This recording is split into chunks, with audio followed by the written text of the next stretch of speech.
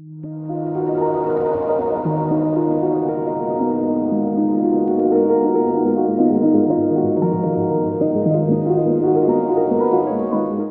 guys, it's Sarah. Welcome back to another video here on my channel. Today we are doing a compilation of season 2 of the Vampire Diaries. Hopefully you guys have already seen season 1. If not, it's linked down below. But just to let you know, I typically make these videos weekly, so they're broken up into smaller parts. But I did a poll over in my community tab, and you guys said that you would enjoy having longer videos for rewatch purposes or just ease of use. So that's what we're doing today. Again, small disclaimer, my audio and video quality was not as good when I first started making videos, so just bear with me and know in your heart that normally my videos look like this now, okay? I'm gonna let Past Sarah take it away and give you guys the gossip session that is season 2 of the Vampire Diaries. Enjoy!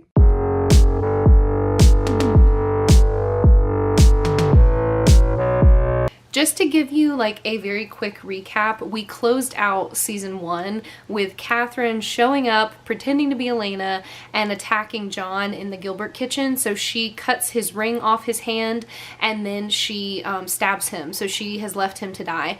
Elena comes home and she wanders into the kitchen and finds John, and he immediately is like, behind you, somebody's in the house, even though he's like bleeding out and dying. So she turns around, she doesn't see anybody, and it ends up like Catherine's in the house kind of playing with her, but Catherine leaves without doing anything weird. Jeremy, who, if you'll remember, took a bunch of pills and tried to have the big sleep to turn into a vampire, he wakes up somehow and he's completely fine. Nothing happens to him. So everybody's kind of like, Jeremy, don't do that again. And he's like, darn, it didn't work. Like, he has like a weird reaction to it because at this point in the show he really wants to be a vampire, and everybody's like, please don't do that again. That was not a good idea, you dummy. At the hospital, Caroline was in that car accident, and so she is not doing good. The last time we saw her, her mom was like, they're gonna do everything they can, but she has internal bleeding. So they all show up to the hospital, and Damon is like, I could give her my blood, she would heal, she'll be fine, she's in the hospital, there wouldn't be anything we need to worry about. And Elena is, at first she's like, well, I don't know, and then Bonnie actually insists, like, no, I want Damon to do this. And Damon's like, okay, well, if you really want me to do that for you, does that mean like you and I are like at a truce now? Are we friends? And she's like, no, I still hate you, but you're gonna do it anyway for Elena. So now everybody knows that Damon has a crush on Elena, and if y'all will remember, Damon does think he kissed Elena, but he didn't. He kissed Catherine. So speaking of that moment, Bonnie leaves and Elena's kind of like, oh, well, and Damon stops her and he's like, we really need to talk about what happened. And she's like, what do you mean? And he's like, the thing on the porch? And she's like, Damon, what are you talking about? What thing on the porch? And he's like, we kissed, Elena. And she's like, no, we didn't. I was with Stefan. I didn't kiss you. And Damon is like, oh no. He realizes that he kissed Catherine, but now Elena thinks that he thinks they kissed, which means he tried to kiss Elena, so that's gonna have consequences for all three of them.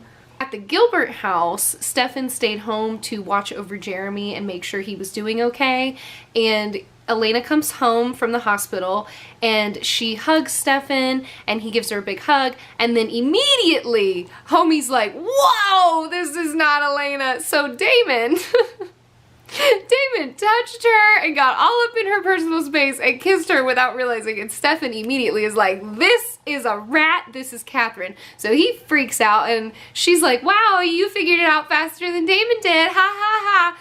I hate Catherine. So they get into a little tussle, and then because Catherine is older and therefore stronger than him, she does get away right as Damon and Elena are coming home. And then Stefan is like, whoa, what is going on? And Elena's like, what happened in here? And Damon's like, Catherine happened. And then Stefan finds out that Damon kissed who he thought was Elena, and Elena's all like, I would never do that, Stefan. I pick you. Okay, Damon, leave me alone. And Damon's like, yeah, okay. And Stefan is like very annoyed that Damon kissed her. He's like, how dare you do that, my bro? That was not cool. Caroline wakes up and she's doing great. Matt and Bonnie are there with her at the hospital still, so they have like an emotional, really sweet reunion where Bonnie cries. And I love moments like that because Bonnie and Caroline tend to have like a lot of issues, but right at this point in the show, Bonnie is really leaning on Caroline because she's had to pull away from Elena a little bit. So I think their relationship got stronger during the like Elena-Bonnie issue situation, and now that Caroline's better, Bonnie's like, yes, my best friend is still alive, I'm so happy, nothing could possibly go wrong. Tyler, whose dad died at the end, remember the fire situation, the mayor was killed, Tyler's uncle Mason comes to town. He just shows up, he's got a Jeep, he's got cool, funky, like, longish hair, he's like in a hoodie, you know, he's like a cool guy from California, and Tyler's excited to see him, and Mason basically just shows up for the funeral and is like, I'm here to be there for my nephew, and I love you guys, I'm sorry my brother died. He is nothing like the mayor, okay? Everything we knew about Mayor Lockwood, Mason Lockwood, very different. Elena and Stefan visit John in the hospital, and he's fine. He makes a full recovery. He doesn't want to talk to them, and he basically is like, Elena, this is disgusting that you're with Stefan. Stefan, you're terrible and awful, and I hate you, and I'll never tell you guys anything. And Elena is like, you know, John, you're gonna die alone because you hate everyone, and you can't see the good in people, so screw you. And she leaves. And that's her dad, you know, so we call him Uncle John, but that's Elena's bio dad. So she leaves, and then Stefan is like, you don't want to die? You don't care about dying? Well, whatever. And then Stefan is like, scary Stefan, and he turns on his like evil face and he grabs John and he's like, you don't care about dying? Well, whatever, I know what you do care about. And then he forces John to drink some of his blood and threatens to kill him if he doesn't tell him what's going on. So Stefan has snapped a little bit now that Catherine's in town. So John is kind of immediately like, okay, please don't turn me into a vampire, And he basically says, like, look, I never talked to Catherine directly. She didn't trust me. I don't know what she wants. I wasn't lying. I just don't like you. Please leave me alone. So Stefan leaves. At the funeral for the mayor, Caroline's mom kind of gives us a little bit of expo about Mason, and she says, like, you know, he's the mayor's younger brother, he's kind of like wayward, and he's never really followed the rules of the town, he hasn't lived in town for a while, he doesn't want anything to do with the council, so like, yeah, he knows some stuff, but he's not involved and isn't really a threat or somebody that needs to be like brought in as an ally. She's just like not really worried about him being back in town. And then Tyler, who's a freaking idiot, just invites curly-headed Elena, who's actually Catherine, into the house. So now Catherine has access to yet another one of the houses in Mystic Falls. Bonnie and Damon have another little feisty talk about how he wishes they could be friends, and she's basically like, yeah, but I hate you and I don't trust you and I will kill you the second I have a reason to do it. And then she bumps into Elena, who's actually Catherine, and because Bonnie's a witch, the second that she like touches Catherine Elena, she realizes that like, whoa, that's wrong. She calls Elena on the phone and is like, where are you? And Elena's like, yeah, I'm late, sorry, I'll be there soon. And then Bonnie's like, oh, and before she can say, Catherine's in the house, what's happening? But Elena freaking hangs up on her. She's like, I'll be there soon, and click, the phone's on. So then Catherine shows up, and Bonnie's like, oh, this is not good. And Catherine's like, hi, little Bennett, like, how are you? I'm gonna kill you now. And then Bonnie tries to use the aneurysm spell on Catherine. It works for a second, and then Catherine starts laughing because she's much stronger than the other vampires, so that's not gonna work for her. Then Stefan shows up while they're fighting, and he's like, Catherine, no. And Catherine's like, okay, my bad. And she just like immediately stops the second that Stefan says anything, which is suspicious because she does whatever she wants. Catherine and Stefan end up having a talk once Bonnie leaves the room, and they like, she just toys with him, like they kind of flirt back and forth, but it's obvious that like he's trying to manipulate her into telling what she wants, and she kind of just enjoys that he's flirting with her and manipulates him back, and nothing gets done. There's gonna be a lot of that in these first couple episodes of season 2 where it's just like dangling what could be coming, but nobody wants to tell what's going on because then we wouldn't have 22 episodes per season, now would we? Stefan also says, I was never in love with you. You compelled me to love you, and that doesn't count. He's like super mean to her, which is not a good idea because she is so unhinged. And like the second you poke her a little bit and she feels like even the slightest bit of threat, like she smells anything nefarious, she's just gonna kill everyone you love without question. Like she is not to be trifled with, and Stefan is trifling, okay? So Catherine insists, she's like, but I do love you, Stefan, and that's why I'm here. I'm here for you. And he's like, no girl, you're not. It can't be that simple. Tell me what you really want. And she's like, you, Stefan, I'm here for you. She wants a whole enemies to lovers plot line, and Stefan's just not giving it to her. He very much is just like, we're gonna stay enemies. And she's like, we can't be enemies if I love you. Sorry. Oh, then we get a scene where Damon and Elena talk about the kiss situation, and Damon is very much just like, girl, you thought I would care about that? I could care less. I don't care. And Elena's like, no, actually you care a lot, and that's why I'm concerned, because when you get hurt, you pretend like you aren't hurt, then you lash out and do something stupid, so please don't do that. And he's like, I'm not going to, don't worry about it. You know, I'm just upset that, you know, it wasn't you, and you know, it is what it is, and I don't want you to be mad at me about that. And she's like, I'm not mad at you for kissing me, Damon. I'm mad at you for thinking that I would kiss you back. And then Damon goes, ugh. Now I'm hurt. Me too, buddy, me too. Jeremy and Tyler bond over the fact that they both have dead dads, and it's really cute. Once they get around to being friends, I like their friendship because they do have a lot in common, and they tend to lash out in similar ways, and I think that's why they clash so much in the beginning, but they do start to become friends starting now that the mayor's dead. So then Damon, having not got a rise out of Elena, goes to Stefan and is like, aren't you mad at me for kissing Elena? Wouldn't it be funny if we like fought to the death over Elena? Let's fight, Stefan. I need to get my energy out. Boom, boom, let's fight. And Stefan's like, no, I'm not gonna fight you. And Damon's like, that's no fun. I kissed your girlfriend. Please attack me. I need to be punished for my crimes. And Stefan's like, why would I do that? I'm not mad at you for feeling something, Damon. You feel something for Elena. That's why you kissed her. Like, I'm not worried. I'm not threatened. She doesn't like you back, so it wasn't her, but good for you. Stefan goes all like holier than thou about this, where he's like, I'm not going to be upset with you, Damon. I'm just not. And you should be, bro. And also you were like 24 hours ago, and now you're like, Catherine's going to put us against each other. We can't give her what she wants. It's too late. Jeremy has a sad moment where he asks Uncle John why the ring didn't protect their dad from dying in the car accident, and John is like, because it was a car accident, homie. The ring only protects you from supernatural deaths, so attacks from supernaturals or like certain situations that you can get into, it could save you from, but if you just die in a car accident because you drove off a bridge and landed in the water, you're out of luck, my pal, you're just dead.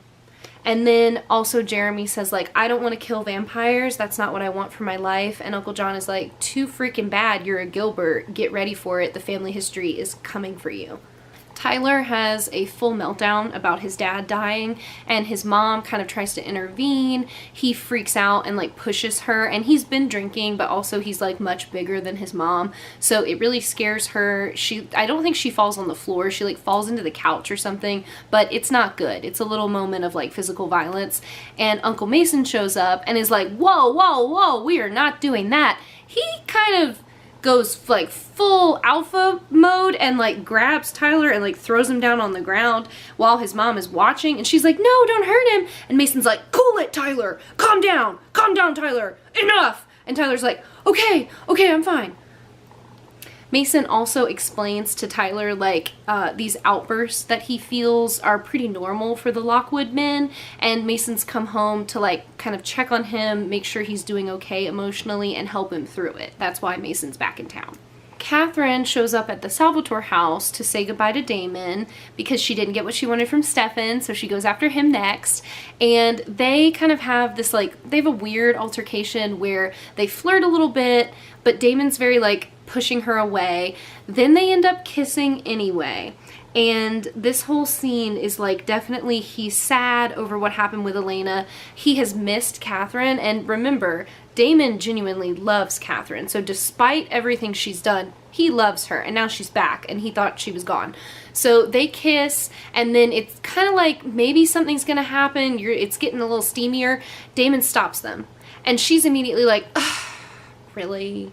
And Damon's like, okay, 1 second, hold on. I have to ask you something, okay? You answer this question correctly, and I am yours. We can pretend like none of this happened. I will just be with you again because I love you so much, okay, Catherine? And before he can finish, she's like, stop. Just be quiet. I know what you need to know. And the answer is, I never loved you. It's always been Stefan. So you guys remember when Damon was like, I'm not going to go off the deep end because of Catherine? That's not going to happen. So Damon goes to Elena, and he's a little drunk. He's riled up from the Catherine encounter, and he's basically like, I know you're lying about the kiss. I know that you feel something for me, and I can prove it. And he kisses her, and like, he shouldn't do that, but Elena doesn't freak out. She's just like, okay, stop. She's very gentle with him. She like pushes him back, and she's like, we are friends, and you're hurting, but I love Stefan, so you have to stop, okay? I love Stefan, and she is not, like, she could be so much harsher with him, but what I love about Damon and Elena is that she understands him so much, so she doesn't view this as like, it's not creepy, if that makes sense. Like, I feel like most situations where a guy like forces a kiss, you're like, oh, that's terrible, never do that again. And like, he shouldn't do it, but the reasons why he's doing it, Elena understands all of that, and it's coming from a place where like, he really does love her and like want to be with her, but she's with Stefan, so they can't happen. So she stops him and everything, and instead of calming down, Jeremy comes into the room, and Damon is like, oh, well, what's up, Jeremy? You want to be a vampire so bad? You want to be a vampire, Jeremy? And he like grabs Jeremy pretty much out of nowhere, and Elena's like, stop, what are you doing? And he's like, he wants to be a vampire so bad, I'll give him what he wants. He freaking snaps Jeremy's neck, y'all. So then Jeremy falls down on the ground, and Elena's like, no, what? And Damon's just like staring at them, breathing heavily, and then he leaves.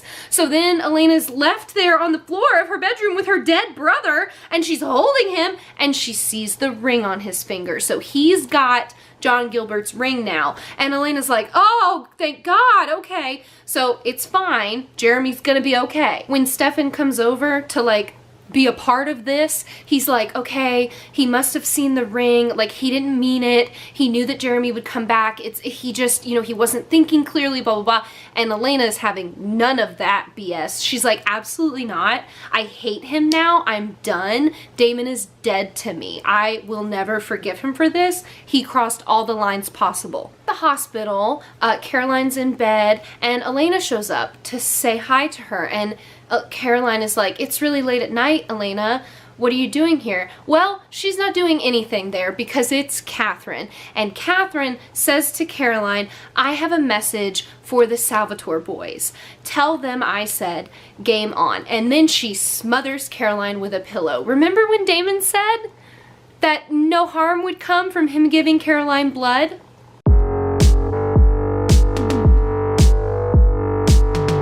Caroline wakes up in the hospital. She is now a changing vampire. She steals a blood bag because she's starving, and she drinks it, and at first she's kind of like, that's really gross, but then she keeps drinking it.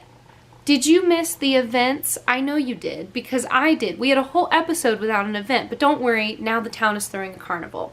Okay, so Bonnie and Elena are trying to make the carnival happen for Caroline, and Elena, they talk about Catherine coming back and how weird it is that Elena and Catherine look so much alike, and then Elena makes a really timely joke about how it's so hard to, you know, go to school and do the carnival and all these extracurriculars, and how does Caroline do it? And Elena's like, oh, it's because she's not human. Duh. Stefan talks to Jeremy about the vampire situation. He gives him a little bit more vervain, which was a little confusing because Elena had already given him vervain. It's fine. He also explains about how to kill them and the whole staking situation. And Jeremy's like, you know, you really must trust me. You're giving me a lot of info about how to kill you. And Stefan's like, yeah, well, I'll kill you first. Don't be an idiot, little Gilbert, okay? Once again, Elena and Stefan have a conversation about how wouldn't it be fun to just be normal teenagers? This is like the third time they've tried to do that, and it's never worked before, but for some reason they try again. Damon is helping the council kind of figure out what's going on with the vampire situation, what happened with the mayor, and the mayor's wife is going to step into interim mayor while they work to fill that position. So she decides that the best person to be head of the council for the foreseeable future is Damon. Good for him. She makes the decision with Damon to keep Mason out of the council. She's like, look, he never cared about the council before when he was here and we tried to include him. I don't see why we should include him now. That just seems silly. After like realizing that Mason and Tyler have come home, he listens in on their conversation, and they're basically just having another talk about how the aggression like is hard for them to deal with, but exercising seems to help. But Tyler's like, yeah, you know, I work out all the time, I go running, and I will say, just a brief interlude, I love and appreciate that Tyler does work out on screen, because 90% of these, all of them, they're all just like so jacked, okay? That's like the point of the men in this show, is that they're gorgeous. But Tyler, yes, he's freaking so muscular. He works out, and he tells us in this moment with Mason, he's like, I run 3 times a day, I go to the gym twice a day. So like, he's accurate, okay? At least his stuff makes sense, because some of them do nothing. Like Matt does not work out. We never see Matt working out once he leaves school, and yet Matt Donovan, ladies and gentlemen, so muscular. It just annoys me. It's a pet peeve of mine. I know it's just a show, okay? I can't help it. Mason, in this moment, gets really close to telling Tyler what's going on. He legitimately is like, do you ever notice if it's like once a month that you get angry like this? Is it at night? Is the moon full when you're angry? And Tyler just doesn't pick up on any of that. He's like, yeah, I don't know, man. It just, when it happens, I become someone else. Okay, boys. Caroline realizes she can't touch the sun in her hospital room, and that's not good. And Matt comes to visit her, and she's like kind of stuck in her hospital bed, kind of playing with the rays of light. And when he comes in, he's like, hey, what are you doing? Like, no wonder you don't feel good. Let's open up the window. And he opens the window, and she has to like dive out of bed and like vampire step over to the other side of the room. So Matt's like, okay, you know, you don't seem to feel good. I'll come back later. Bye, honey. And she like can't really tell him, obviously, what's going on, but she also like can't really be near him because she does get the urge to bite him when he gets too close. So he just takes it as like she's feeling funny and he'll check back later, and she takes it as like, I'm gonna kill my boyfriend. She ends up, once she's alone, she tries to put her vervain necklace back on, and it burns her. A nurse comes in and like sees the necklace and is like, oh, that's so pretty, where'd you get it? And she's like, my friend gave it to me, realizing she can't wear it anymore. And then she drinks a little bit more from her blood bag and tells the nurse, like, don't tell anybody about this, I'm so sorry. And then she attacks the nurse and drinks from her. But if you'll remember, okay, Caroline Forbes is a star. As Elena has already told us, she balances 50 million things all at one time, all the time, every single day. So now that she's a vampire, she is like the blueprint for a perfect type A vampire. So she cleans up after herself. She's already using compulsion as if she was just born to do it, okay? And she handles everything with the nurse and gets an early release from the hospital. Stefan tries to talk to Damon about the Catherine situation and kind of gauge how he's feeling. Damon immediately deflects because that's what he's best at, and he tells Stefan instead, hey man, I think the Lockwoods have a family secret. I think something's up with them. We should be suspicious of Mason and Tyler. And Stefan's like, since when? And Damon's like, today. They're hiding something. Tyler catches Mason snooping in his dad's office, and he's like, can I help you, broski? You can't be in here. And Mason's like, oh, I'm just looking for a family heirloom. You know, your dad had it and I'd like it now. You know, it should go to me. And Tyler's like, what is it? What are you looking for? And he's like, oh, you know, it's just like a moonstone for the moon. Moonstone.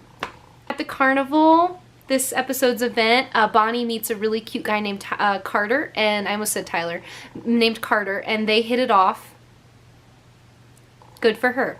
Mason beats Tyler at an arm wrestling match, and then Damon volunteers Stefan to go after him too. So Stefan and Mason have an arm wrestling match, and then when Stefan loses and comes over to Damon, Damon's like, dude, what the heck? You didn't even try. Like, you just let him win because you don't think I'm right.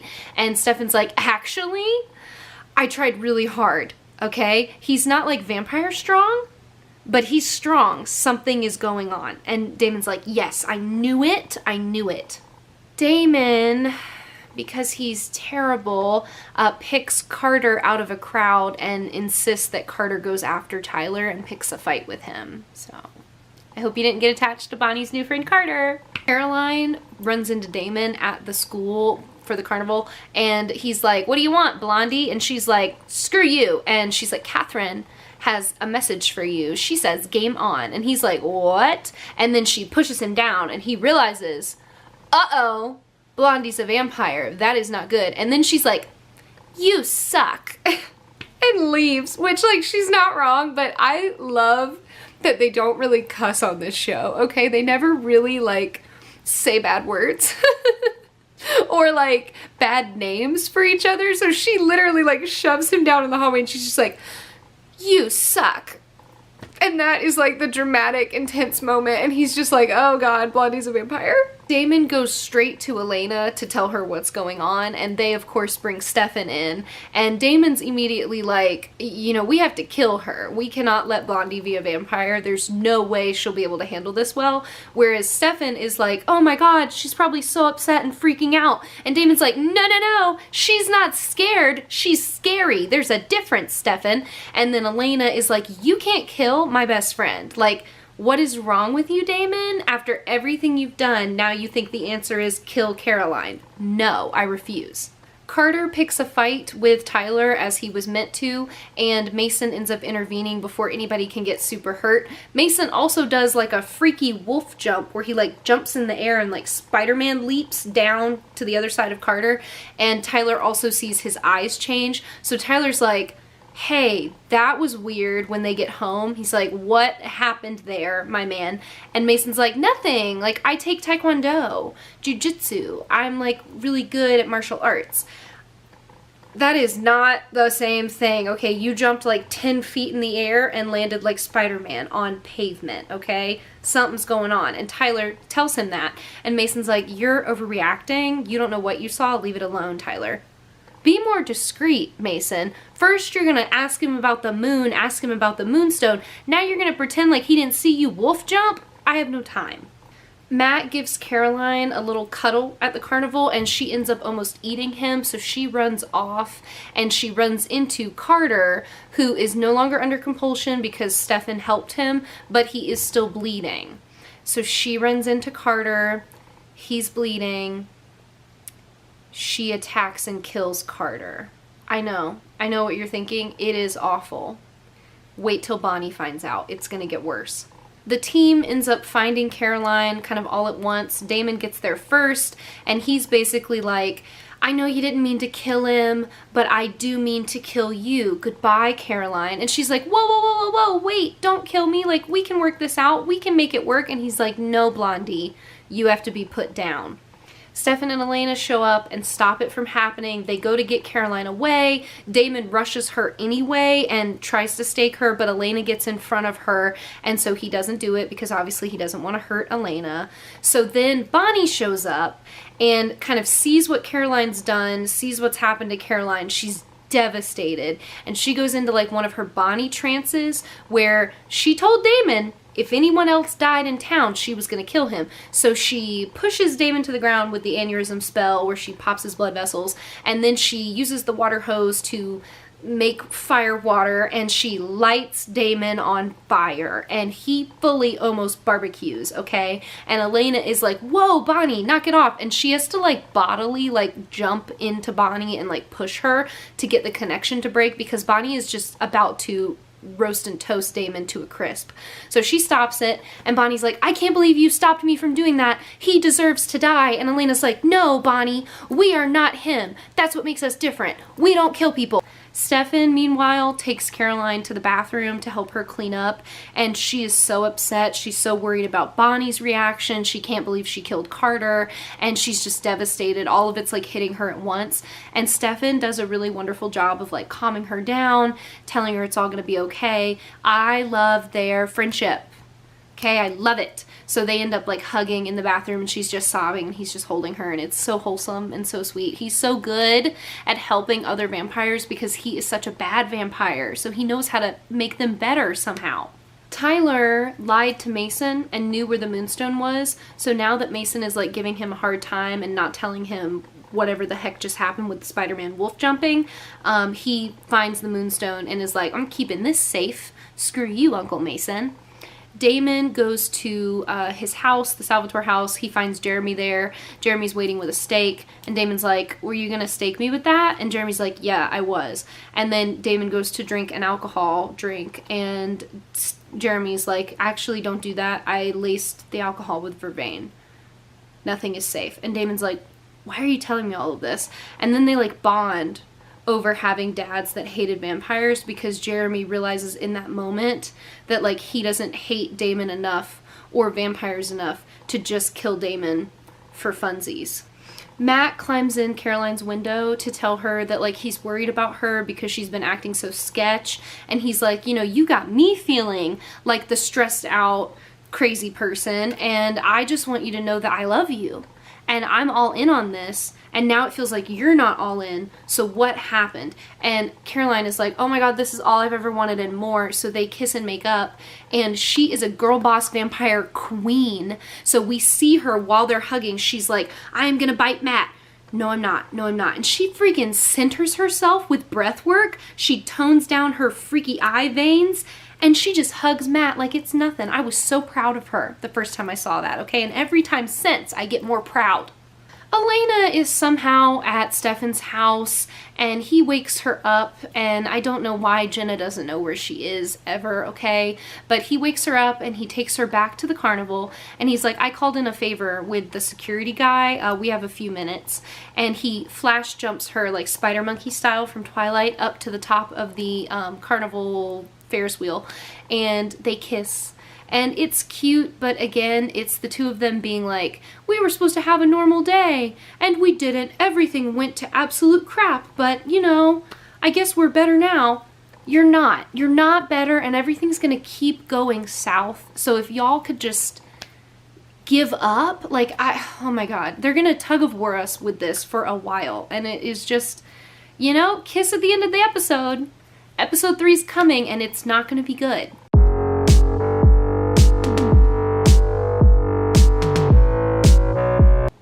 So the team brings Rick in to try to figure out what's going on with the Lockwoods, and they realize that Isabel wasn't just researching vampires, she was researching everything. So they basically decide that they need to go get Isabel's research from Duke, and they're going to go on a trip to do that.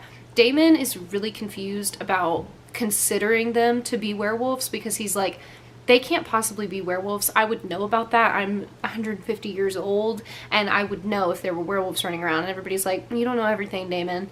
Tyler is out in the woods. I think he's running, and he stumbles upon like an old cellar near where everybody's been with the church. Stuff's never really laid out perfectly, but like the church is out there, so the tomb is out there, and then where the old Lockwood property is, there's like an underground cellar situation, and he finds like chains dug, like put in the floor, and scratch marks on the walls. And when he asks his mom about it, she's like, oh my gosh, Tyler, we don't talk about the old cellar, you know, we're from the South, you know what happened in the cellar. And Tyler's like, what? And she tries to make it like a slavery situation, which is a different conversation for another day, but Tyler kind of thinks maybe not, because now he's freaking out about his uncle being weird, and we as viewers are like, those were scratch marks, like from claws.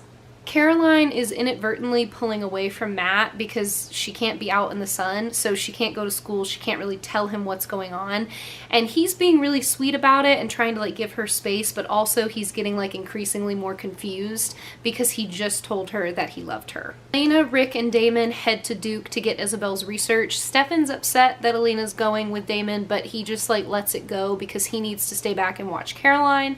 He ends up going to Bonnie and getting help to make a daylight ring, and he basically says, you know, I take responsibility for Caroline. I'm going to keep her from doing anything wrong. You can trust me to help her, and then you can trust her when she proves herself. When the gang going to Duke gets to Duke, they meet Isabel's research assistant, and she's really sweet. She like says hi to them. She gets them all set up in the office.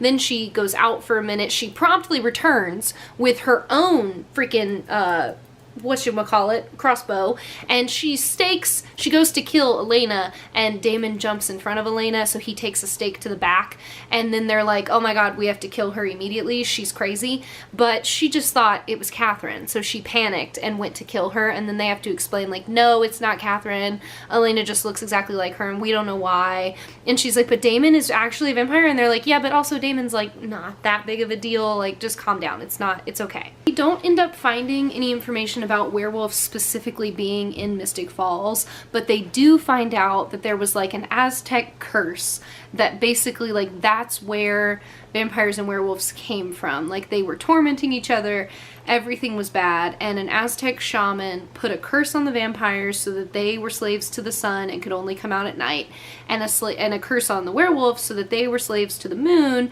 and were cursed to turn once a month. I don't think that's a fair draw, you know, vampires get to keep their powers all the time, but they can't come out in the daytime, and then when they do come out at night on the full moons, the wolves can kill them because it says that a werewolf bite will kill the vampires. You'd think that they would have been like, werewolves are always really strong though and can do stuff at night, but that's not what happens. So vampires are still kind of like the cooler of the creatures, but then werewolves can kill them with one bite, so it's a give and take. Damon is like, how are there no werewolves though? How is this the first time we're hearing about this?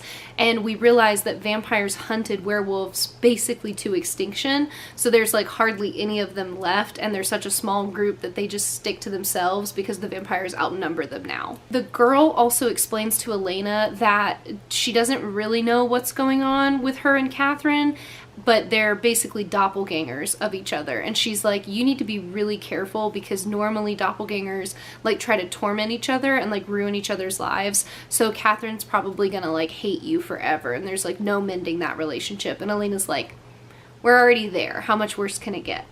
Tyler decides that the best use of his time is to throw a party on the old estate where that old cellar that he found is, and Mason's like, could you please make sure everyone is gone tonight? I would really appreciate it. And Tyler's like, yeah, sure, I'll make sure everyone's out, don't worry. Caroline ends up showing up. She sees a girl named Abby flirting with Matt and like very quickly like zones in on that.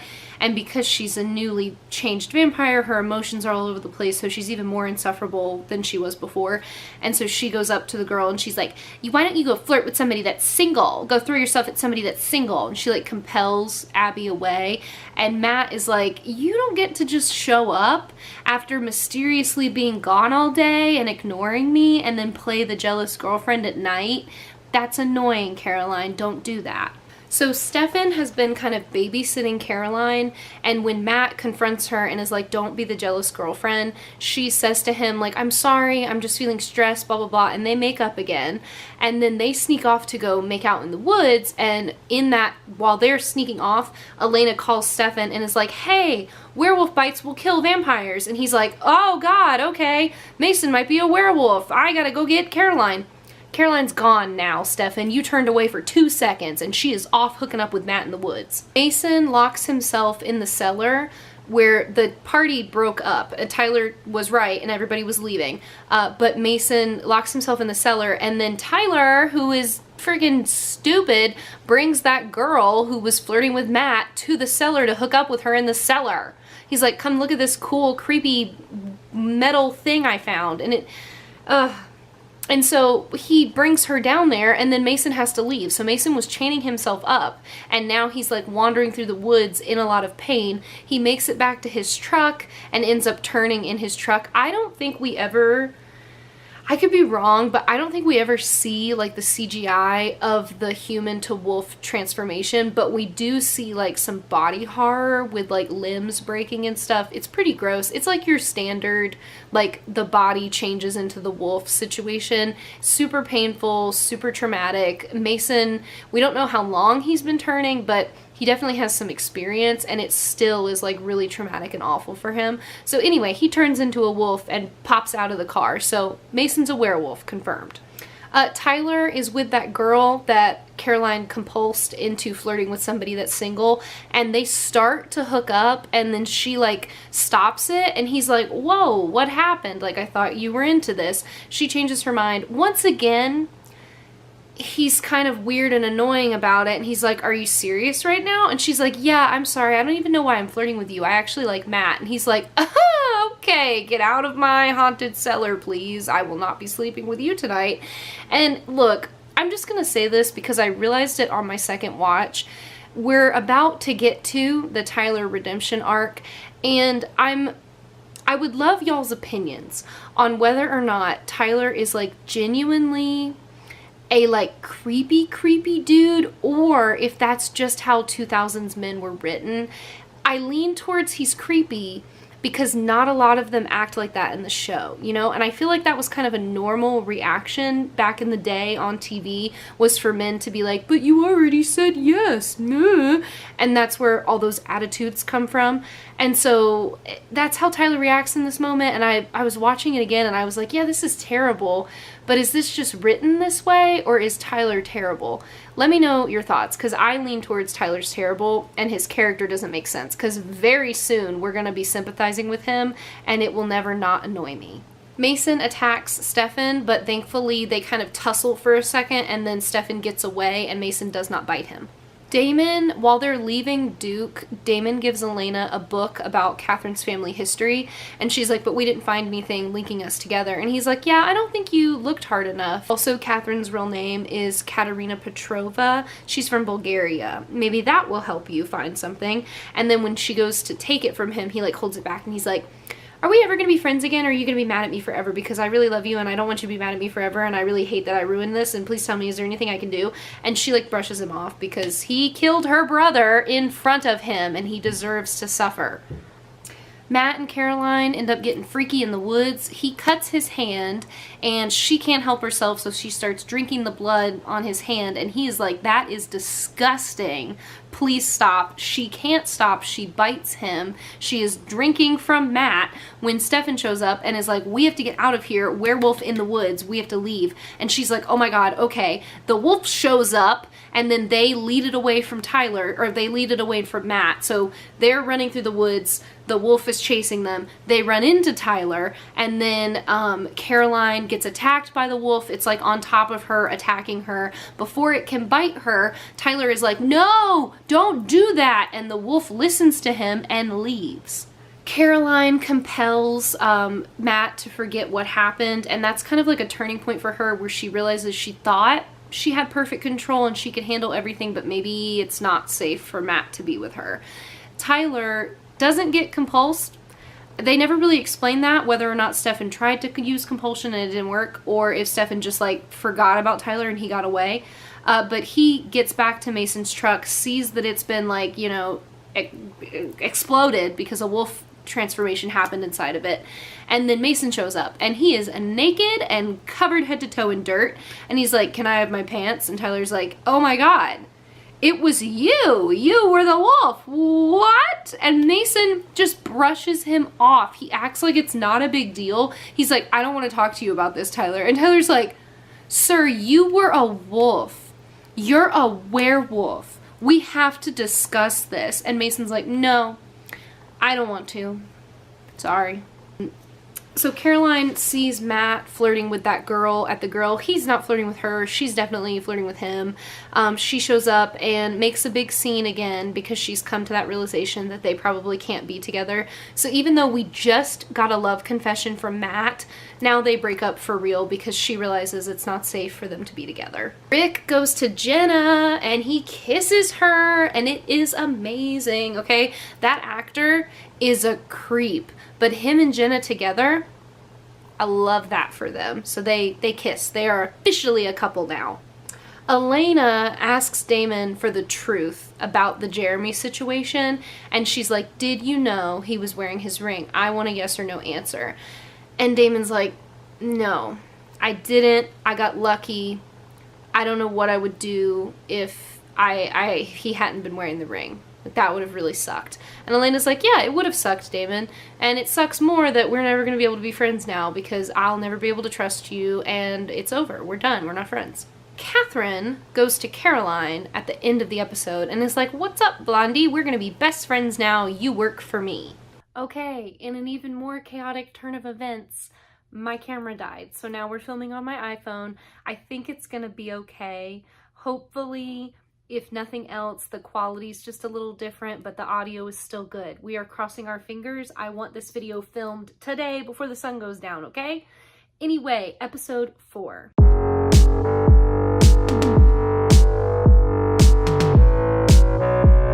Stefan has like a dream where he's with Catherine and then he's with Elena and then Damon's with Elena and then Catherine is like, it's always been me and you, Stefan. It's us forever. And he wakes up panicking and then he's got Elena in bed with him and he's like, oh, whoa. And she's like, oh, did you have a bad dream? Are you okay? And he's like, yeah, I'm fine. Go back to sleep. Surprise. It's not Elena, it's Catherine. And she did the little vampire head dive thing to give him a freaky dream.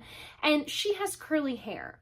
Okay, like you'd think they would keep up because she's got curly hair, Elena has straight hair. That's how we know who's who. But the boys just seem to be like, face same, face is same, characters same. No one seems to pick up on the hair situation. Not yet, at least. Damon makes a plan and sets it up with Jenna to get her to throw a barbecue so that they can invite Mason over and kind of like get more info on him and find out like what's the werewolf situation, what's going on with that, how do they stop him, that kind of stuff. Catherine gives Stefan some information about the Lockwoods, and she's basically like, the Lockwoods were the family that were on the council back in the 1800s that made the plan to get rid of the vampires. And he's like, so all the Lockwoods are werewolves? And she's like, no, the gene runs in the family, but they're not all wolves, but it can happen to them. In this little moment with Stefan, Catherine is like, I know you came back to fall in love with me, Stefan, and now we're together. Now we can be together, Stefan. Gross. But he ends up like touching her face and falling for it and being like, what is it about you that I just can't say no to you? And then he goes to kiss her and he stabs her with a vervain needle. You thought he was about to cheat on Elena, didn't you? Nope. One thing about Stefan, I don't think he cheats on anybody in this show. So he does have that going for him, if nothing else. He actually ends up locking Catherine up and torturing her to get information out of her because he wants to know why she came back to town. And she keeps saying, it's because I love you, Stefan. I came back for you. And he's like, I do not believe you, you lying snake. Tell me what's true. And it's not good. It gets kind of gross. It gets pretty gory, all right? Stefan kind of snaps. In a flashback scene, Catherine explains to Stefan that she knew George Lockwood in the 1800s. They kind of met at that founding family party. You know, they do it every year. And she confronted him and was like, I know you're a werewolf, George, and I know you know what I am, so I'm going to help you. I'm going to help you get rid of the vampires, and you're going to give me something in return. And he's like, okay, George Lockwood, you know, is like, okay, cool, we can work together. That sounds good if it means we get rid of the vampires. And she's like, yeah, absolutely, we can do this together. She also tells Stefan that his love for her was real.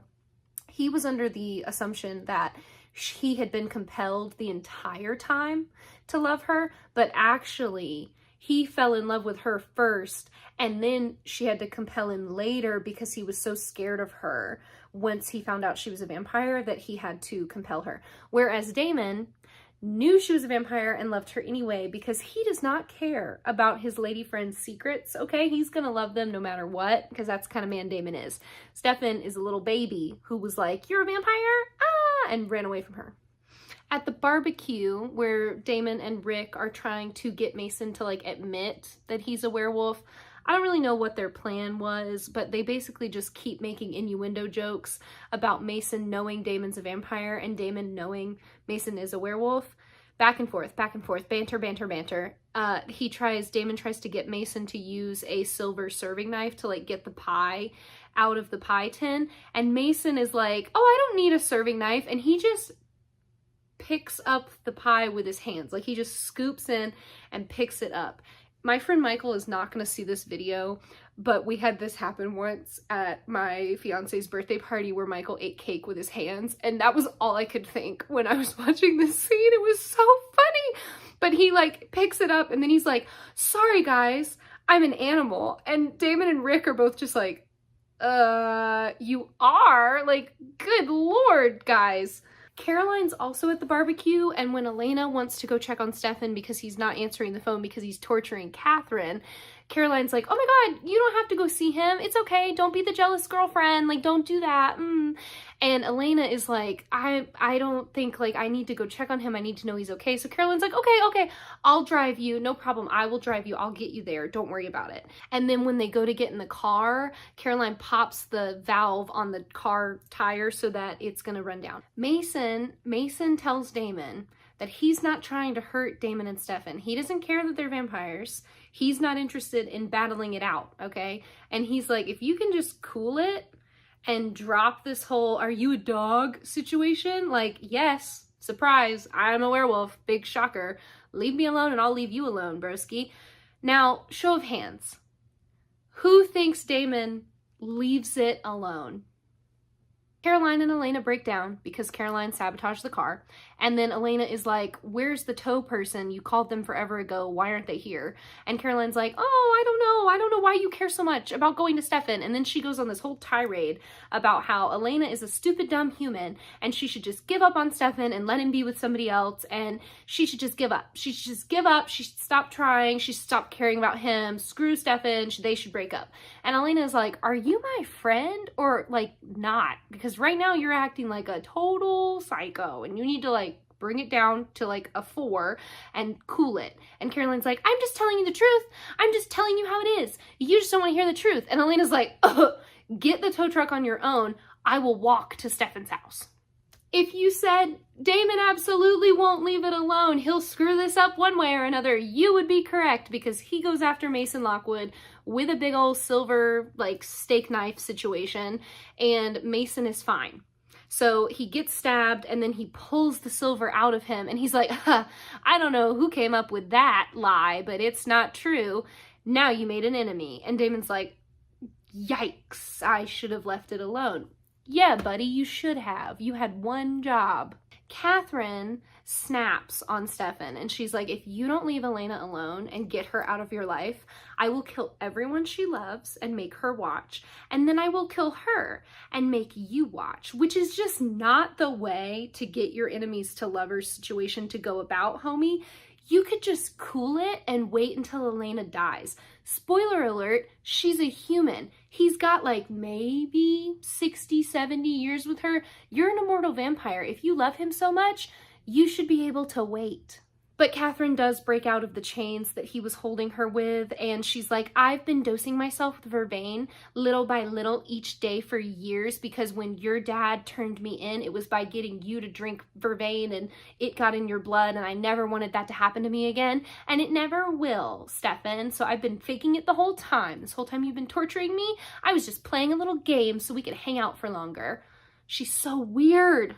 Elena comes home, so Catherine stakes Stefan in the leg so that he can't immediately get up and follow her, and she goes upstairs and meets Elena, and we have this weird scene where they're looking at each other, and it's so, every time they're in scenes together, I'm like, oh, I hate this, it's weird, because it's literally just Nina playing the same person, so they're just perfectly identical copies of each other, And Catherine is like, Elena's like, how do we look alike? We look so similar. What's going on? And Catherine's like, you're asking the wrong questions. But she leaves without hurting Elena. She doesn't do anything to her.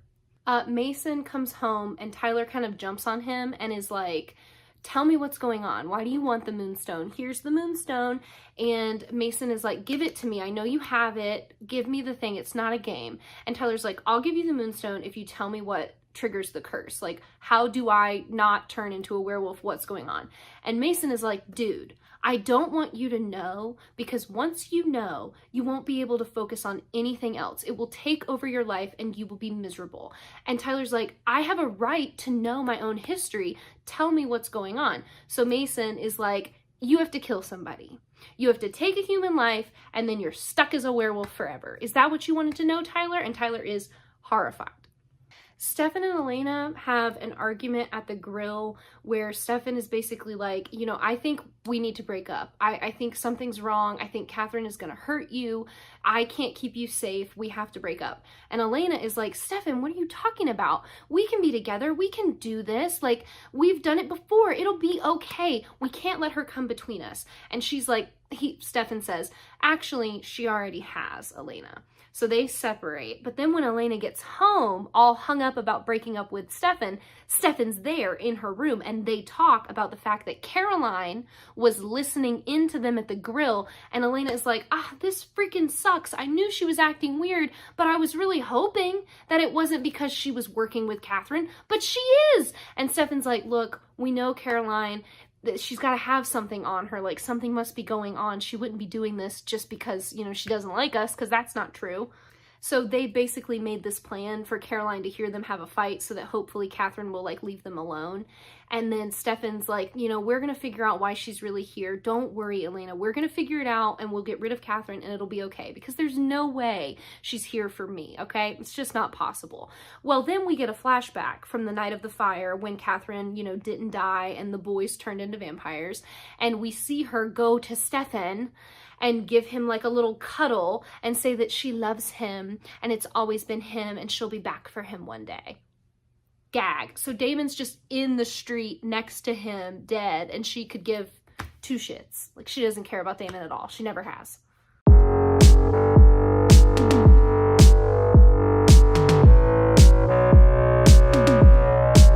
Episode 5 is a Mason flashback. We find out that he triggered his curse because he was out drinking at a bar with his friends, and one of his like very close friends attacked him and was like, you're sleeping with my girlfriend.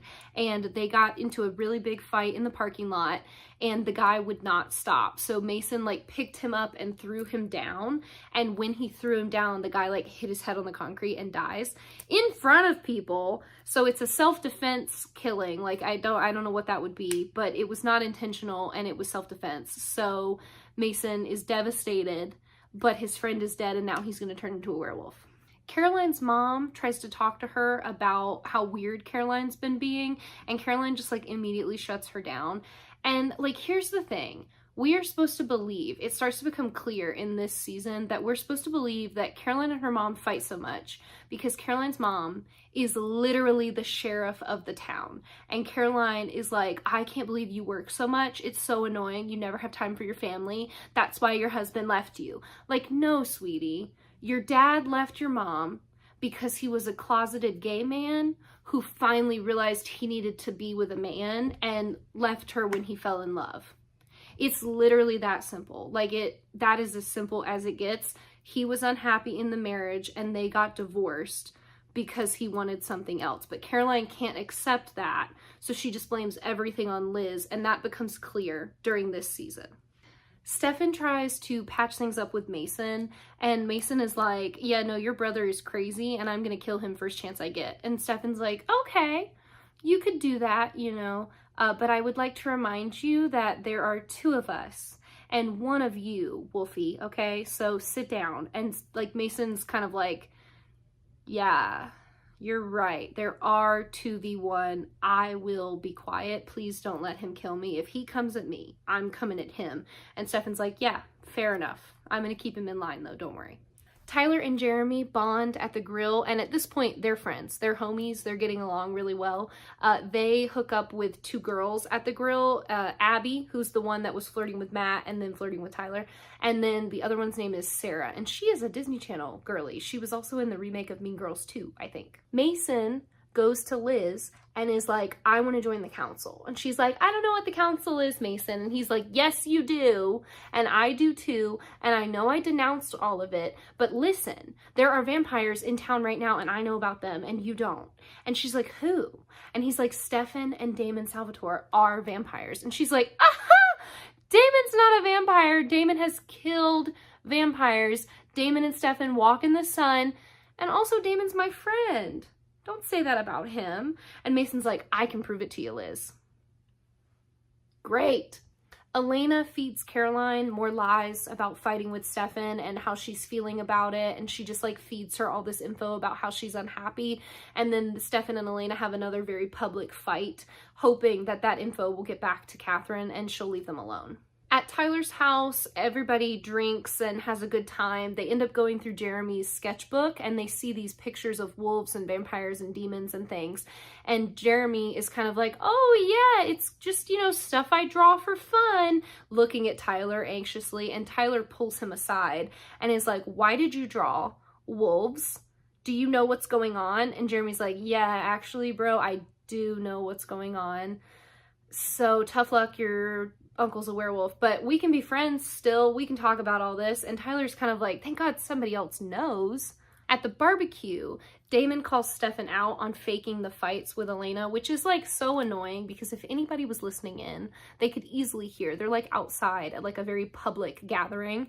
And so they do that. And then Damon accepts a drink of lemonade from a little child. And when he drinks it, he immediately spits it up because there's vervain in it. And Liz is watching. Stefan helps Damon get cleaned up and they agree. Mason's gone too far. He's a threat. He's going to expose them. They have to put him down. So they go after Mason, but then the sheriff and her team show up and shoot the boys and kidnap them. Caroline and Elena track them down because Caroline like saw her mom leaving and realized something was wrong. She like heard Stefan in the woods and was like, oh no. So they all go to the Lockwood cellar since they're in the woods. They go to that convenient new location, okay? So they're all in the Lockwood cellar and Caroline shows up. And Elena attacks first, like Elena goes in and knocks out a guard and then is like, you can't kill Stefan, Liz, don't do it. And then Caroline is like, oh God, okay. So she comes in and do you think that Caroline uses non-lethal force against these guards that work with her mom? No, Caroline kills like 4 different grown men. For no reason other than to save Stefan and Damon, but like that did not have to happen that way. And then she's standing there holding the dead body and she like throws it to the ground and she looks up and she's covered in blood and she's like, hi mom. Girl, there were so many better ways to tell your mom you were a vampire and you went with that one. You thought that was the best way.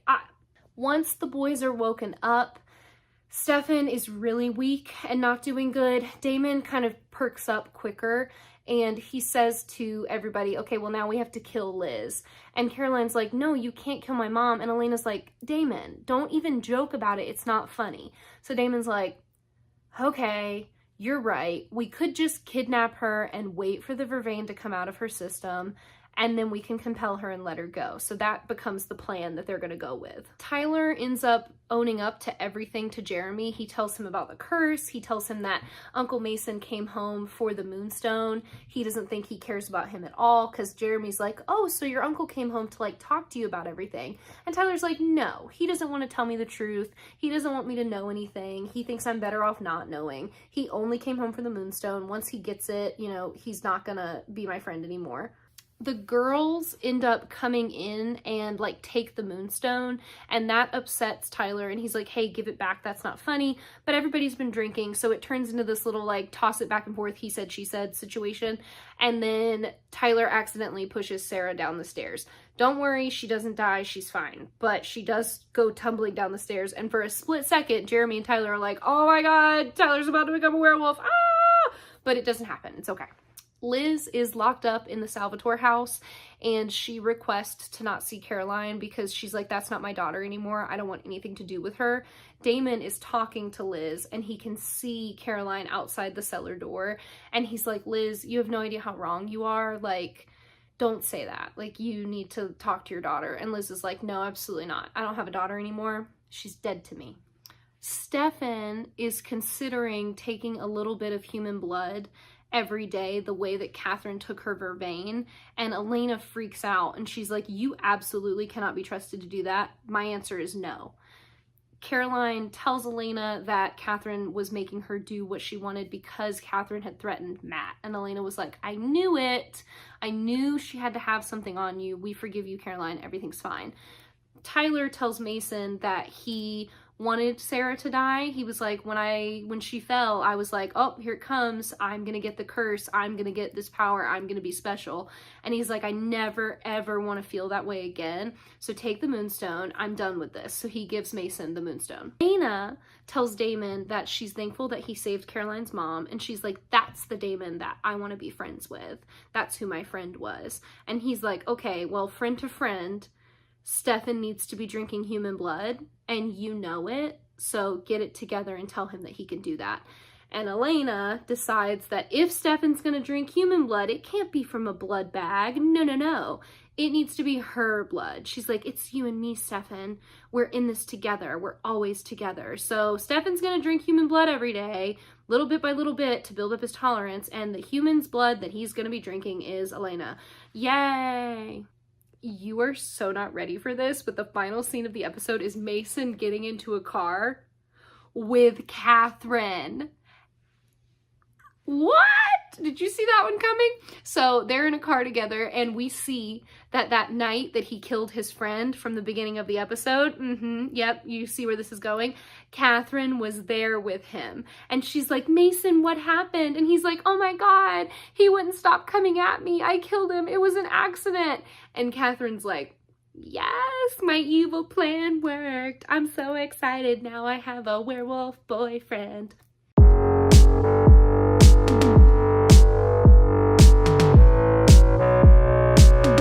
Episode 6 opens with Elena and Stefan cuddled up in bed. They're in her house this time, which, you know, how does Jenna not know? I don't know, but she doesn't. So they're being a cute couple in the morning, and then it cuts to Catherine in bed with Mason, and they're also hooking up, which is so creepy on so many levels.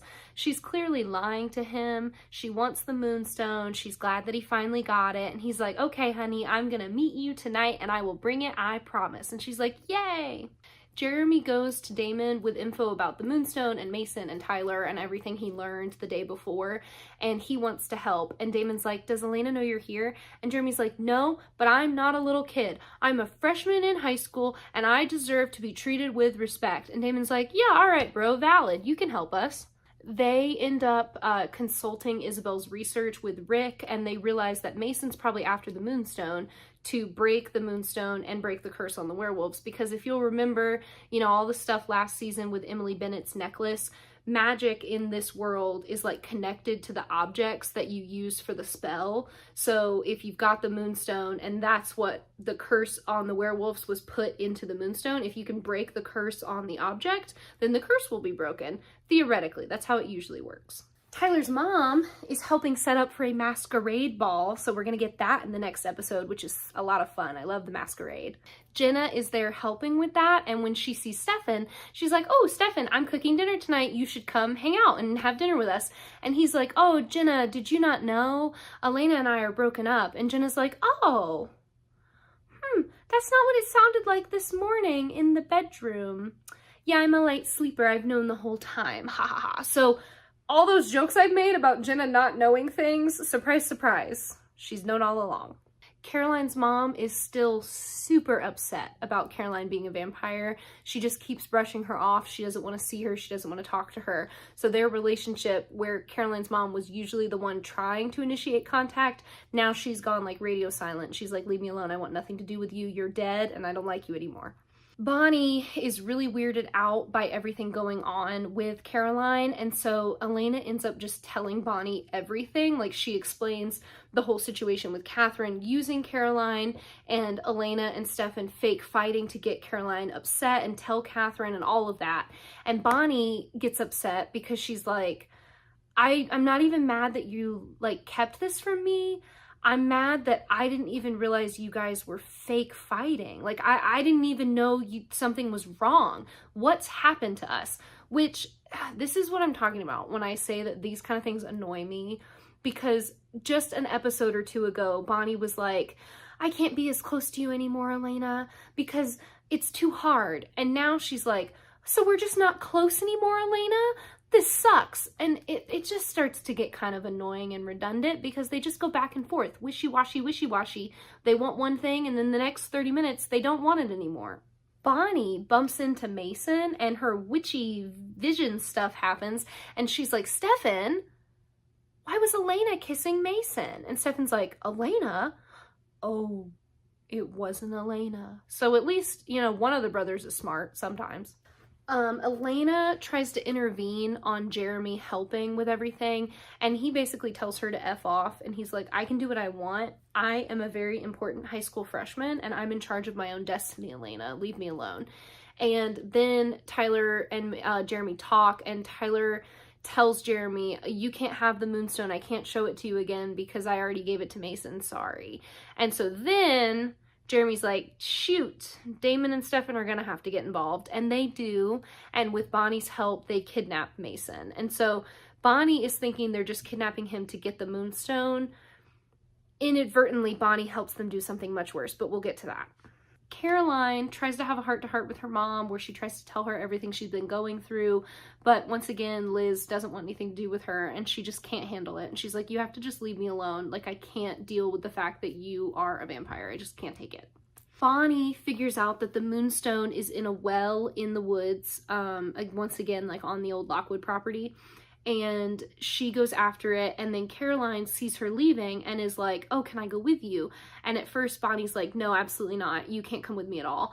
And then she kind of has like a moment of weakness where she misses Caroline too. So she's like, yeah, okay, you can come with me. So Bonnie and Caroline go to the well to get the Moonstone. Damon begins to torture Mason to get info about Catherine, and Jeremy is there watching, and he's horrified. Stefan shows up at the well. Elena's also there. They kind of all find out about the well at the same time. So Stefan and Elena get there first, and Stefan's like, all right, well, I'll be right back. I'm just going to jump in and get it. When he jumps in, the water is completely covered with vervain. So he was hiding it. Mason was hiding the Moonstone like from any vampire after it, but also inadvertently from Catherine, which is always interesting to me that he didn't put it somewhere where she could get it. He wanted to be the one to have to get it to bring it to her. Caroline and Bonnie show up. Caroline first because she heard Stefan scream, and then Bonnie shows up a little bit later because she's a human. She's got slower legs. And they work out a plan to like lower Elena down into the thing to get Stefan. They do. He's ultimately fine, but he's, you know, very hurt because he's like sitting in like waist deep vervain water. So they get him out, and then Elena also gets the Moonstone that's in a box. There's also snakes in the water that show up, but we didn't see them when Stefan was in the water. But now that it's just Elena, they show up and they're like, and they try to get her. So she has like a freak out with the snakes, and then they get her out of the water too. Now the girls have the Moonstone. But like I said, Stefan is hurt. So Elena like very immediately like cuts her hand and gives him some blood so he can wake up and be healed. And this is just so much for Bonnie to deal with, okay? They're asking a lot from her. Mason finally cracks under Damon's torture and is like, I'm getting the Moonstone for Catherine because Catherine's gonna break the curse for me because she loves me. And Damon's like, oh, buddy, my pal, you idiot. She doesn't love you. She doesn't care about you at all. She wants that Moonstone for something else, and you were the means to the end. And Jeremy is like, okay, enough, Damon. We know why he's here now. Let's just let him go. Let's be done with this. And Damon's like, Jeremy, you sweet, sweet, stupid human. I'm not letting Mason go. I was never gonna let Mason go. And Jeremy's like, no, you can't kill him. And then Damon is like, he wants me to kill him. He has like a looking in each other's eyes moment with Mason. And it's not really explained. I've always assumed that Damon can like hear Mason's heartbeat or something, and he realizes that like Mason either isn't scared or is kind of excited about it being over. And Damon's basically like, he wants me to kill him. It really is a curse, isn't it? And then he goes to kill Mason, and Mason's like, I love Catherine. And Damon's like, I know, but she's only gonna rip your heart out. Let me do it for her. And he rips Mason Lockwood's heart out. Oh, R.I.P. Mason. I actually really like him as a character, but he's gone now. You can't come back from your heart being ripped out, so. Jenna and Rick make dinner, and they get a little freaky in the kitchen. And then Elena comes home, and Rick is like, sorry, you okay? And Elena's like, yeah, I'm fine. I'm gonna go to bed. And Rick's like, perfect. Caroline and Liz talk about the day that Caroline had, you know, all the drama with Stefan in the well and everything. And Liz, for the first time, is just like, who are you? Like, you're so confident. You're so confident and sure of yourself and excited. And I'm so proud of you. Like, just kind of all of a sudden. As I said a few minutes ago, wishy-washy, she loves her daughter again and is wowed by her. And she's like, I won't tell. You don't have to compel me. I won't tell on you. I would never do anything to get you hurt. You're my daughter and I love you and I'm going to keep you safe. And Caroline believes her, but in like a horribly sad moment, she has to make the decision to compel her mom anyway, because she's like, I know you won't hurt me, but I don't trust you to not turn on my friends. So we have to just compel you anyway. And it's so sad. Damon, who once again cannot leave well enough alone, calls Catherine, even though Stefan begs him not to do it. And Damon is like, we killed your little boy toy. We killed your little wolf. And honestly, Catherine looks pretty upset about that. She like genuinely has a reaction to that happening. And Damon's like, what are you going to do about it? Dummy, we got the moonstone and we killed your boyfriend. Ha ha. And Catherine is like, okay, all right, you took care of my plan A. Do you really think I'm stupid enough not to have a plan B, C, and D? Like, I run this town, Damon, and I am 8,000 steps ahead of you, and you're an idiot. And Damon's like, I may have made a mistake. Back in Elena's house, Jenna brings the phone up to her, and as Jenna hands over the phone, she's like, oh, yeah, I understand, no problem. She's like, hey, Elena, it's for you. She gives Elena the phone, and Elena is like, hey, what's up? It's Catherine. It's Catherine on the phone, and Catherine explains that, okay, so you figured out that Caroline was listening to me. You thought I wouldn't figure out that all those fights were fake. You thought I wouldn't figure out that you were making out with Stefan in your bedroom. You think I wouldn't have compelled Jenna to tell me everything you do? You think Jenna hasn't been spying? You think it wouldn't be easy for me to just tell Jenna that the world would be better off without her? Oops. And then Jenna in the kitchen stabs herself with a knife. I'm gonna put you out of your misery. Okay, Jenna's fine. She's recovering at the hospital. And in a really big sibling energy moment, if you'll remember, Jeremy just told Elena to F off and stay out of his life. Now he's like, it's okay. We're not gonna lose Aunt Jenna. And they have a big cuddle party, brother-sister cuddle puddle, and it's really sweet. And it's very much sibling energy, okay? To just be hating each other. And then actually we love each other so much. Tyler's mom tells Tyler that Mason left for Florida and he will not be coming back. Tyler's pretty upset by this, and his mom is like, it's okay, buddy. It's just me and you now. Once again, we'll be okay. We'll get through it together. Stefan and Elena decide to break up for real, and I will give them this. This is a good scene, okay? Paul and Nina, they're both crying. Paul is a lip tremble crier. Oh, it gets me every time. It's so emotional. It's so much, okay? But they break up for real because they've realized that like it was stupid to think they could beat Catherine. They can't, and they can't keep everybody safe. And Jenna getting hurt, like nail in the coffin for Elena. So they just decide, we're done. We have to break up for real. It has to be over. Damon, while Elena is leaving the house, Damon tries to apologize to her, and he's like, I'm so sorry, I riled Catherine up. Like, don't break up with Stefan over this. Like, please, like, I'm sorry. Even though he's being presented with Stefan and Elena breaking up, which is what he's wanted, now he's like, oh my God, but not like this. Like, I didn't want her to be this sad. And he realizes it kind of with us on screen. And it's a nice moment for the two of them. But Elena's like, it's over. You know, it's already over. It's already done. I can't do this anymore. I'm backing out. Catherine kidnaps Matt. And she's like, tell me what you're going to do. And Matt, who is under compulsion, is like, I'm going to go after Tyler Lockwood. I'm going to pick a fight with him. And I'm not gonna stop until he kills me.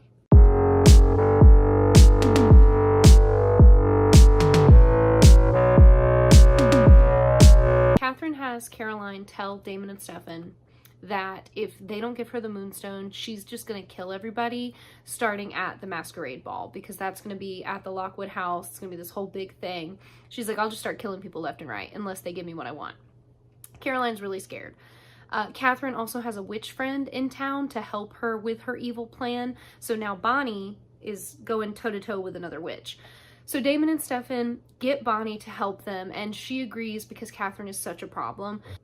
She's like, I can lock Catherine in a room similar to like the tomb spell situation, and then Stefan can kill her. It'll work. Elena stays home with Rick and Jenna. They don't bring her in on the plan to kill Catherine, but they basically have got her so worried about what could happen that she's just like avoiding going to town and being around everybody.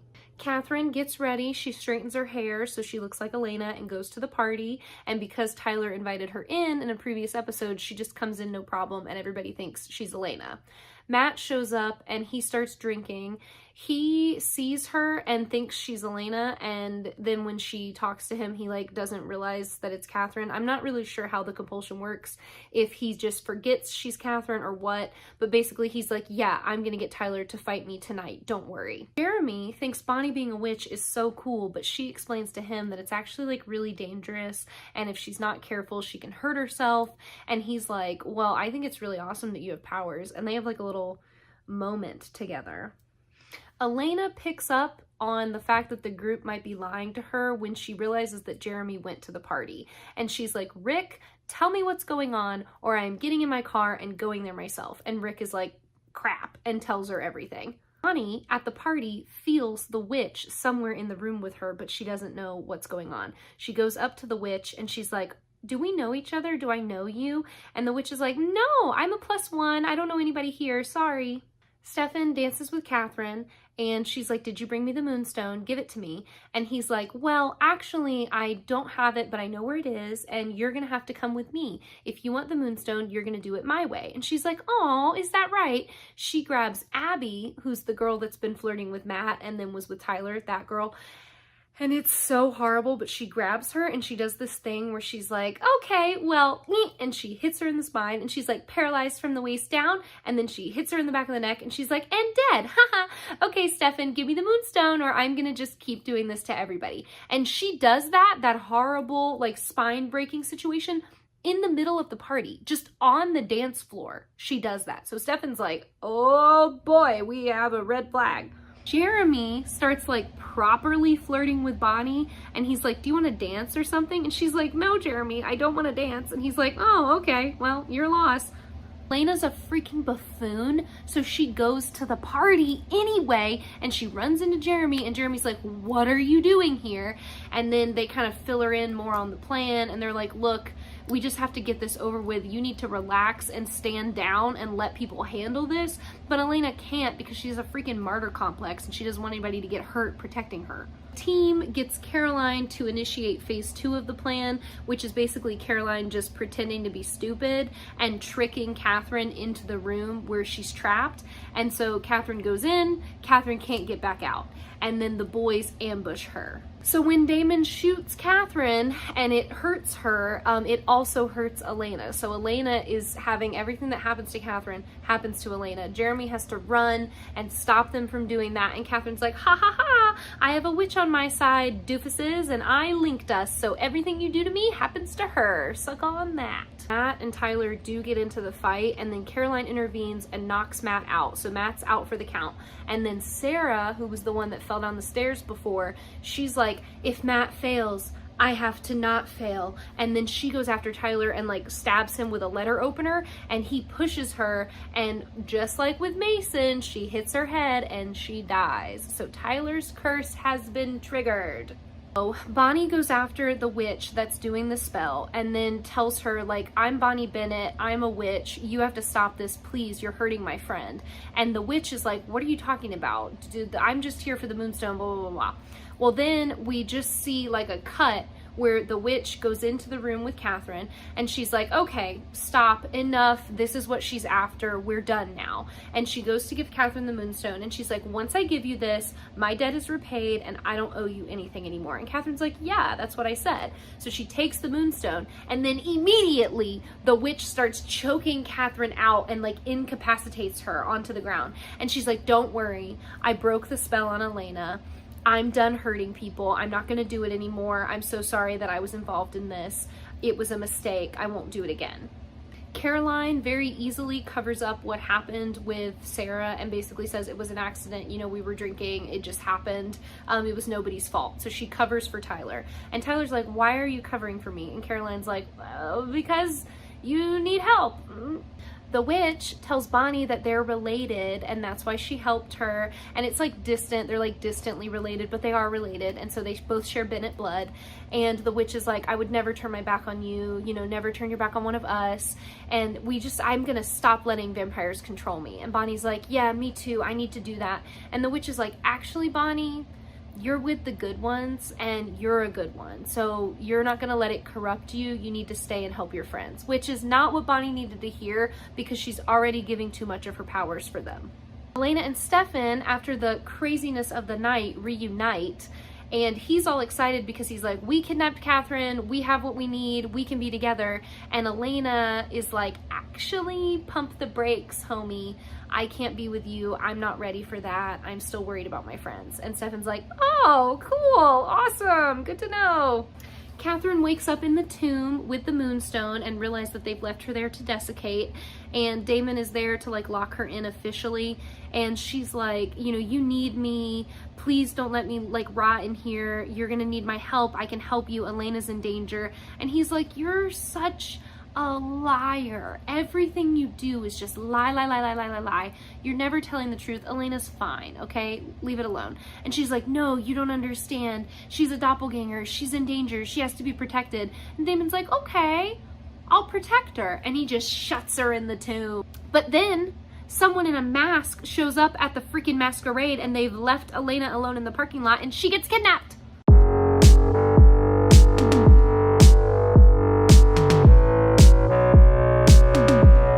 Elena gets taken by her kidnapper to somebody in another car. So she gets taken by one guy. Elena gets taken by her kidnapper to meet somebody else in a car. This other person is like, okay, thank you so much for doing what I asked you to do. Come here, I'll give you your reward. And then he kills the guy. And so they kidnap Elena. So she's been transferred from one kidnapper to another. Damon gets really upset with Caroline for talking to Tyler because he's like, you're an idiot, werewolves kill vampires, you need to stay out of this, you're just gonna get us all killed.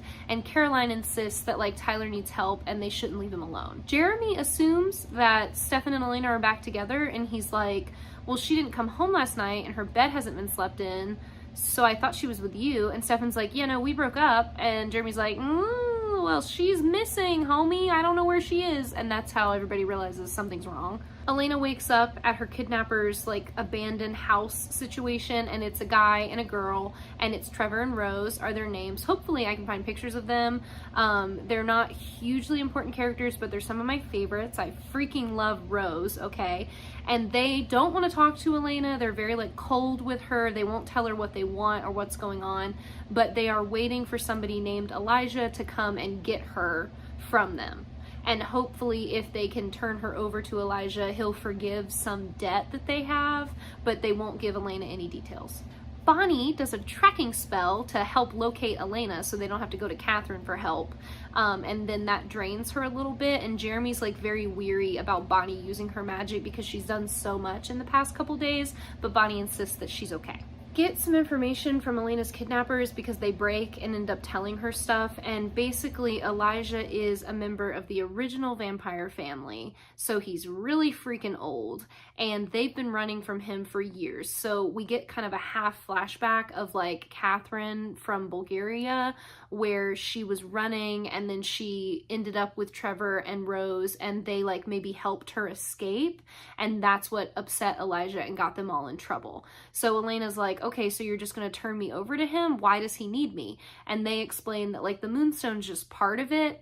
So the Moonstone is like kind of important, but the biggest thing is that Elena is a doppelganger and her blood can break the curse.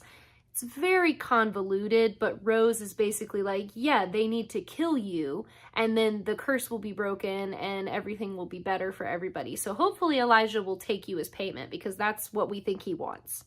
Tyler goes to Caroline's house because he's tried talking to her and she's kind of avoiding him. And he's like, look, I'm really scared. I'm really alone. Please just tell me the truth. What's going on? And she's forced to admit to him that she's a vampire. So they end up bonding over the fact that they're both supernatural creatures. Damon and Stefan are on their way to save Elena, and Stefan asks for some of the human blood that Damon packed, and he explains that he's been drinking from Elena to build up his tolerance. And Damon's like, oh, that's really cool of you. That's awesome. I hate it. Thank you so much for sharing that with me, Stefan. That's my nightmare.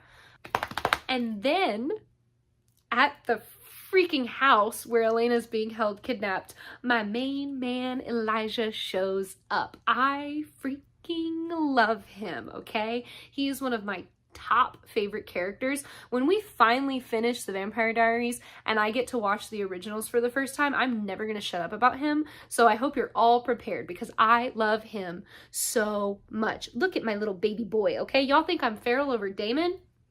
This one right here, I love him so much. Rose is basically like, hey Elijah, surprise, surprise, good to see you. Remember when you thought Catherine was the last Petrova doppelganger and then we ruined that for you and she got away? Surprise, I have a new one for you. Her name is Elena. Would you like to see her? And Elijah's like, oh yes, give her to me, please. I would like to look her in the eyeballs. Trevor apologizes to Elijah and says that he's so sorry for hurting him and he did not mean it. He was like blinded by Catherine and it was all a mistake. And Elijah says that, you know, he's so glad that Rose and Trevor had each other and they've been so loyal to each other. And he's like, you know, Rose, I'm pardoning you because you were loyal to Trevor and you were just doing what your friend needed you to do to survive. But Trevor, my friend, you were disloyal to me, and therefore I have nothing for you. And he rips Trevor's head off in front of Rose. So Rose has been running with Trevor for like 500, 600 years, and they're all each other has in this world, and he just takes him from her. So Rose is devastated, and Elijah's like, up, up, up. Don't do anything stupid, Rose. And then Rose leaves, just dips. At first, Elena tries to fight back with Elijah. He realizes she's wearing vervain. He just plucks the necklace right off of her and is like, we don't need this anymore, do we? And then he compels her into telling him that Catherine and the Moonstone are in the tomb back in Mystic Falls.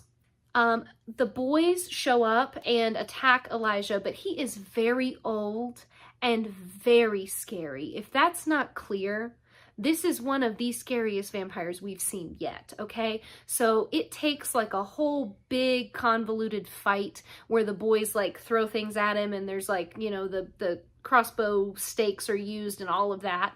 Rick has a lot of inventions, okay, side note. So it takes all of that, and then it takes like a giant like part of the banister to just be shoved through Elijah's chest and he's like pinned to the wall, and that's what finally takes him out. So my main man is gone, you know? What are you gonna do? Elena is thrilled to see Damon. She like goes to hug him, and then Stefan gets in front of him and gets the hug first. So over Stefan's shoulder, Damon and Elena have a moment. It's so sweet. This is when the sweetness between them begins, because now she's really and truly seen the worst of the worst that he can do, and whatever happens next, they know it can't get worse than what's already happened. So due to all the emotions, the high energy stakes of everything going on, Stefan apologizes to Damon kind of out of the blue for turning him, well, not turning him, but forcing him to turn all those years ago. And he's like, you know, I guess I just needed my brother, bro. And Damon's like, yeah, okay, you ruined my life, but valid point, I guess.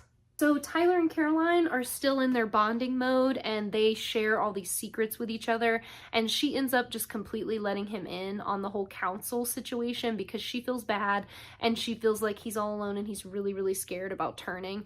So she just tells him the truth about everything, and they end up hugging.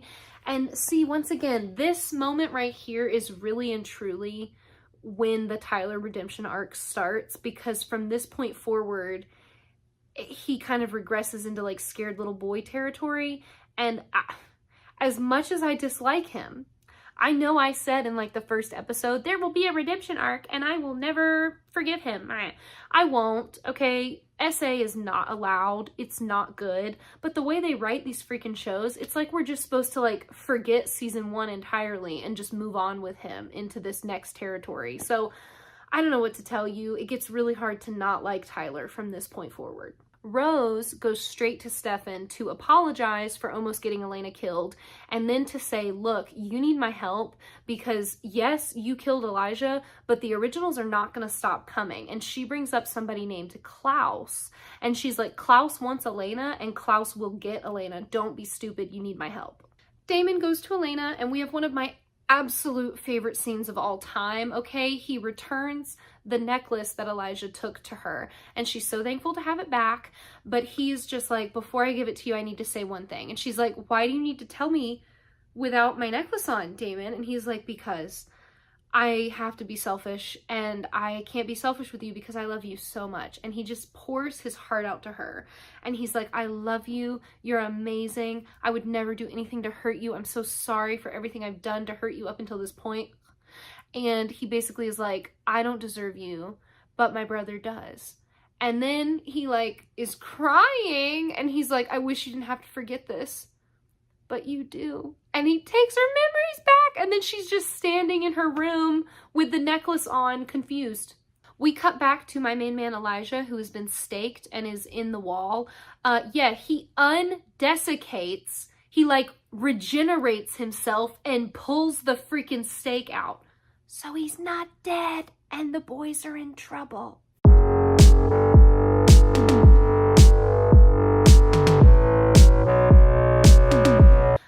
I absolutely love the beginning of episode 9 and the flashbacks in this sequence. I really, really love the flashbacks, okay? This one is really old. This is Catherine as a human in Bulgaria giving birth to the baby that will lead to the descendant line. That is how Elena is born. I know, all right? You thought Once Upon a Time was complicated. Oof! Should we do a Once Upon a Time recap at some point? Oh no, am I gonna have to do that? Why did I say it out loud? Oh. Anyway, Catherine as a human gives birth to a baby in Bulgaria, and immediately it is taken from her. She's devastated. Rose explains to Elena and the boys that Klaus is the original vampire. He's like the oldest vampire ever living, and they should be really, really scared of him because he's a big bad, ultimate baddie, very scary man. And Elena, when faced with this information that the oldest vampire on Earth is after her, is just kind of like, cool, well, I'm gonna go to school. And Damon's like, she's in denial. And Stefan's like, shut up, Damon. She's terrified. I wouldn't even say she's terrified. I wouldn't say she's terrified or in denial or anything. I would just say she's done. She's just simply done, okay? All those days when she said to Stefan, wouldn't it be nice if we could just be normal? She's just snap, crackle, popped over it. She's just gonna be normal because what's she gonna do against a crazy immortal vampire? My girl gives up, as she should. School, Jeremy and Bonnie flirt, and Bonnie is kind of like, what exactly are you doing? Like, what is this? We cannot be flirting. And Jeremy's like, well, we are, and I like you, and I would like to play pool with you later at the grill. Please, can we go? And she says yes and everything, and then a new kid named Luca shows up. We love Luca. Luca's a fun addition to the cast, and he shows up and is like, hi, I'm new. Can you guys show me where to go? And Jeremy's like, yeah, I'll walk you to the office. Woo. Elena guilt trips Caroline into helping her sneak down to the tomb with Catherine because she wants to talk to her. And she basically is like, you owe me, you have to do this, and don't tell Stefan. You're the only one I can trust that won't tell because you owe me. And Caroline's like, yeah, okay, just be careful, please. Catherine comes like staggering into view, and she's sick but not desiccated yet. She's just like really uncomfortable and very grumpy. So Elena is like, I'm here to talk to you, and I have this, and she holds up a bottle of blood, and she's like, I will give you some blood in a little cup, sip by sip, if you tell me what I want to know. And Catherine's like, yeah, well, I'm gonna do that because I'm starving. So then we get more of the Bulgarian flashbacks. Catherine explains to Elena like her life story, which is kind of ultimately Elena's story too, because she's a descendant from her. So she basically explains like, I had to leave Bulgaria because my family, I disgraced my family and they didn't want me anymore. So I fled to England, and then I met a vampire named Klaus, and I lived with him for a while, and he protected me. And then I found out why he was being so nice to me, which was that he wanted my blood to end the curse. So she fled to Trevor, who was like, go to this specific house. When she got there, Rose is there. Rose and Trevor live there with a human that like keeps other vampires from getting in. So they have like a safe house. And basically, Rose kind of immediately turns on Trevor, and she's like, we're not doing that. I'm not helping him. This is crazy. We're going to keep you here overnight and bring you back to Klaus in the morning, and hopefully he'll take pity on us. Catherine wasn't having any of that, so she stabbed herself, and when Rose checks on her, she's bleeding out, and Rose is like, what is going on? And Catherine's like, oh, this happened in the woods. And she's like, no, homie, it didn't. I would have smelled that on you. Are you joking me right now? She forces Catherine to drink her blood to heal herself, and then she's like, behave. Well, Trevor comes home. Rose leaves the room and goes to yell at Trevor, and while she's yelling at Trevor, Catherine, I don't know how to say this delicately on YouTube. I really can't. I can't, but Catherine, does something and jumps off a chair, and then Rose and Trevor see her not on the chair anymore. She's somehow in the air. I hope that made sense. Anyway, Catherine dies, and so because she has Rose's blood in her system, she becomes a vampire. So when Catherine wakes up, they're like, we can't believe you did this. What the heck? Catherine eats the human that like runs the house that Trevor and Rose live in. And Rose is like, oh my God, you've just signed our death warrants. And Catherine's like, better you than me, homie. Better you than I. Better you die than I. That's what she says. She says, better you die than I. And then she runs off. So they have literally all been running because of this moment in history for hundreds of years. Rose and Damon have a nice little bonding friendship moment over the fact that Trevor died and Elena's in love with somebody else. And they end up deciding to go look for Slater, who is one of Rose's friends and kind of the point of contact with Elijah. And she was like, maybe we could ask him for help and he would know something. If anybody would know something, it would be Slater. Luca interrupts Jeremy and Bonnie's date at the grill and says, like, I want to introduce you to my dad. And then when they meet, the dad is like super creepy and basically like, oh, you're a Bennett, like from Salem, like a Salem Bennett. Like, are you a witch? And Bonnie's like very uncomfortable with all of that. So she like leaves. Luca ends up like apologizing on behalf of his dad, and they end up talking, and he tells her, we are warlocks and magic and blah, blah, blah. And they bond. And then Jeremy sees her flirting with Luca, and instead of flipping out on her like he did with Vicky and Tyler, he's like, dang it. Lost my chance tonight, boys. And he just heads out very like magnanimously. It's very nice. Catherine explains to Elena that in order to defeat the curse, you need several things, not just the moonstone. She's like, you need a doppelganger, which would be you need a witch, which would be Bonnie, you need a vampire, which would be Caroline, and you need a werewolf, which would be Mason, but now it's Tyler. And Elena kind of realizes in that moment that Catherine is doing the same thing. She literally could not care less about who she kills, who she hurts. It doesn't matter as long as she gets what she wants. And once again, Catherine has that whole like, better you die than I moment. We do meet Slater, who is a really cool vampire character. He's been like to school, like to college a dozen or so times. He's got all these PhDs and master's degrees. He's just been going to school. And Damon's like, really? Like, that's what you did with your immortality? And Slater's like, oh, what was I supposed to do, Damon? Kill people every day? No, I bettered myself, and now I have a big brain full of secrets. And he tells them also about the curse situation. And then Elijah shows up, and they're in a coffee shop with tempered glass windows to keep out the sunlight so they can enjoy being in a coffee shop during the daytime. And Elijah shows up and throws a bunch of pennies and change through the windows and just shatters the windows because he's so scary. So then they all catch on fire, and Damon is like, whoa, we gotta get out of here. This is not good. And Rose has a Minty B breakdown because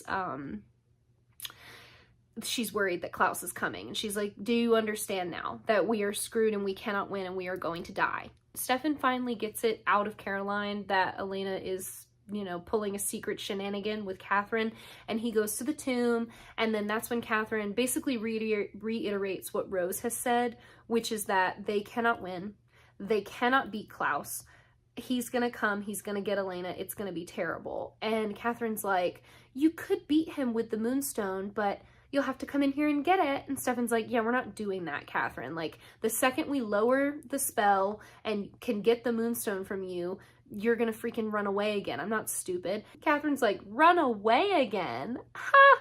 I want to be in this tomb when Klaus comes to town because he's crazy. What part of that are you not getting, Stefan? I do not want to leave the tomb. Rose tells Damon that she's really sorry that they can't save Elena. She also says he reminds her of Trevor, and we kind of get this sense that, like, they remind each other of the people that they love. It's really cute, you know, blah, blah, blah. They hook up. It's actually kind of sweet. Like, honestly, if I had to pick a partner for Damon that wasn't Elena, I would want him to be with Rose. I really like Rose, okay? She's one of my favorite female characters in the show. So yeah, they hook up. It's a cute scene. Elena has a breakdown because now it's clear that, like, she can't blame everything on, like, Stefan coming to town or her relationship with Stefan or the vampires. Like, it's her fault. Now they know that this entire time everybody was after Elena. Catherine came to town for Elena. Klaus is after them because of Elena. Like, it's all her fault. So she can't do anything to protect her friends other than, like, die, because that's the only option she has left. So she's devastated. While she's having a breakdown, Catherine has a breakdown because in the book of history that Elena passed over to her, that Damon had given Elena, she finds a picture of herself and her parents, like, drawn in charcoal, and she cries over that because she does miss them.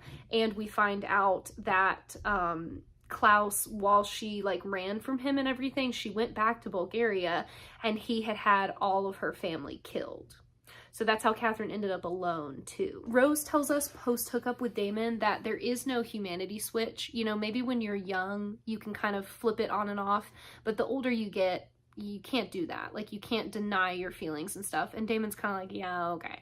Well, then Slater calls and he tells Rose, like, you can break the curse with the Moonstone. It can be done, but you need a witch. So then they kind of are both like, okay, we need Bonnie. And then when Slater hangs up the phone, we see that Elijah is there with him, using compulsion on him to get him to do those things. And then Elijah hands Slater a stake, and he's like, now I want you to drive this through your heart. And Slater's like, but that would kill me forever. Guys, it's so sad. Please, it's one of my saddest scenes. It's terrible. It's so bad. And Elijah is just like, I know, but it's necessary. So then Slater he just dies. And it's so sad. It's the worst. And that's the end of the episode. Sorry, I forgot to mention that happens to Slater. And then we find out that Luca's dad is working with Elijah. In case that wasn't obvious, why a new witch just showed up in town.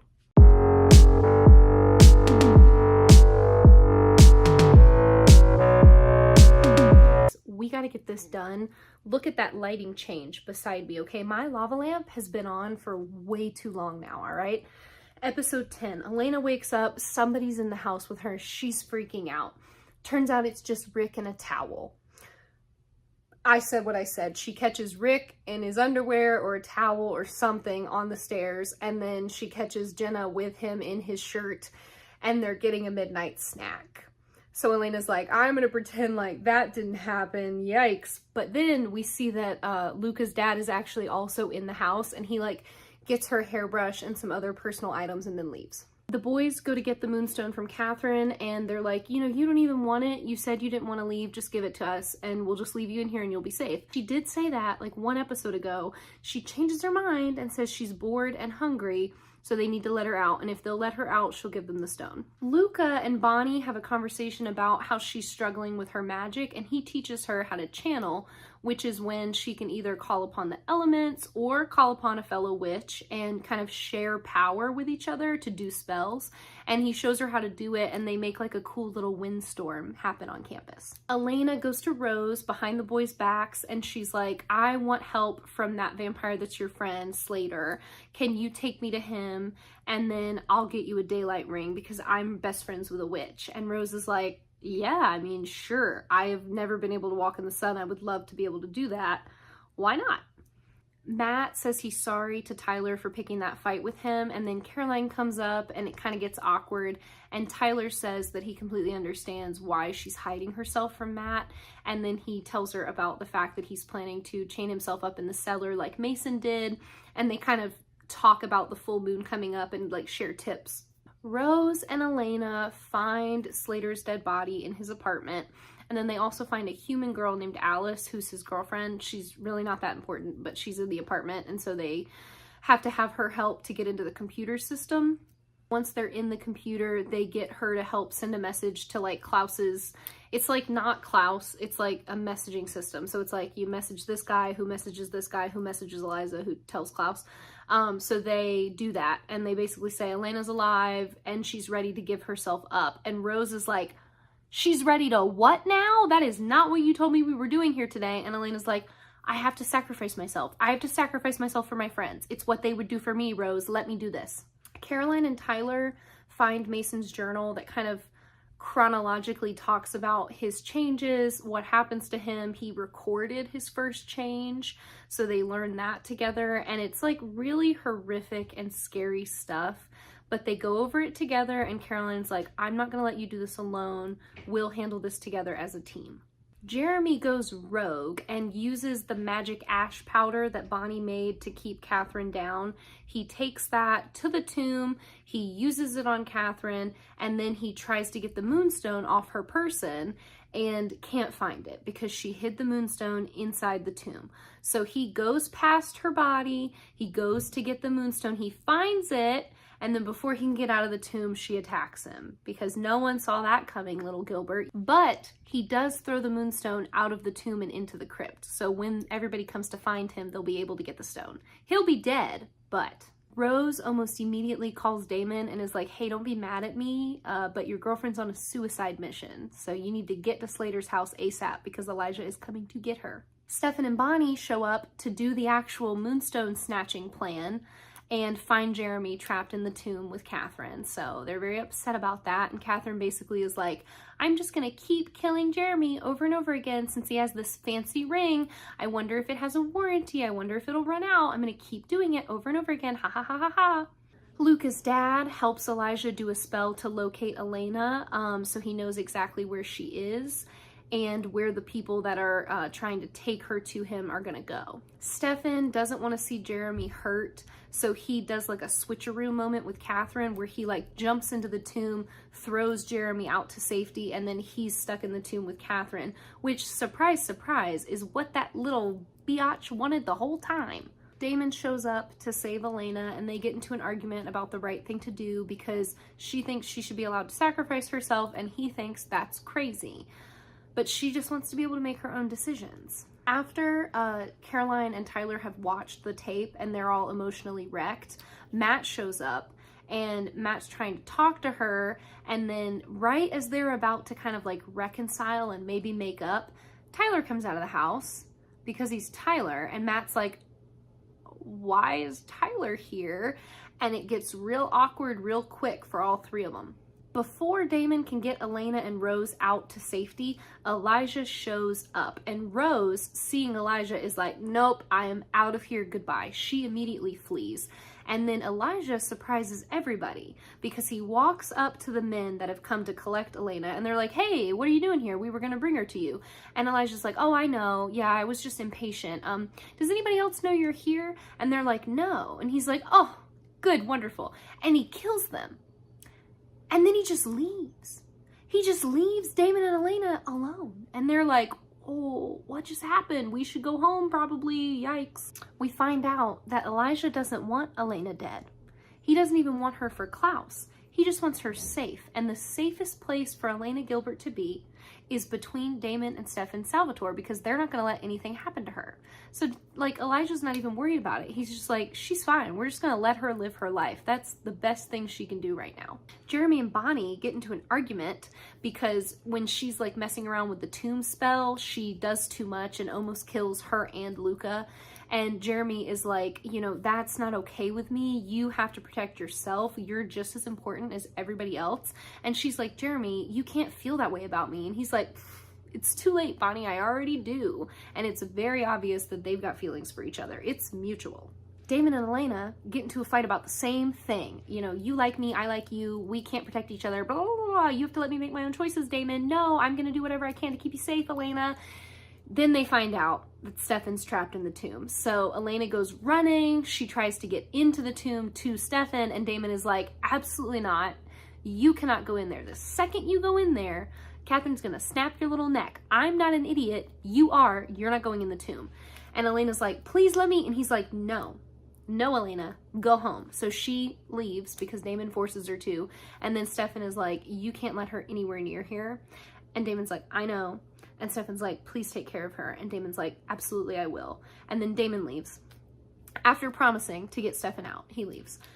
And Catherine is like, oh, well, that was the stupidest thing you've ever done, Stefan.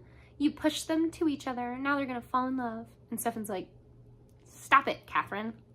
He's trapped in there with her, y'all. It's so bad.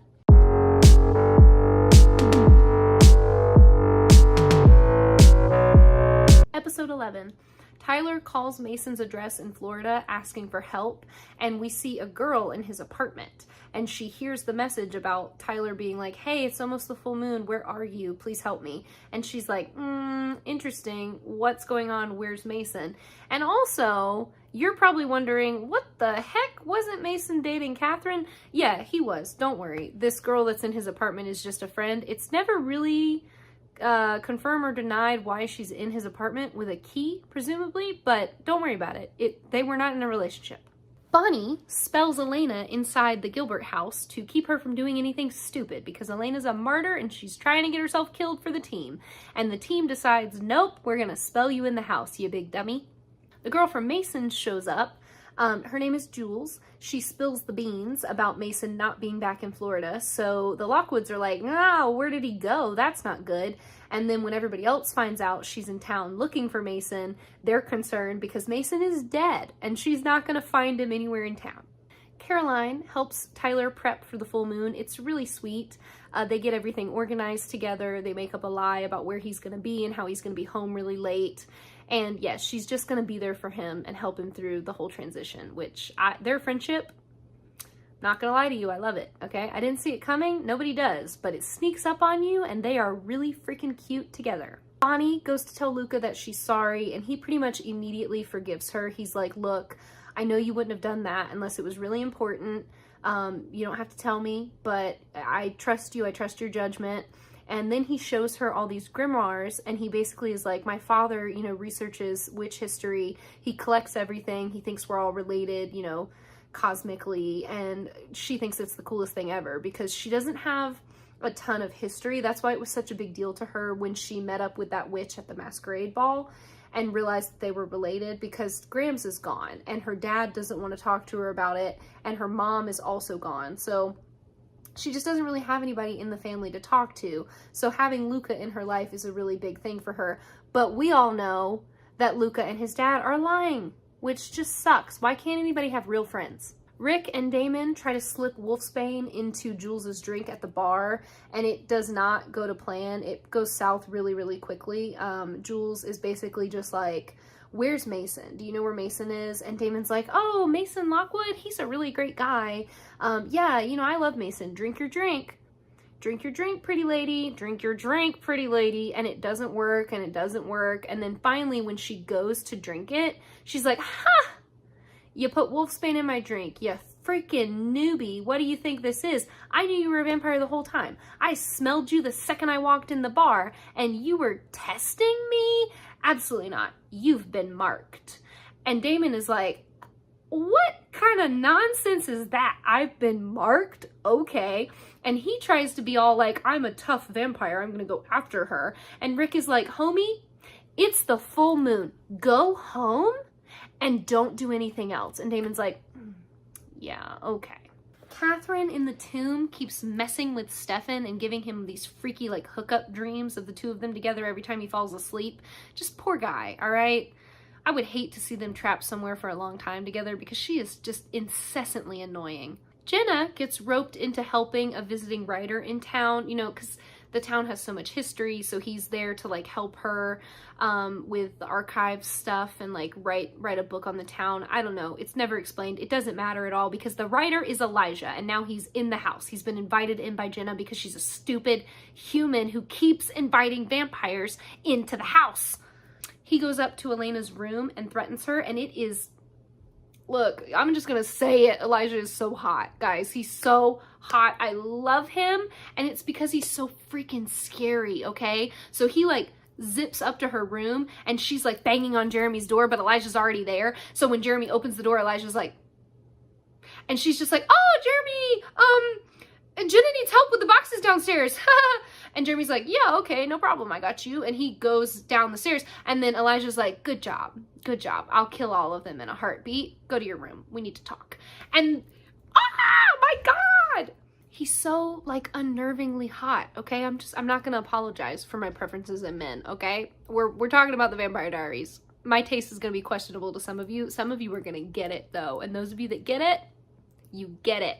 Okay, so anyway, he ends up telling Elena what we already know, which is that he doesn't want her to do anything. He just wants her to live her life, be normal, and when the time comes, they'll go to Klaus together, and then he'll kill Klaus.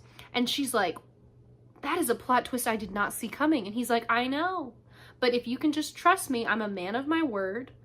I will make this bargain with you, and I'll take you to him, and I'll kill him, and it'll all be done. And then you can just live your little human life. No problems.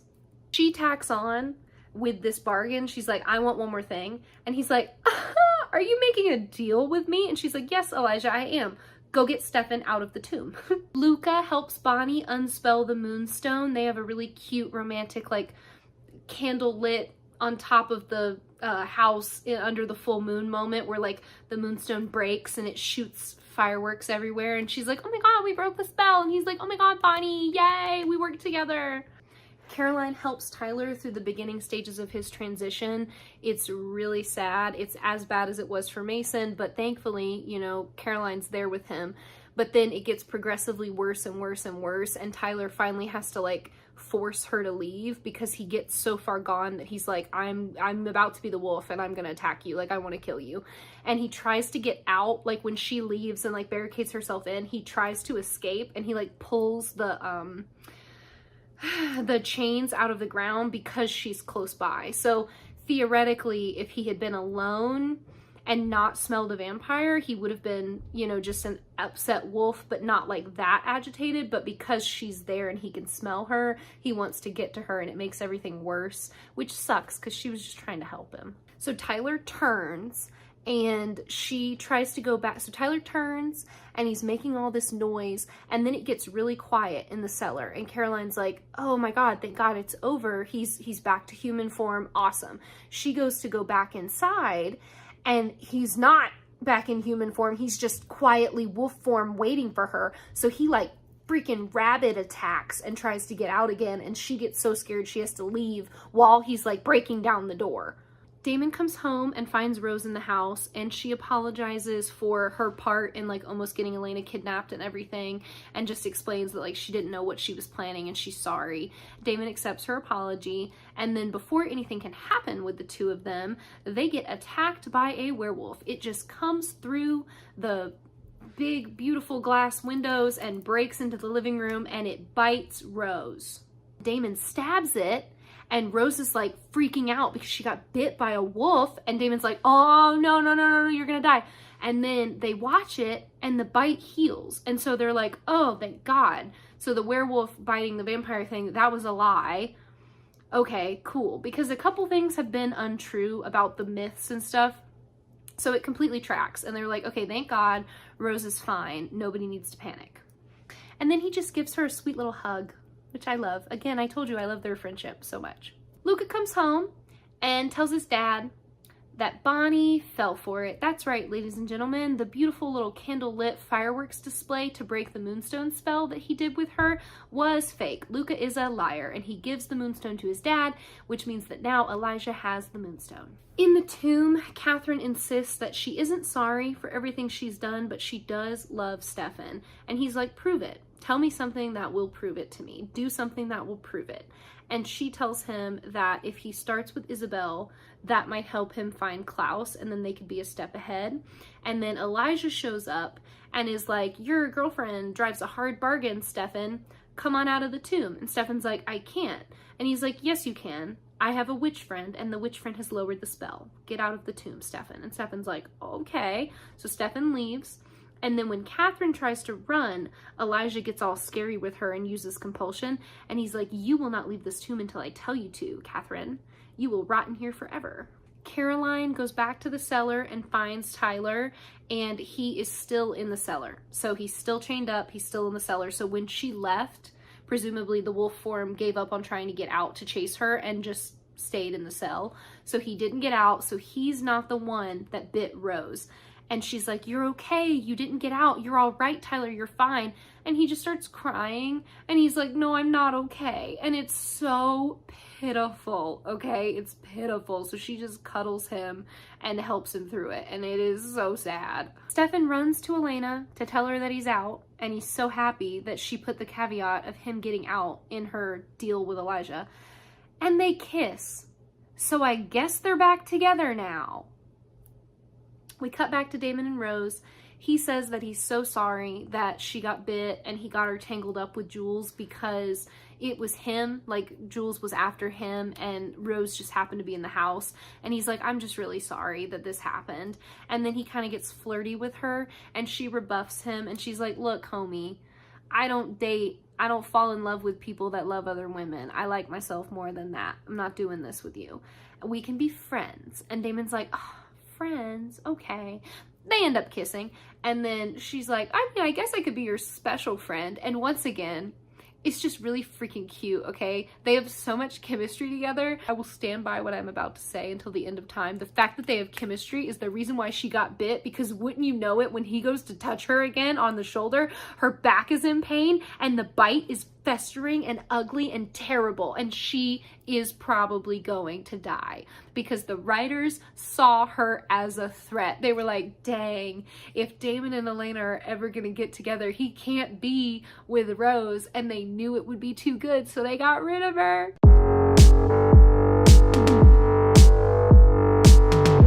So if you'll remember, we closed last episode with Jules breaking into the Salvatore house and biting Rose. So we opened this episode with Jules waking up in the woods. She's a human again, and she realizes that she's in a campground and she has mauled a group of hikers to death. So she doesn't really seem that upset about it, and she just starts like cleaning up the bodies and burning them, and she steals some clothes, and then a cop car pulls up and she starts to cry, and she's like, oh, my friends, oh, an animal killed them. It was an animal, they're all dead. And the cop is like, hold on, I'll get help. And he goes to radio for help, and she freaking knocks him over the head and takes that poor guy out too. So kill count for the wolves, guys, it's pretty high, okay? We give the vampires a bad reputation, but it seems like every wolf we've encountered so far just kind of goes feral when they turn and just kills people for funsies. So Elena and Stefan have like a cute little makeout session before school, and we learn that Stefan is planning to take Vervain like Catherine so he can build up a tolerance. So Stefan is now taking like small amounts of human blood and small amounts of Vervain, and the first sip for him, like, he chokes and spits up, and it's really violent when he drinks it, but we know that it gets better because Catherine can like sip it now, and she's pretty much like totally tolerant to it. Like, it doesn't really bother her at all anymore. So we can look forward to that for Stefan. Even though Elena needs to go to school, Damon is like, can you please stay home instead and babysit my dying vampire friends with benefits human, because Rose is just getting sicker and sicker and sicker. And because Elena is like the mom figure of the group, she's like, yeah, of course, I don't need to go to school. I'll watch Rose. And she just decides to babysit Rose for the day while Damon goes off trying to hopefully find a cure. So Tyler and Caroline run into each other at school, and he thanks her for helping him, and they have like a moment, okay? Like, he kind of, he's like, thank you so much, and she's like, oh, you're welcome. And then he sort of like smolders at her a little bit, and she's just like, and like gets flustered over Tyler. I was like, girl, what? You watched the man almost die one time, and now you're all about it? But like, yeah, she is. So then Matt comes up, and she's immediately like, oh my God, Matt, nothing was happening, because something was happening. And Matt's like, it's fine. It's okay. If you say nothing's happening, nothing's happening. But I think we had a miscommunication, and I'm just confused because, like, I told you I loved you and you ran away. Like, what's going on? What's happening? And then he kisses her, and she kind of has another freak out where she's like, ooh, I can't tell him that I'm a vampire. He's not safe with me. Ah. And instead of like telling Maddie the truth, she just runs away again. Jules, just brave as all hell, walks up to the grill in the dead hiker's clothes and is like, hello, Sheriff. Where's my friend, boyfriend, person that I know, Mason? And the sheriff's like, we have no idea. My bad. We got no leads. Sorry, Jules. Stefan goes to Rick to see if they can find anything else in Isabel's research, because remember, she's like real smart and she was researching like all mythical creatures. So Rick had initially thought it was just vampires, but it's actually like pretty much everything they need. Isabel's research becomes like a catch-all for that.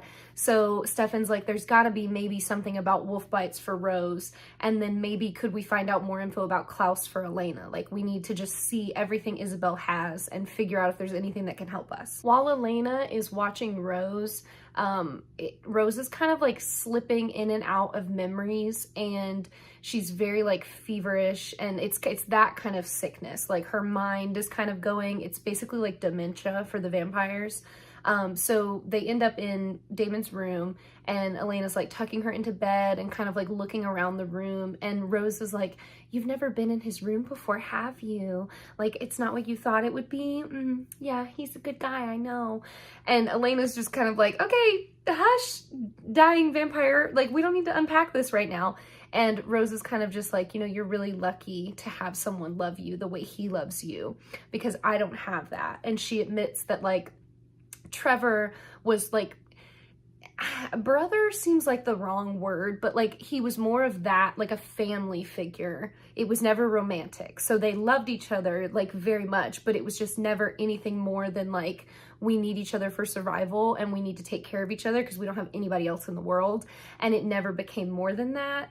Whereas like Damon and Stefan like are romantically and platonically and like friendship, like every kind of love they can feel for Elena, they do. And Rose is like, I've never had that. She's also very upset that Elena wants to like give up and just do what Elijah wants, because she just thinks that she should be willing to fight for her own life, but also like for her own choices in her life. She's like, you should want more than this. You shouldn't want to just like give up and do what Elijah tells you to do.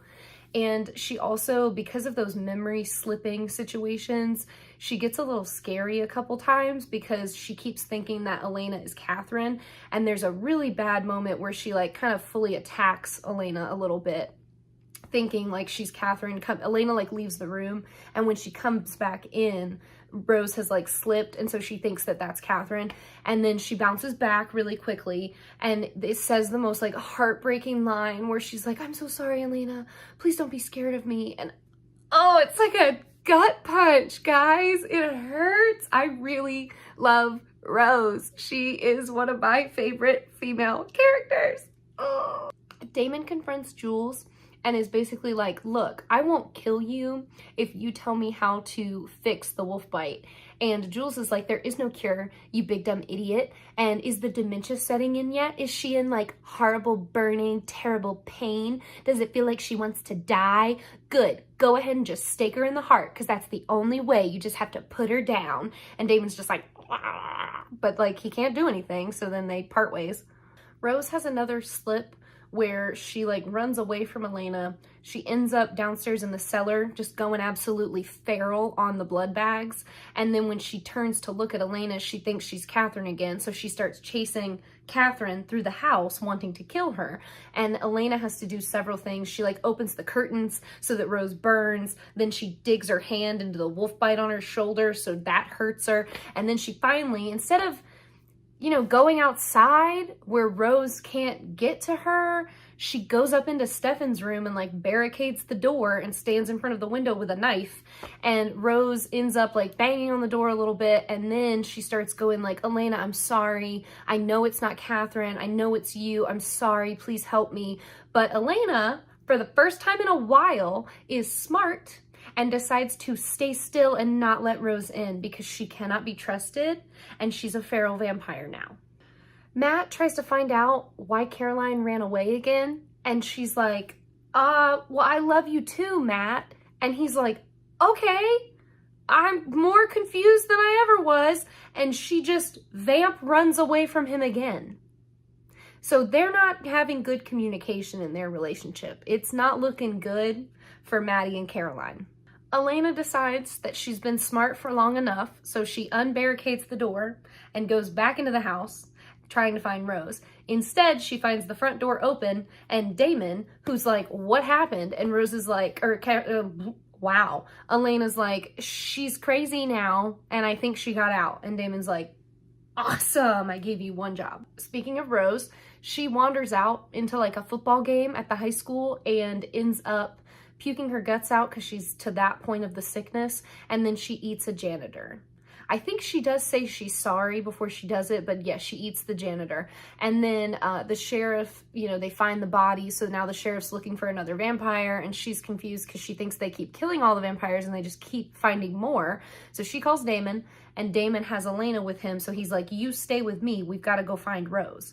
Rose attacks a couple getting into their car, and she eats the boyfriend first. And there's something about this rewatch, maybe it's the fact that like I'm engaged this time or the wedding is like looming closer, but I would just lose my mind in a situation like this. Are you kidding me? You leave the football game because the janitor has a heart attack, you go to get into your vehicle, and your boyfriend just gets snatched and eaten?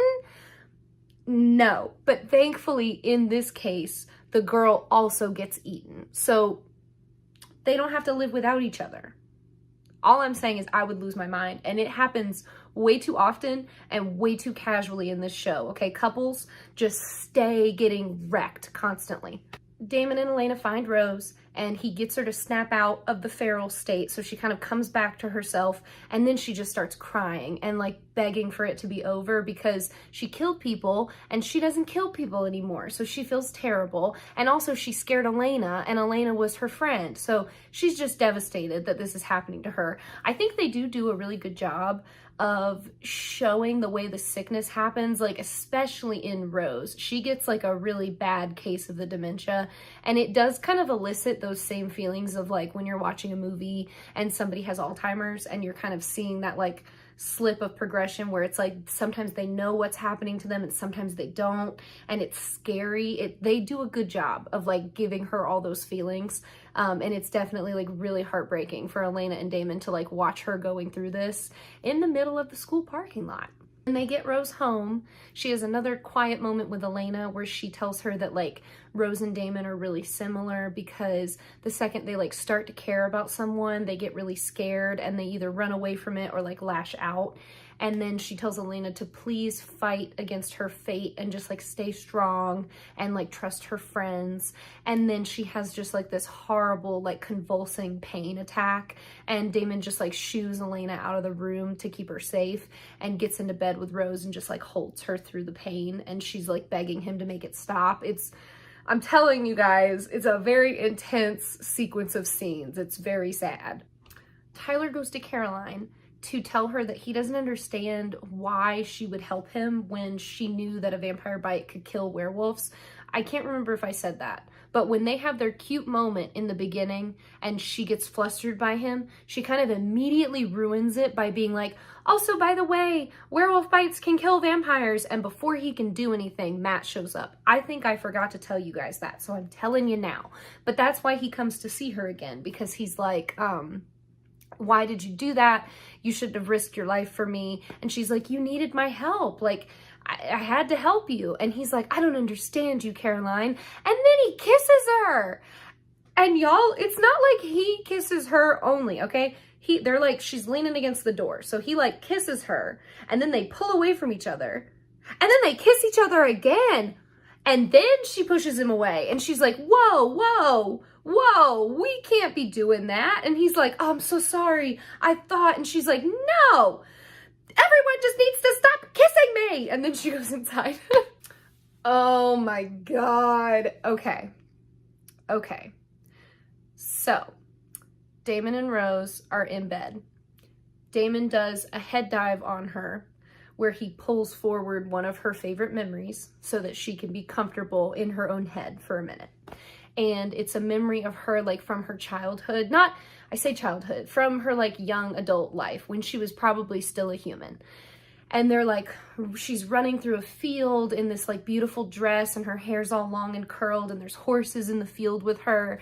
And she's so excited to like be there and like smell the fresh air and be surrounded by all the nature. And then Damon's there, and he's in regular clothes, and she's like, oh my gosh, I never thought I'd see this place again. Like, will you sit with me for a little bit? I just want to enjoy the fresh air. And he's like, for a while, yeah. So she like leans on his side, and they have like a cute little like watching the scenery. It's beautiful. It's like a mountainside hill, and it's fall, so it's just like perfect. Then we kind of cut back to them sitting in bed, so we know for sure that like Damon is kind of orchestrating this memory, but also Rose is now comfortable and like at peace, and she's no longer like convulsing or any of that. We go back to the memory, and Rose asks him if he thinks that she'll see her family again. And he's like, I think you'll see whoever you want to see. I'm gonna get emotional. No! Ah! He says, I think you'll see whoever you want to see. Then we cut to Damon picking up a steak. We go back. Rose is like, she jumps up from the ground, and she's like, I'll race you to the trees. Like, I bet I can beat you. And he's like, okay, you go ahead on 3. And then they count down, and on the 3, he stakes Rose in the heart, and she dies. But it's so sweet, guys. It's so sweet. So we go back to him, like, he's like crying while he holds her.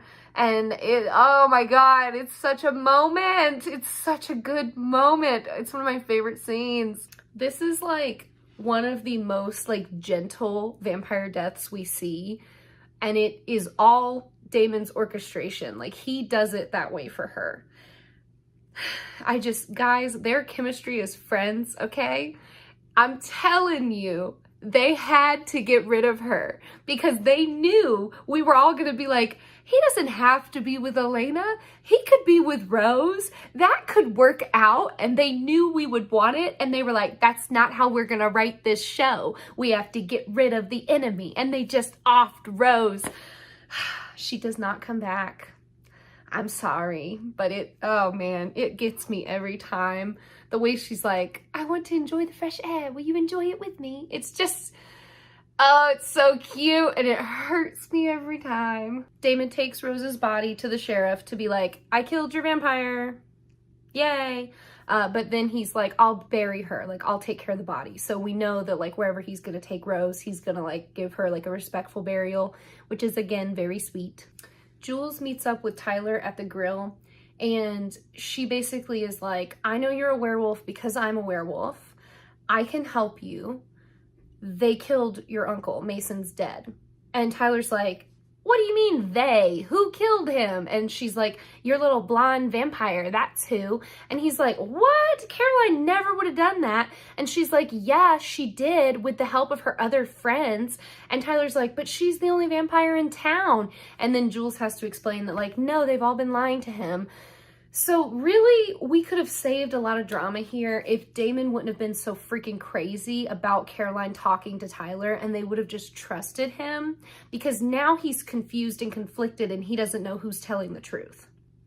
Elena goes to check on Damon, and he's basically just like, leave me alone. I don't want to talk about it. And she's like, no, you have to, you know, feel this. We have to talk through it. I'm your friend. Let me help you. And he's got his like wild, crazy Damon eyes, which mean like, I'm going to kill somebody immediately. And he like lashes out at her and he's like, what do you want to know? You want to know that I feel guilty? I do. It should have been me. They were after me. And yet now Rose is dead. And she's like, I know, Damon. And she gives him a hug and he like kind of is like, don't touch me. But then he cries and he feels the emotions. And you'd think that'd be a turning point, and it kind of is, but like, we're gonna have to deal with Crazy Damon for a little while now. So buckle up. Stefan's waiting for Elena when she gets home. And they have a moment where he's like, I'm sorry I called Isabel. And she's like, I already knew you did that. And then he drops another bomb, which is that he brought freaking John home to have a little chat. Nice move, Stefan. Damon does his whole fake death in the road situation, and this poor girl pulls over and tries to help him. He very quickly like shows that he's actually crazy and starts like threatening her, and then he uses compulsion on her to get her to stand still. And it seems like maybe he's just gonna talk to her, and he basically is like, I'm having a really hard time. I don't know what to do because the way that I normally handle my emotions is going to upset her, and I don't want to upset her. I want to be the person she wants me to be, but I can't be that person because if I'm that person, then I'm not myself. And who am I really underneath all this pain? I don't want to unpack that. And the poor girl, whose name is Jessica, by the way, is just like, please don't kill me. We can figure this out. And he's like, I don't think we can, Jessica, because I'm a monster and I need to eat you. And she's like, you could do anything but that, please. And he's like, okay, yeah, you're right. Go ahead, go home. She runs, and before she can get to her car, he grabs and eats her. End of episode 12.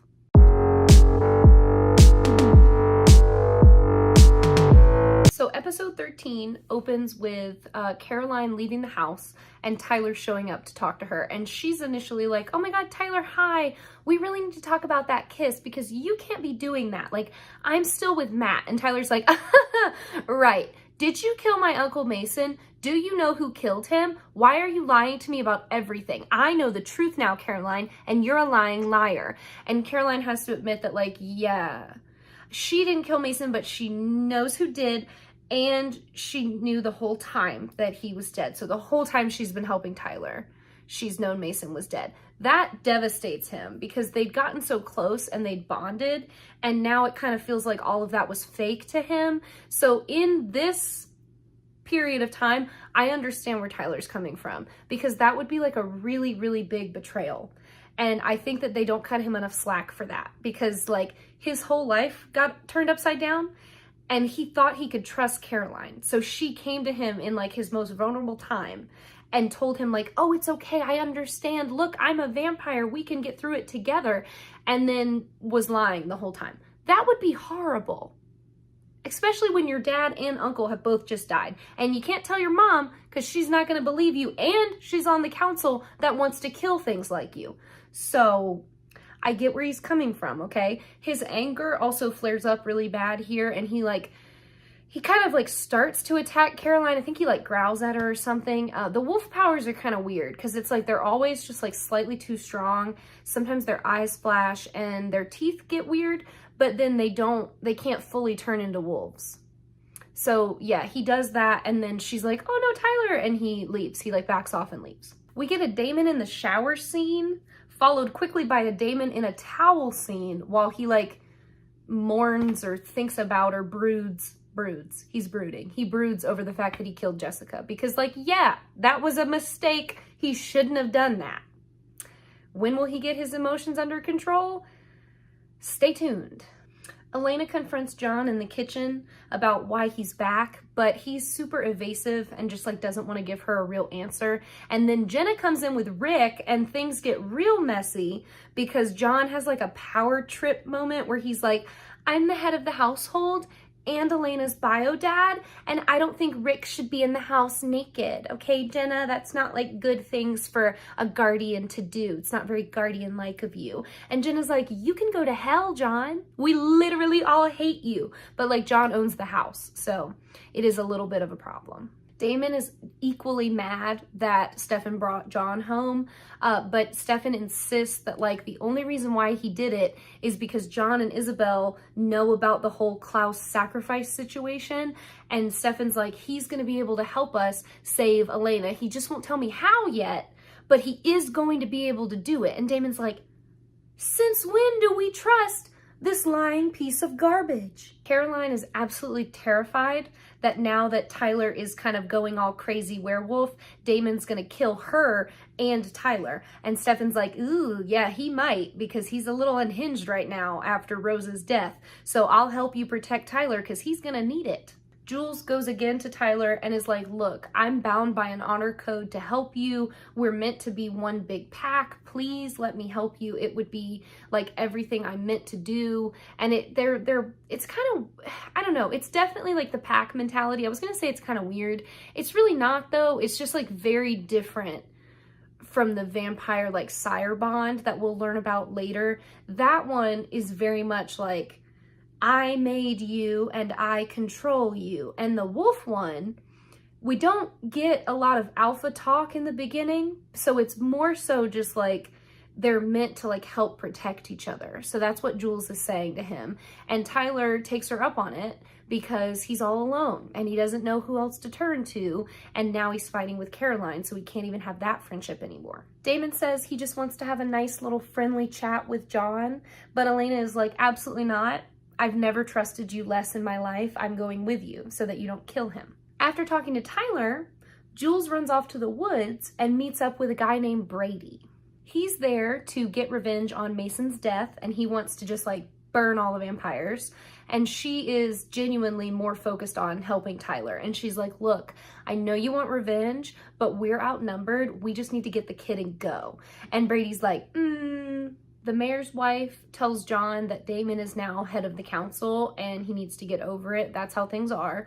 And then Jeremy very quickly runs into John and is like, look, homie, you can't be back here and be all anti-vampire because things are different now and these guys are our friends. So back off. Dr. Martin goes to Bonnie and is basically like, I'm sorry that Luca and I lied to you, but Elijah is a really good man and he's gonna keep his word. Like, as long as Elena does what she says she's gonna do, Elijah's gonna do what he says and he's gonna protect her friends and keep everybody safe. But Bonnie has like zero trust for the Martins now, so she just thinks he's lying completely. Stefan goes to Tyler to try to talk to him about everything, and he genuinely just wants to talk to him. He's not like Damon, he doesn't want to like hurt Tyler at all. But Tyler freaks out because he thinks that Stefan and Damon killed Mason, which they did, and he doesn't understand like why that all happened. So he ends up just like being afraid of Stefan, and it takes a little bit of time for Stefan to get him calmed down enough to be able to tell him everything. And he's basically like, look, dude, I don't think the wolves and the vampires need to be fighting. I think we can coexist. I came back here to live my life. You are here living your life. There's no reason why we can't all coexist. And Tyler just doesn't believe him. So he panics and answers his phone when it rings and is like, help me, Stefan, and then hangs up. And Stefan's like, who was that, Tyler? And we hard cut to Jules in the woods with Brady. So that's who just found out that Tyler's in trouble. And now it becomes a whole situation. John tells Damon that the reason why he doesn't want to tell any of the vampires what's going on, i.e. like Stefan and Damon, why he won't tell them the plan. It's basically because Elijah can compel other vampires. So he's like, how do I know I can trust you? Like, how do I know that Elijah hasn't just done something to you and you're just pretending to be normal. And Damon's like, dude, we're taking Vervain. Like, he can't compel us. And John's like, okay, but I don't really believe you. You're gonna have to prove yourself to me. But he doesn't tell him how. So that's not helpful, John. Matt runs into Caroline and he's like, hey, I really want to talk to you. I really want to figure out what's going on, what's going wrong, like what this is. Can we please talk after work? And she's like, yes, absolutely. That sounds like a great plan. I will see you after work. And then immediately she is kidnapped by Brady and Jules, and it's really bad. Okay, they put a wooden bullet right here, and it's terrible. It's such a scene, okay? And then they kidnap her, and then she wakes up in a cage in horrible pain because there's a wooden bullet, and she has to pull it out. Ew, it's so gross. The way the vampire stuff works with that, it's like if they get hit with a bullet, it will like work its way out slightly, and then they usually have to like dig in and like pull it out. So like, are you joking? That's disgusting. Stefan and Tyler are still trying to have their like, can we be friends? Can we trust each other conversation? And it's not going well. And then Stefan gets a call from Caroline, except it's not Caroline, it's Jules. And she's like, we kidnapped your friend and we're gonna kill her. And Stefan and Tyler are like, what do you mean kill her? So then Tyler's like, I can't believe they're doing this. I don't want Caroline to die. What did you expect, Tyler? What did you think was gonna happen? Jenna introduces Damon to Andy Starr, who is the new news anchor lady. We've seen her on TV, I think at least once on this episode. She'll be important later, but for now, Damon just like brushes her off and is like, I don't have time for this, Jenna. No girls for me. Damon and Elena jointly find out about what's happened with Tyler, Caroline, everything. And he flips and he's like, Wolf is dead. And she's like, don't kill him. This is Tyler. We cannot kill our friends, Damon. And he has this amazing line where he's like, stop assuming I'll play the good guy just because it's you that's asking me to do it. And then she hits him with, be the better man, Damon. John interrupts them. I think this is happening in the bathroom. If I remember correctly, they're like in the grill bathroom. And so John interrupts and is like, what's going on here? And Damon gives like a quick rundown and he's like, you stay with her and keep her safe. And she tries to like go around John and John's like, what's going on? And keeps her in place. So Damon runs off and Elena stays with John. Brady is torturing Caroline. And it is not good. And it's mostly because she's a vampire and he's mean. It really has nothing to do with like what she does or doesn't do. He just hates all vampires. That's kind of a running theme. Some of the characters just hate each other because they're opposite species. Stefan goes to the trailer to try to trade Caroline for Tyler. And Jules is basically like, yeah, we're not doing that. She's with us now, we're not giving her back. And then Damon shows up and they try to like jointly attack Jules and they're like, we have you outnumbered 2-1. And she's like, ooh, are we 2-1 though? And then she whistles and like a big old group of wolves just like start coming out of the woods. They get into a fight and Damon just starts ripping out hearts left and right, just like dead wolf, dead wolf, dead wolf, dead wolf. It's not an even fight by any means. Tyler goes into the trailer to get Caroline, but he hesitates before opening the cage. Excuse me? Stefan almost gets stabbed twice and then he does get staked in the back, but then they pull the stake out and he just kind of falls over, so like he's probably fine. Don't be too concerned. Tyler gets Caroline out, but then the boys end up getting beaten and Jules grabs Caroline and is gonna like put her back in the trailer, and Tyler is too freaked out to do anything, even though he knows what they were doing to her inside the cage. But he's too scared to like fight back and say, no, don't touch her. So Brady goes to stake Damon on the ground, but then Dr. Martin shows up and uses the aneurysm spell on all the wolves, so all the wolves drop, and then Damon, Stefan, and Caroline are able to get away. Tyler ends up staying and he doesn't get knocked out, and Dr. Martin is basically like, tell the wolves to leave town or they're gonna get killed. Caroline has like severe PTSD after this happening and she's really upset, but she's kind of like trying to control herself, and Stefan comforts her a little bit, and he's like, do you need anything? Can I do anything? And she's like, no, I just want to shower and go to bed. I need to go to bed. I'll be fine. And he's like, okay, and he leaves. It's a very sweet scene. Their friendship, guys, I'm telling you, they're very cute as friends. John goes to the Salvatore house to talk to Damon after, everything's happened, and he's basically like, you and Stefan would literally die to save Elena. That's enough proof for me. We're on the same page here about protecting her. So he gives Damon a bottle of ash and a silver dagger, and he's basically like, this is how you kill an original. The ash from this tree is from the time period that they're from, all those thousands of years ago. And all you do is dip the dagger into the ash, and then you stab them in the heart, and that's how you kill them. He also says that Isabel is currently working on finding a way to keep Klaus from ever being able to come back into town to get Elena. So they're all working for the same goal, according to John. Anyone else remember how Caroline was supposed to meet Matt after work? So he finishes work and calls her, and he's like, hey, where are you? I thought we were gonna meet up. Is everything okay? And she's like, oh my gosh, yeah, I'm sorry. Bonnie needed me. Like, Bonnie's having a friend emergency, and I had to help Bonnie. And he's like, oh, okay. So you're with Bonnie right now? And she's like, yeah, she really needed me. And then we cut to Matt seeing Bonnie in the grill with Jeremy. So he knows she's lying. That's not going to end well, guys. Tyler shows up to apologize to Caroline. And he's basically like, I didn't know who to trust. I didn't know what to do. And Caroline's like, well, I lied to protect everybody, Tyler. Like, that's the only reason why I lied.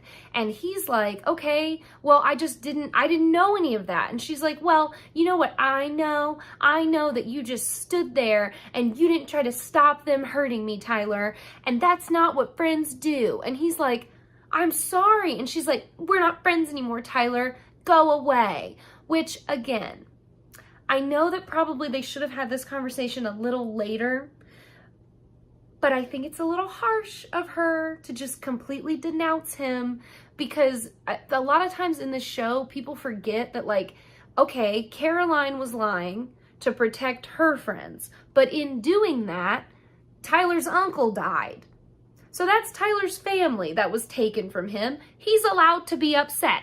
And then nobody tries to tell him why that needed to happen. Nobody even attempted to explain it to him. And he's supposed to just be okay with it. So I kind of get where he's coming from. Okay, that's what I was saying before. And I think Caroline's a little harsh. She has every right to be upset. But also, he was acting off of instincts because he didn't know what was going on because he hadn't been given the whole story. John gives Elena a bracelet from her real mom, Miranda, and is basically like, I know I'm not your dad. I know I'm nothing to you, but when your parents died, I lost my brother, and I lost my family too, and then I couldn't be with any of you because none of you like me, and I'll protect this family always, and I love you guys. Stefan shows up, and she immediately is like, I don't even believe him. I don't believe him at all. He's nothing to me, man. So she's not even going to give John a chance. Tyler goes to the trailer to see Brady and Jules, and he apologizes for what happened to their friends. And he's like, look, is it always like this? Is this really what my life's going to be like now? And they both kind of laugh it off, and they're like, no, dude, you just live in Vampire Town. We were trying to tell you, there's a place where, we can be together, and we can be a pack, and we can enjoy life on our own. We don't have to be surrounded by them all the time. They're the reason why stuff sucks. And then he says that Mason was in town looking for the moonstone. He lets that slip, and Brady just freaks out and is like, the moonstone? And Jules is like, I swear I had no idea. And Brady's like, tell me everything you know, Tyler. Caroline opens the door again to see Stefan, and she's like, Stefan, I told you I'm fine. I don't need anything. And he's like, oh, I know you don't need me. That's why I called him back up. And then he steps aside, and Bonnie and Elena come in, and they're like, we're gonna do a sleepover. It's gonna be so fun. And Caroline starts crying, and it's really sweet. And we get to see the three of them all happy together, which is always nice. We hard cut to Damon in a bubble bath with Andy. That's right, the lady from the grill that Jenna introduced him to. And she's like, I can't believe you called me. And he's like, yeah, I needed a distraction. And she's like, oh, okay. And then he just launches into, yeah, when I'm upset, I do bad things. And she's like, what kind of bad things? And he's like, I kill people. And she rightfully starts to freak out. So he uses compulsion on her and he's like, don't panic. You're safe with me. Relax. So she relaxes and she's like, why do you kill people? That is not a normal reaction that most people have. And basically the scene unfolds and we realize that Damon called Andy over because he needs a friend and he's too afraid to go to Elena about it because that's who he's trying to hide all of this badness from. And he's like, she wants me to be a better man, but then if I'm that person, I'm not myself anymore. And Andy's like, well, maybe love is changing you. And Damon's like, well, we don't have time to unpack all of that right now. And he just bites her, and that's the end of that scene. John goes to see Catherine in the tomb. He says that Isabel sent him because she could not come because she's working on other parts of the plan. And Catherine's like, I want out of this tomb, John. And he's like, I know. I'm already working on it.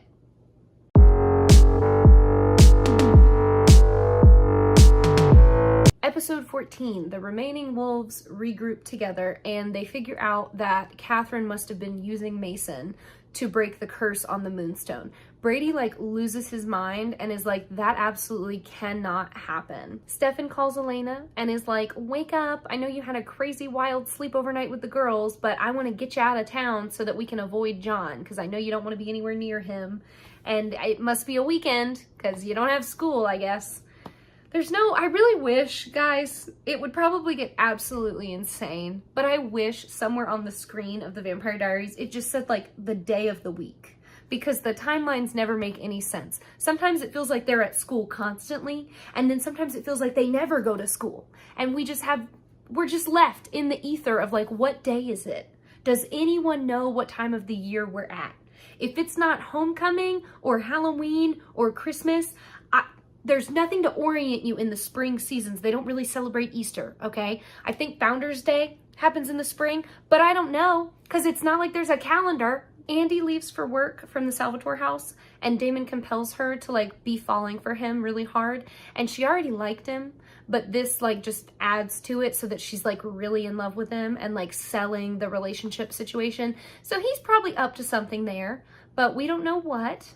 Rick shows up and Damon talks to him about the dagger and the ash. They're both really skeptical about it because John told them. So it always feels like John could be lying because normally John is.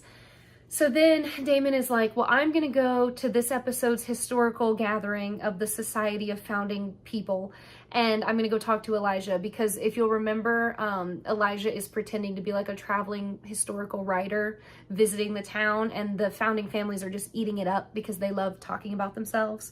So Damon's like, I'm going to go talk to him at this party thing. The wolves tell Tyler that whoever breaks the sun and moon curse first gets the better end of the deal. So if the vampires break it, then that means they can walk in the day. If the wolves break it, that means they can decide when they turn and turn on will, which means that they could never turn at all. And Jules really ups that for Tyler. She's like, yeah, you know how you're so scared of this? If you go ahead and help us, you just never have to turn again, Tyler. You can just keep that part of you hidden away forever. So of course he's like, heck yeah, that sounds great, because we know he's terrified of turning and he's really struggling with it. So that was full manipulation on their part. And then Brady's like, yeah, so we need a couple things, and one of the most important things is the doppelganger. And he shows a picture of Catherine. And that's when Tyler's like, oh, you mean Elena? And they're like, you know her? And he's like, yeah, I grew up with her. I've known her my whole life. So yikes, Tyler, you're gonna just give Elena over to the enemy. Caroline and Bonnie run into Matt at the grill, and she obviously doesn't know that he knew she was lying about Bonnie, so he's just super annoyed with her, and he's like, Caroline, I'm working, leave me alone. And she's like, what's wrong? What's going on? Are you okay? I'm sorry about last night. And he's like, yeah, you mean when you lied to me? I know you weren't with Bonnie, girl. You just stay lying to me, and I'm over it. I told you I loved you. That should have been enough, and I'm not gonna do this anymore. And then Tyler shows up and everything just looks even worse, and Matt, Caroline kind of runs off, and then Matt confronts Tyler and is like, look, if you like her, just get with her already, man, and quit lying to me about it, because I'm sick of everyone pretending I can't see what's going on. And he's like, not entirely wrong, because Tyler does like Caroline, and there's definitely like an underlying Caroline could probably like Tyler, but they're not actually together yet. Stefan takes Elena to her family's cabin by the lake, and it's really cute. He's planning on just like spending the weekend there with her and getting her away from John and just enjoying the time. And then she gets a text from Caroline, and she's like, oh my God, hold on, something's wrong. And when she tells Caroline like, hey, we're going to the cabin, like, is everything okay? Caroline's like, oh yeah, everything's fine, except it's not Caroline, it's Tyler. So now the wolves know where Elena's going and they go after her. So then back at the cabin, Elena goes inside and Stefan goes in to come after her, and he can't get in. And she's like, come on, what are you doing? And he's like, well, you know, I would, but I'm stuck. And she's like, oh my God, Stefan, I don't own the house. Uncle John owns the house. How could we have forgotten about that? And he's like, are you kidding me? And she's like, yes, I am kidding, Stefan. Come inside. And then they start making out. Woo! At the historical function thing, Damon tries to interrogate Elijah, and it goes terribly because Elijah is a scary, scary, scary, very powerful, very intense man. But then they both also are very eyebrow heavy, so it's just a lot of smoldering at each other across the screen. And then when Damon tries to be intimidating, Elijah just like bodies him and is like, I don't know who you think you're dealing with, but I will end you. So stay down, okay? Leave me alone. Bonnie, Jeremy, and Caroline kind of make a plan to get information out of Luca. So she flirts with him at the grill, and he kind of trusts her and is like, oh, I'm glad you're accepting our apology. Like, I am sorry about what happened. And she's like, yeah, I know. Here's a coffee. I made you a coffee. And he takes it, and then immediately passes out at the grill in broad daylight. Nobody notices, and Jeremy kind of takes him away, and they go back to the house. We have a tail. Look at that ringtail. Look at that. This is Zach, by the way. I don't know if you guys, hold on. Let's just, there he is. That's Zachy boy. At the cabin, Elena and Stefan bond over like what could happen with their life together and all of that. And it's a little too much for her. He's like ready to talk about it and like wants to talk about it with her and kind of plan, and it's just too much. So she is like, no, I don't want to talk about that right now. Let's just enjoy the water. So they just kind of cuddle by the water.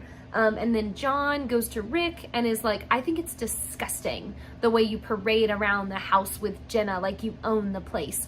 Give me back my ring, Rick. Never forget that Elena Gilbert is not like other girls, so she can't cook, but it doesn't matter because Stefan can, all right? Stefan's making dinner, and then they end up kissing in her parents' room.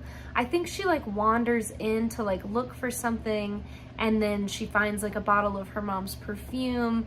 I don't know. They end up in her parents' room, and then they end up kissing on the wall. And she's like, oh my God, not in my parents' room. And then he like touches the wall, and then he like knocks on the wall, and she's like, what is it? And he's like, this is hollow. And he rips open to reveal like a hidden room, and it's loaded with like vampire hunting weapons and journals.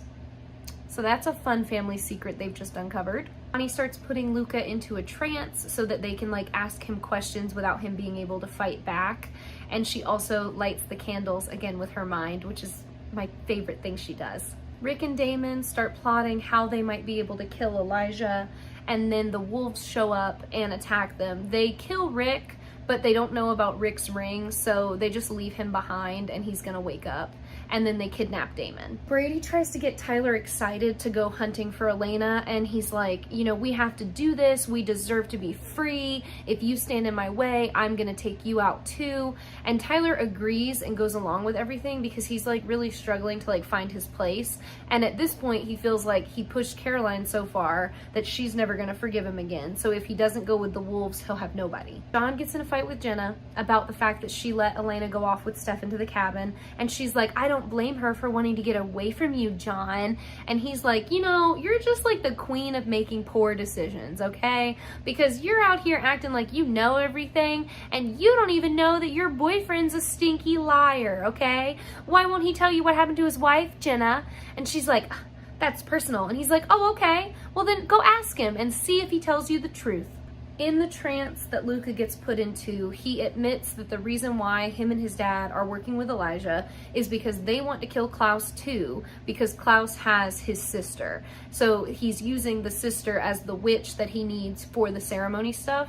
And Luca's like, we have to save her, and Elijah promised us that if we help him, he'll save her for us. And Bonnie's like, okay, well, how is Elijah planning to kill Klaus? Because like, no, if I tell you, he'll kill me. But then she forces him, and he lets it slip that basically the ritual has to be completed, and then when Klaus starts to turn, like, that's when he's at his weakest, and they can kill him. And Bonnie's like, when the ritual's completed, you mean that Elena, and Luca's like, Elena has to die for everything to be completed for us to kill Klaus. Stefan goes outside of the cabin. Brady and Tyler attack him. Brady goes back inside the house to get Elena, and then Tyler stays with Stefan, like watching him. And Stefan's like, you have to help me, like the bullet grazed my heart, I have to get it out. And Tyler's like, don't move. And Stefan's like, why are you doing this? Like, don't you know what they're gonna do to Elena once they have her? Like, don't you know why they want her? And Tyler's like, what are you talking about? Like, they didn't tell me any of that. And Stefan's like, yeah, dude, because they're lying to you. And he tells him about the fact that if they take Elena, they're going to kill her. Brady gets into the house and kind of chases Elena around. He's really freaking creepy. He's like walking around like, I can smell you. I know you're in here because I can smell you. Creepy, creepy, creepy dog man. And she basically like ends up stabbing him. She ends up hiding from him. She does a really good job of like getting away from him. And then right at the last possible second when he's about to get her, Stefan interferes and kills Brady. And then we see that Tyler helps Stefan get out, and Tyler apologizes to Elena, and he's like, I'm so sorry. I didn't know what they were going to do to you. I had no idea. And Elena forgives him, which, thank God, because he's been through it in this episode alone, guys. While the wolves are torturing Damon, Elijah shows up, and he's like, here's the moonstone, wolves. Go ahead and take it. And then when they come to grab it, he just kills all of them except for Jules, who gets away. And then he like rips through the chains that Damon's being held with like so easily. I love that about Elijah. He literally just like clink and just rips them off. And he's like, this is the third time I've saved your life. Freaking idiot. He doesn't say the freaking idiot part, but we know he's thinking it. Once Rick wakes up, he calls Jenna and he's like, I'm so sorry, I fell asleep, I'm a jerk, can we reschedule? And she's like, oh yeah, no problem, like we can totally reschedule. But she's definitely got doubts now after what John said to her about how Rick's not a good guy, which is just annoying. Like, they were doing so good, and now once again there's relationship drama between Rick and Jenna. Why can't they just be happy? Stefan goes to Elena and is like, look, I just talked to Bonnie and we just found out that Elijah's been lying to you. Like, he's planning to kill you anyway for the ritual to happen. And Elena's like, yeah, I know, I've known the whole time, because Elijah is like really funny about his word choices. And he told me that if I did what he said, he would protect my friends and loved ones. He never said he would protect me. So I've known the whole time. Stefan freaks out. He's like, what? So you're gonna be a martyr now? Like, this isn't heroic, Elena. It's tragic. You're just giving up your life. And she throws in his face that, like, he does that for her all the time. So it should be the same. And in her case, there's like 10 to 15 people, basically the whole town, that if she dies, will be saved. And Stefan's like, I don't accept this. I can't believe you kept this from me. I am disappointed in you, Elena. Bonnie and Jeremy get into a little back and forth moment where they admit that they think each other are hot, but Bonnie's like, it can't happen. We can't be together. Elena will freak out. It's so weird that you're her little brother. This is so weird. And then Jeremy smooches her, and, you know, Bonnie and Jeremy are a thing now. So remember when I said long ago that I really liked one of Jeremy's girlfriends? It was Bonnie. I was talking about Bonnie the whole time. Tyler's mom is like walking through the Lockwood house and she finds a note from Tyler. We hard cut to Tyler saying goodbye to Matt at the grill, and he's basically like, I know you don't want to talk to me, but nothing happened with me and Caroline. Like, I was going through something really bad. She helped me. I fell for her because she's awesome. How could anybody not fall for her? But she loves you and she deserves to be with you. okay? And Matt's like, okay. And then Tyler leaves. Then we go to Caroline at her house. She like hears a knock at her door, but when she goes outside, nobody's there. But Tyler's there. He just wanted to see her one last time. Then Tyler gets into a car with Jules, and we realize that he's gonna leave with her and go figure out how to be a wolf somewhere else.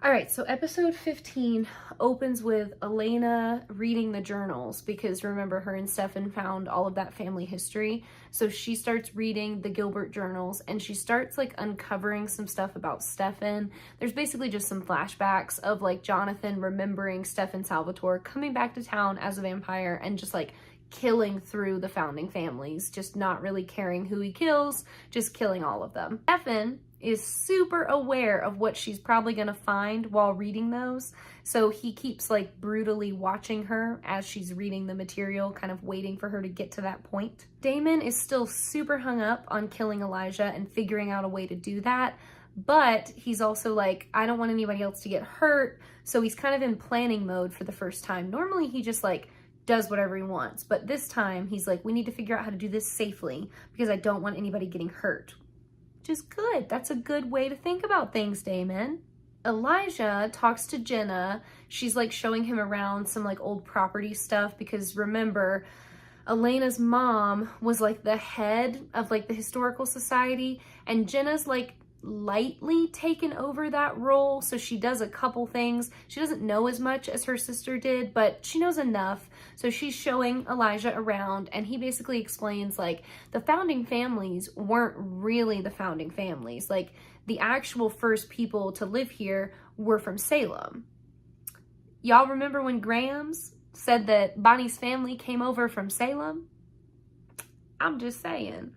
But then Rick shows up and he ruins Elijah's story by being all weird and alpha over Jenna. And Elijah kind of is a good sport about it. I think this is the scene where he says like, Rick is like, leave Jenna alone. And Elijah's like, relax, Rick. I don't go for younger women. And then he like laughs and he's like, it was a joke, Rick, lighten up. Like, I love him so much. I love Elijah. Oh my God. Luca confronts Jeremy and Bonnie about what they did to him because he's like, why did I talk to you and then just wake up in a bathroom stall? Like, I know you did something to me, but they won't tell him anything. And Jeremy also does a little alpha thing and he's like, get out of here. Go away. She said she doesn't want to talk to you. So Luca has to leave. Elena and Stefan get into an argument over the whole Elijah thing again. She calls it a difference of opinion and he just flips out because he's like, I want to save your life and you want to sacrifice yourself. A difference of opinion? Are you kidding me? Then he kind of backs it up and is like, so you're reading the journals, huh? Find anything good? And she's like, yeah, I'm finding a lot of stuff that you didn't tell me, Stefan. So he decides that he wants to just go ahead and tell her his version of it. So they like close the journal and we get like some flashback overlaid with Stefan explaining. And basically it's kind of what we'd already started to piece together, but it's all becoming like more clear. Stefan, when he turned initially, was like a holy terror of a vampire. So he was just killing people left and right. He was eating his way through the founding families. And then he was also like having all these women come to his rooms all the time and just like killing them for fun. Damon wanted to be smart and clever like Catherine. So he kept being like, you know, you can't do this. You're gonna get us in trouble. You're gonna get us caught. You're gonna get us killed. You need to behave. And Stefan was like, would you relax? We're just having fun. This is supposed to be fun, brother. And Damon's like, yeah, I'm not having a good time. This is the worst. And then he's like, I'm gonna leave because I can't trust you to keep us safe. So I'm just gonna leave you behind and go somewhere else. And then immediately Stefan is like, brother, no, brother, I can change. Brother, please don't leave me. And Damon's like, no. Elena has the absolute nerve to be like, wow, it sounds like you were Damon. And Stefan's like, oh, I was worse. Damon's girlfriend Andy invites Elijah, Jenna, and Rick to a dinner party that she's gonna host after Damon compels her to do so. Damon goes to the tomb and gives Catherine a fresh bottle of blood and a change of clothes as like a little bribe. And he's like, hey, I wanna know how to kill Elijah. And she's like, Damon, even if I knew how to do that, Why would I do that? Because if you kill him, I'm stuck in here forever and I would like to leave. And Damon's like, okay. So like, even if I had like a dagger ash combo, would that work on him? And Catherine freaks out and she's like, Damon, please don't kill him. Please don't kill him. Please don't kill him. I don't want to be stuck in here forever. And Damon's like, oh my God, thank you for telling me what I needed to know, Catherine. Bye. But once again, Stefan and Catherine as vampires, very similar. They're so manipulative. Back to another Stefan flashback scene. We see him eating off the dying members of, I guess, probably the Confederacy because of where they're at in Virginia. I think he's still in Virginia for this. They hadn't left yet. So yeah, he's eating like the sick people of the war. And then he sees a vampire and he goes after her, and it's freaking Lexi. That's right, she's back. We get some Lexi time. She comes and goes as the seasons go on, and I love whenever she pops up. It's so fun. So for this one, she pops up as like flashback to tell us how this is when she found Stefan. She started helping him. She wanted to keep him from being a Ripper and like teach him to control himself. She also says like, you're all the bad parts of being a vampire. Like you're overlooking all the good ones because you're just literally everything awful with this. You've become it. Jenna and Andy talk about the tension between Jenna and Rick. And Jenna's basically like, yeah, he's just not being honest with me. I don't know if I can trust him. And Andy's like, oh my gosh, that's so important with a relationship. I'm so glad that Damon tells me everything and we have no secrets. Which, she's not wrong. He compelled her to not be scared, but he has told her everything so far. So then Rick and Damon talk, and they basically, Rick is like, no sneak attacks, no surprises, like we have to be careful. And Damon's like, I know, I've got this. The Ash Dagger combo is going to work. Then John shows up for the dinner party, uninvited. Bonnie comes over to hang out with Jeremy, but he set the living room up with like candles and soft lighting. And she's like, oh my God, this is a date, Jeremy, no. And he's like, what are you talking about? We like each other. We kissed. Why can't we be together? Elena's not even here. And she's like, because I have to tell Elena first. I have to make sure she's okay with it before we go any farther. Are you crazy? And he's like, okay, we will just hang out and look at spells, whatever. But you did like it, right? The candles were kind of nice. And she's like, yeah, I did like it. It's really cute. They're really cute together. When Elijah shows up for dinner, he's like, if you try anything, Damon, I will kill you and everyone else Elena loves. Don't test me. And Damon's like, oh my God, I would never do that, Elijah. I'm not gonna do anything to hurt you. Show of hands. How many of us think Damon follows through with that? No one? Okay. At dinner, Elijah explains the witch burning. Basically, you know, we don't get into the race of it all, but we can assume that Bonnie's family was people of color, and probably a lot of the other witches were people of color. So they came to the town first, they founded the town, and then the founding families showed up, and we can assume that they were mostly not people of color, and then they rounded up the witches and burned them so that they could be the founding families. That's not good. That's so bad. And that's really the only time it's touched on in the show. That's the town history I want to know more about. I want to get into the details of that. He tells us that story literally just so we know that he's looking for the site of the massacre, but he won't tell us why. Elena finds research about the originals in the journals. She finds the White Ash dagger situation, and Stefan immediately is like, okay, I have to tell you, I can't lie to you. We already know about that, and Damon is literally going to kill Elijah tonight. And Elena's like, what? And she keeps reading, and then she realizes that the dagger has to be used by a human or the creature wielding it will also die. Jenna gives Rick a hard time about the fact that she doesn't want to talk to him because he's being weird about Elijah, because she thinks he's just being weird because Elijah's a dude and he's threatened, but really Rick is being weird because Elijah is a vampire and he should be scared. They should all be scared, but he can't tell Jenna that, so it just looks like he's being a jerk for no reason. And then John is like, also, Rick, I may or may not have mentioned that you're a big fat liar, and now she knows about your wife. Haha. Stefan finally gets through to Rick and is able to tell him about the dagger. Damon starts teasing Elijah about the fact that he does actually probably know where the witch burial site is, and Elijah's like, do you think this is a game? And then before Damon can strike, Rick comes in with Andy, and he's like, oh my god, haha, what's up? We forgot dessert, guys. And then Andy's like, come on, Elijah. And Elijah's like, ooh, I'll go with you. And he like twirls her around as they leave the room. It's giving like swinger energy to the party, which I'm not really about, but oh my god, Elijah is so hot. And then once they leave the room, Rick is like, Damon, and he writes down on a piece of paper, the dagger will kill you, idiot. Once again, he doesn't use the idiot line, but we're all thinking it. At the table, it's John and Damon and Andy and Elijah and Rick. Jenna is in the kitchen working on dessert. And basically, John and Damon kind of confront Elijah and are like, can you just tell us what's going on? Because we just want the full plan. And Elijah's like, look, you all need to trust me and relax, because if you mess this up, I will take Elena away from you. It's a privilege that I'm letting her stay with you, okay? I will take her from you. And then Andy kind of starts talking to Elijah as like a diversion tactic, and she's like, Rick, can you help me? I have something I want to show Elijah. It's in my bag. And then John and Damon are talking to him, and it gets kind of like loud in the room, and Andy goes over to her bag with Rick, and she's like, you can't find what I'm looking for? Here, I'll get it. Don't worry about it. So then she comes back to the table, and she's like, Elijah, look, this is what I wanted to show you. And he's like, oh, thank you, Andy. And then before anything else can be said, Rick just stabs Elijah through the back of the chair with the dagger. And he freaking dies. He kills Elijah.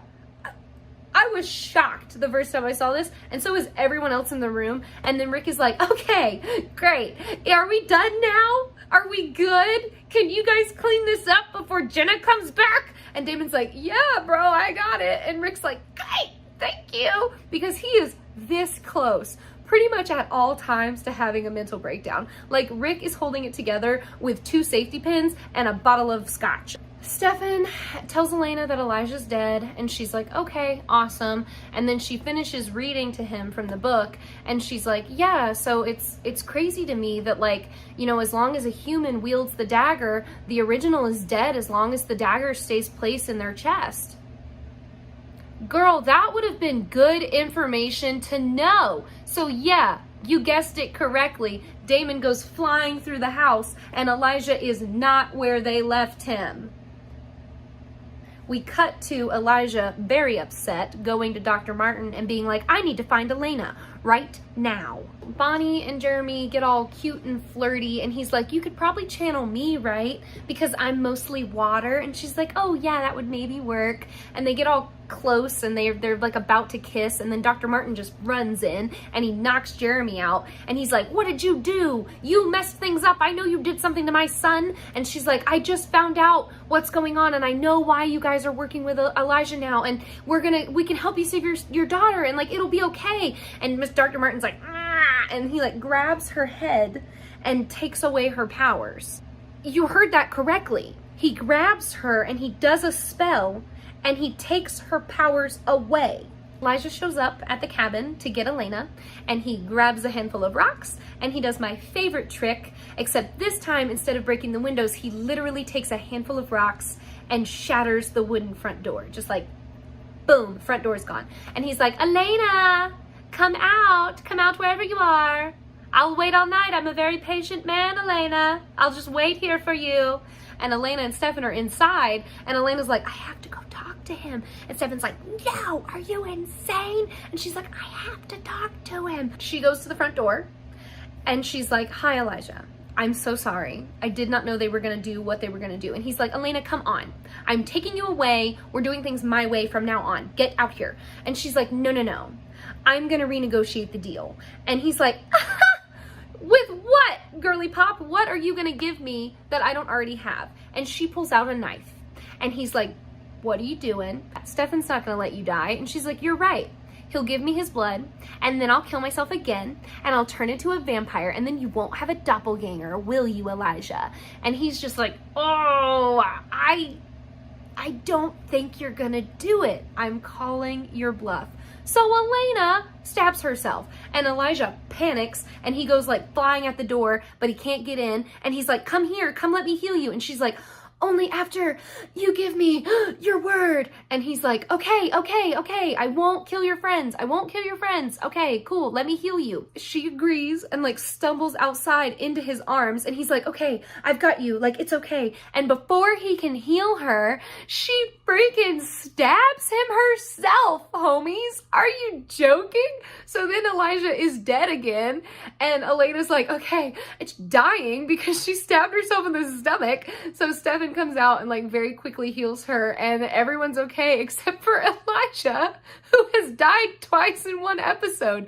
I'm not okay. Jenna confronts Rick about Isabel, and she's like, what happened to your wife? I want you to tell me. And he's like, girl, I can't.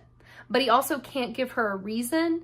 And she's like, so you're not being honest to me. Like, that's what John said. John said, you're not being honest with me. Are you lying? Are you hiding things? And Rick admits that, like, yeah, he is. So then they break up, and it's so sad.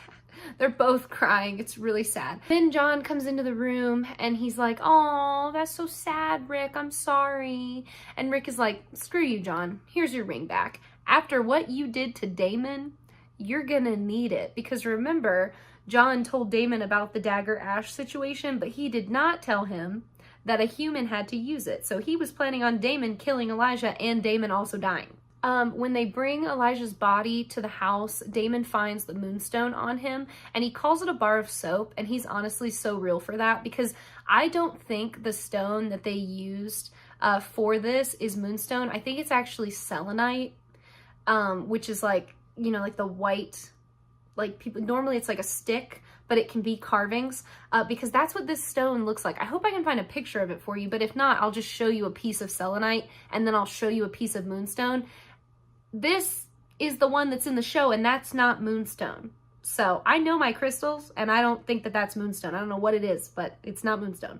Elena's pretty sad about the ending of everything, and she's like, look, you guys want me to fight, but then you don't tell me everything beforehand. So how can I accurately make my own choices if you're hiding things from me? Like, if you guys want me to fight this, I will do it, but we have to do it my way from now on. And Damon does not want to agree, but they both agree to it in order to keep her from trying to off herself again. We get a final flashback scene of Lexi and Damon meeting for the first time, and Lexi's like, I'm here to help him. Like, are you the brother that like hates him so much? Like, that hatred that you think you have under control is like gonna consume you one day. Like, you don't have control over that. And Damon's like, yeah, whatever, just help my brother, okay? He really needs it. And Lexi's like, I will help him. Like, I can do that. And then they part ways. So once again, Damon left Stefan because Stefan was uncontrollable, and Damon wanted none of that, because in the beginning, Damon was the good vampire. We cut to the present again, and Damon's going to bed, so he goes into his room, and the shower's running, and he's like, Andy, what are you still doing here? I thought you left. And he rounds the corner, and it's not Andy, guys. It's freaking Catherine. The Airborne Toxic Events song, Happiness is Overrated, starts playing, and it is like the ultimate perfection of like song choice and visuals on screen. It's so good, okay? Like, truly so good. So it's Catherine, and she's just like, hi, Damon, what's up? I got out of the tomb. And she basically is like, I knew if I begged you not to kill him, that's exactly what you would do. And then the compulsion broke, and so now I'm out, but I didn't leave, Damon, because I want to help you guys kill Klaus.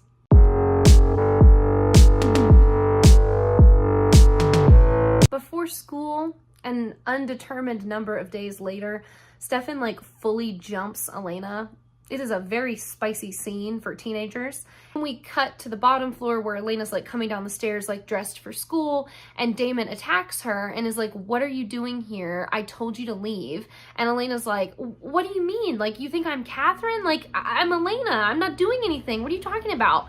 So then Stefan comes downstairs and sees Damon like choking Elena out, and he's like, what are you doing? And they kind of mutually realize like, oh, Catherine's back. So Stefan goes flying upstairs to the Elena that he just made out with, and he's like, what the heck, Catherine? How could you do this? I can't believe you did this to me. You're disgusting. And then Lena from downstairs shows up on the staircase, and she's like, it's getting too easy being you, Elena.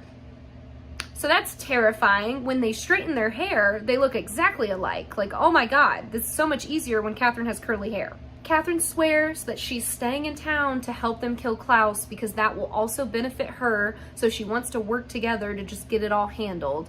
Nobody really trusts her, but she seems to be telling the truth. Matt and Caroline have an awkward encounter at school where he's like, have you heard from Tyler? I think he said goodbye to me, but without saying goodbye, and now I can't get up with him. And then Caroline's like, no, not really. He didn't say bye to me. I don't know where he went. And she's like, are we okay, Matt? Like, are we gonna be okay? And he's like, I don't know, Caroline. I told you what I want, so you know all of that. So get it together or leave me alone.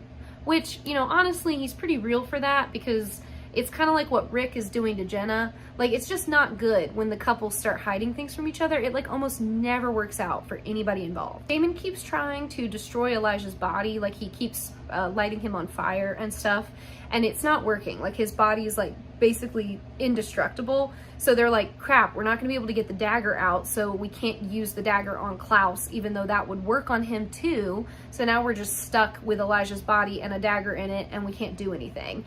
And then Damon also gets Catherine to admit that like she knew, just like John knew, if he used the dagger ash combo, it would kill him. And he was like, why didn't you tell me that? Like, did you know about that? And when she admits it, it really hurts him. But basically Catherine is so manipulative that she just like gets him to let her stay anyway, and like weasels her way back into his trust, even though as far as like any form of like friendship or like being nice to each other goes, like he shut all of that down and he just treats her with like total contempt now. Rick wants to tell Jenna the truth so that they can be together and she can understand everything. And Elena agrees that they're getting to a time when he could do that.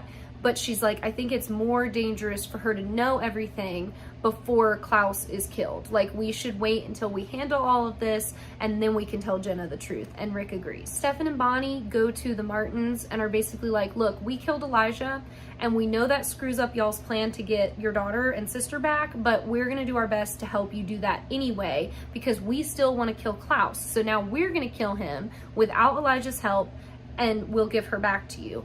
And Luca is like, okay, that could work. We could work with them. And Dr. Martin is like, no, we need to save Elijah. Like, we're not gonna work with these guys. These guys are idiots. Dr. Martin does a spell on Luca to basically like astral project him into the Salvatore house so that he can find Elijah and pull the dagger out. So Catherine goes downstairs to get blood bags, and she can like sense that something is going on. And she can't see anything though. So like there's no physical signs of Luca, but she can like feel that somebody's like watching her. And then she goes into the cellar and sees like an invisible hand like pulling the dagger out of Elijah. And it's like hard for Luca to do it. It doesn't come straight out. It's not like he can just like yeet it out and take the dagger and run. So he starts pulling it out, and then she grabs onto it and pushes it down. And Luca can still talk to his dad. So he's like, Elena's here. And Elena's like, you know, holding it down. She's stronger than me. And Dr. Martin's like, oh, that's not Elena. That's Catherine. You need to get a stake. You need to kill her. Then you can get the dagger. So Luca lets go. And Catherine's like, whew. Okay, that was weird. And then Luca like breaks a whole wooden crate and grabs a piece of wood and goes to stake her. And Catherine calls for Damon. Damon comes down. He sees Catherine stabbed on the floor. He's like, what the heck is going on? She's like, I don't know, but look at the dagger. Sure enough, the dagger's being lifted again. So Damon grabs the flamethrower and freaking just sprays it over Elijah. And in the room with Dr. Martin, Luca catches on fire. Dr. Martin like immediately drops the spell and grabs onto Luca and is like, oh my god, I'm so sorry, hold on. He starts trying to do a spell to take the burns away and heal him, but it doesn't work, and Luca dies. The girls and Jenna, so Caroline, Bonnie, Elena, and Jenna go to the grill. Jenna runs into Rick and is basically like, leave me alone, I don't want anything to do with you, we're done. Caroline wants to be with Matt, but she's so scared of getting hurt and she doesn't know what to do. So she ends up getting up on stage and singing a song to Matt with the live band that's playing at the grill. And they have a whole moment where like she sings the song and then he jumps up on stage and kisses her and everybody's like, yay, Caroline and Matt, hooray. Stefan goes to the Martins to find out what kind of witch attack they were trying to do and finds Luca dead and then sees Dr. Martin, and Dr. Martin's like, you took him from me, you killed him, now you're about to find out how that feels. And then when he like stakes Stefan and Stefan falls down, Stefan sees a picture on the floor of Elena, and we kind of put it together that Dr. Martin probably just did a tracking spell on Elena and now he knows where she is, so Elena is in danger. So Catherine tells Damon that John had given her a choice, and she's like, either I stayed and helped him fight Klaus or he was gonna kill Stefan. And he's like, just Stefan? And she's like, yeah, that's why I had to give you the dagger and ash and like let that plan go through, because I was only allowed to save one of you and I picked Stefan. So it's just like another slap in Damon's face. Like, she is just the worst. Bonnie and Elena are walking together and Bonnie just straight up springs, would it freak you out if I started dating your brother? Just like that. She just says it. And Elena is like, are you serious? And then Bonnie starts rambling and she's like, I know it's weird because like he was just your brother and now he's this guy that's like so strong and awesome and he's comforting me and he's my friend and I really like him and I won't do anything if you don't want me to, I promise. And Elena is like, you know what I think? I think that my brother has been through enough as it is, and he's had horrible things happen to him, and he deserves to be with somebody as awesome as you, so of course you have my blessing. So now Bonnie and Jeremy are gonna be able to like be officially a couple. Like, I would love to know y'all's reaction to that information, because I am fully biased because my best friend is literally marrying my brother a month after I get married this year. So like, I'm so excited about that. Like, she's gonna be my sister for real. So with the Bonnie and Elena and Jeremy, I'm like, yay, that's awesome, that's the best. But I know most people, when I tell them that, they're like, are you okay with it? Like, how are you handling that? As if it's like a bad thing, but it's not, it's really awesome. So Stefan tries to warn Elena about the fact that Dr. Martin is hunting her now. And then Elena like steps out of earshot to answer his phone call to talk to him. Dr. Martin gets inside the grill in that time and like confronts Bonnie and is like, where's Elena? Tell me where she is. Bonnie won't give Elena up, so he just goes like absolutely feral. He starts like breaking bottles, exploding the lights. He lights the bar on fire because he's like, either you give me Elena or I kill everyone in here. And Bonnie can't fight back because remember, he took her powers. So it's just like free-for-all shit show going on in the grill. Elena and Stefan end up back together. They go running into the bathroom to plan with Caroline, and Stefan's like, we know what we're gonna do, it's gonna be okay, we can figure this out. We cut to Caroline attacking Dr. Martin, and Matt sees this happening and tries to like intervene, not realizing that like Caroline's a vampire and can kind of handle it. And then Dr. Martin uses the aneurysm spell on Caroline, and then when Matt tries to fight back, he takes a broken bottle and just freaking stabs Matt in the neck with it. So Matt is like fully about to die. Dr. Martin runs away and Caroline stays with Matt and gives her her blood to heal him. But then Matt is awake and conscious and sees everything happening, and he's like, what is going on? And he's terrified. At the Gilbert house, Bonnie and Jeremy talk. She's super upset about Luca dying, and Jeremy's basically just like, look, it was him or you. He used you first. We got the information back that we needed, and then he messed up and got himself killed with his dad. Like, it's not on us. And before she can really unpack that with him, Elena and Stefan come home, and then Bonnie and Jeremy are like, we didn't check the house first, and Elena's like, oh, yikes. So she goes running upstairs, and as she's like washing her hands, Dr. Martin shows up and he attacks her in the bathroom, but surprise, it's not Elena, it's Catherine, and she kills him. So Dr. Martin's dead, Luca's dead, now the only one left is the sister that has been kidnapped by Klaus. And then when everybody comes into the room, Bonnie is like, look, Catherine, you didn't have to kill him. And Catherine, very much the same way Jeremy was, is like, yeah, we did. Like, he was never gonna stop. These people don't stop. Like, you either kill them or you get killed yourself. And then when Bonnie bends down to like close Dr. Martin's eyes, he pops up and grabs her and says something, and she's screaming her head off, and then Stefan just like snaps his neck and he's like fully dead after that. After all of this, Damon and Elena talk about how letting Catherine like with them and be on the team is stupid and they should not be doing it. But it seems like Stefan likes her being with them and knows that she has more information that they need. So he's like kind of down to deal with her and just like let her be a part of it in order to get her information. Rick walks Jenna home, and in his defense, he does a really good job of being like, look, my wife is dead. I can't tell you what happened. I'm just not allowed to tell you. And I'm sorry if that upsets you, but like, I do love you. And that is the most important thing. And Jenna's just like, no, it's not. You still lied to me, out of my house. And so she like dismisses him and he leaves. Jeremy tries to comfort Bonnie because he's like, the witch that could give you your powers back is dead. Like, what are we gonna do? How are you holding up? And Bonnie tells him, actually, when Dr. Martin grabbed her, he gave her powers back. And then he also told her that she is powerful enough to kill Klaus, and he told her how to do it. So she has all the information she needs now. We find out that Catherine is the one that turned Emily Bennett in because we know that Emily Bennett died on the site of the witch burning massacre. And then Damon's like, it was you, wasn't it? Because no one else knew that Emily was a witch except for you, so you had to turn her in. And Catherine's like, well, yeah, she was a loose thread, so like I had to get rid of her. You know how I am. I'm always thinking of myself. Then she gets all flirty with Damon, and she's like in her like night clothes, you know, so she's basically in lingerie, and she's all flirty with him, and she's like, you were so mean today, Damon. I love this mean, dark side of you. It's the best. And he like acts like he's gonna kiss her, and he's like, Catherine, there are so many other bedrooms in this house. Go find one. And then he like throws her off, and she's just like, I cannot believe you don't want to sleep with me. I'm hot and evil. And he's just like, I literally don't have time for you. Get out of my room. Matt wakes up and Caroline tries to explain everything to him, hoping that if she can just tell him, he'll listen and understand.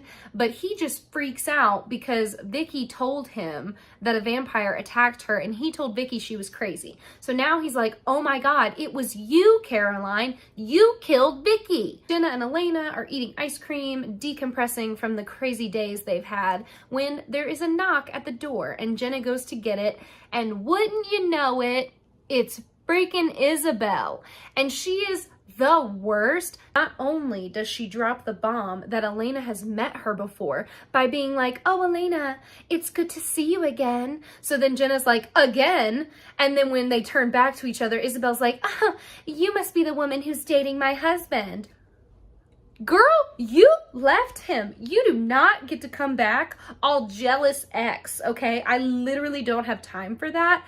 Jenna deserves better. But it really looks bad for Rick now, guys. And Jenna is pissed at everyone because everyone's been lying to her.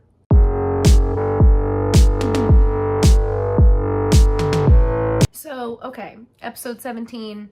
Isabel's there. She's the worst. Jenna has a meltdown about everybody lying to her.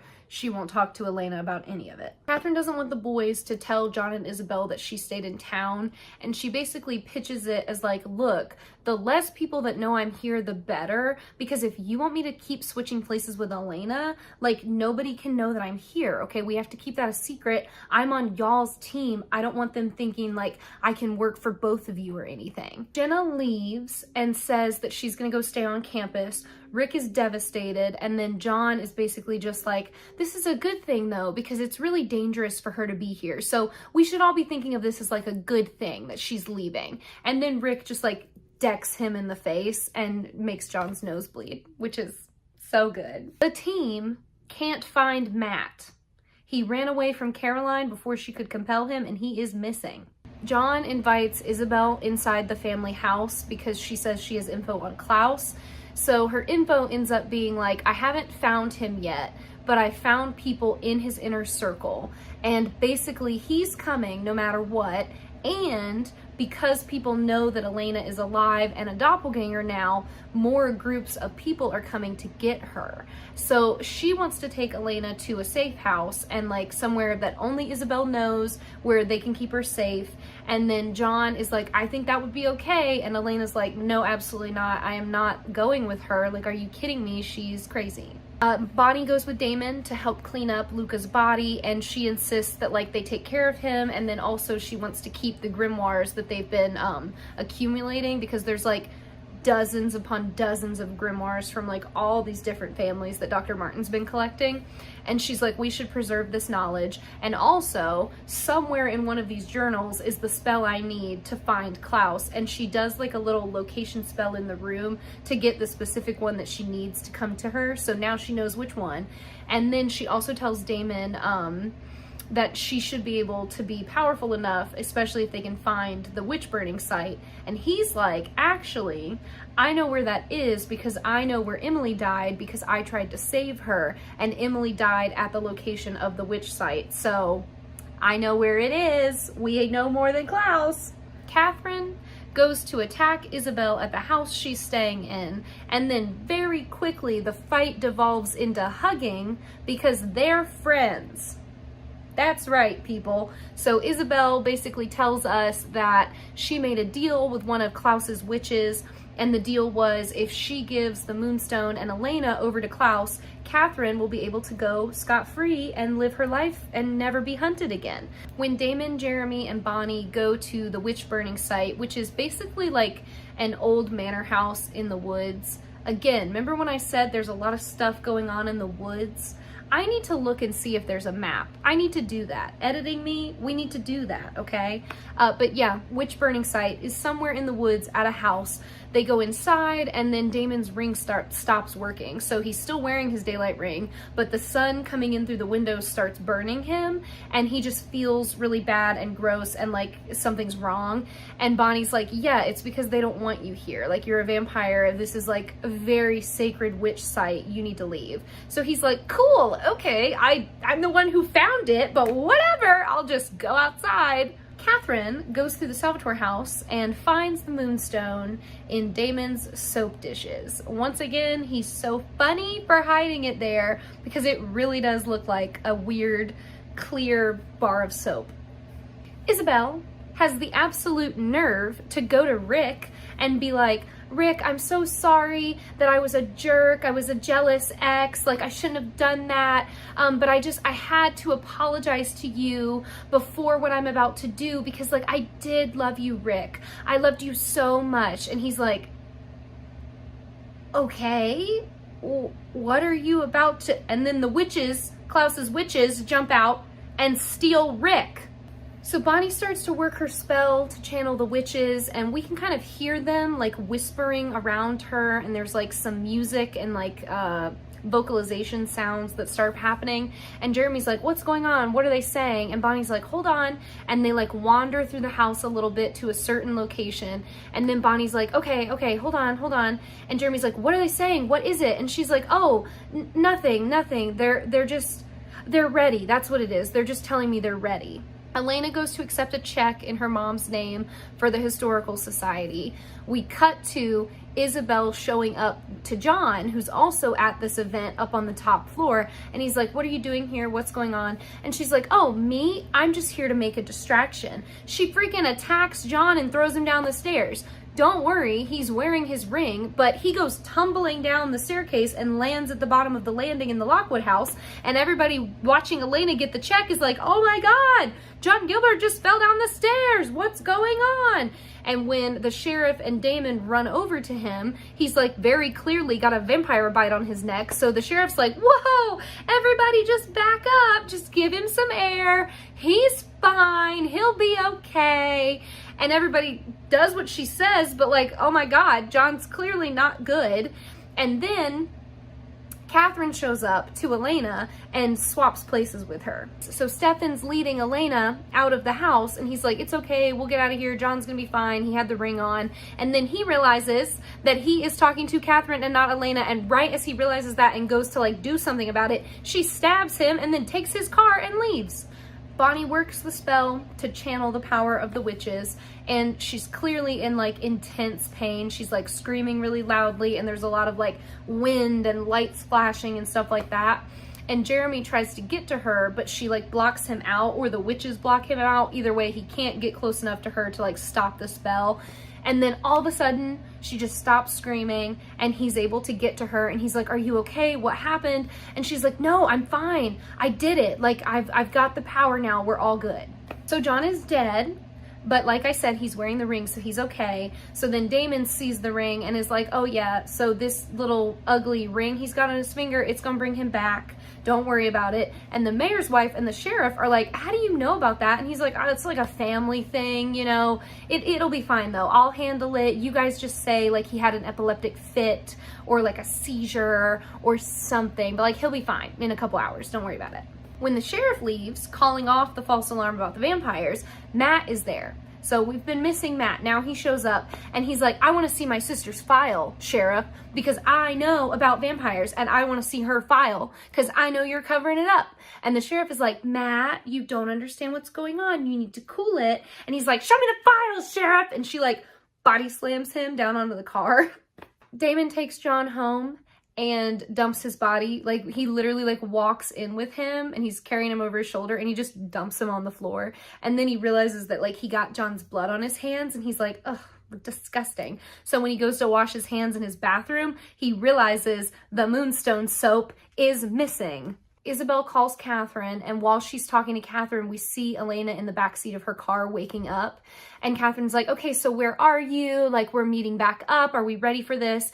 And Isabel's like, yeah, actually, I'm really sorry, Catherine. You know, he wanted the Moonstone and he wanted you, and I had to do what I had to do. And Catherine's like, what are you talking about? And before she can like do anything, the witch that kidnapped Rick kidnaps her. Matt goes to see Caroline. And he tells her, look, I'm scared, but I don't know who to talk to about this, and I want to know everything, okay? I need you to tell me the truth so that I can make up my own mind. And Caroline's like, absolutely, that's what you deserve. I will tell you all of it. Bonnie can now draw power from over 100 dead witches, and some of them are her ancestors, so that connection's even stronger. Jeremy is super concerned about the logistics of that much power, and Bonnie's like, don't worry about it, okay? They were just giving me a warning earlier and just letting me know that I need to be careful, but like, it's all gonna be good. Everything's fine. I'm so powerful now, I'll be able to protect us. So Isabel takes Elena to a cemetery and she shows her her own grave. So she's like, my parents put this grave here when they couldn't find my body because they just assumed I was dead. They come every year, blah, blah, blah.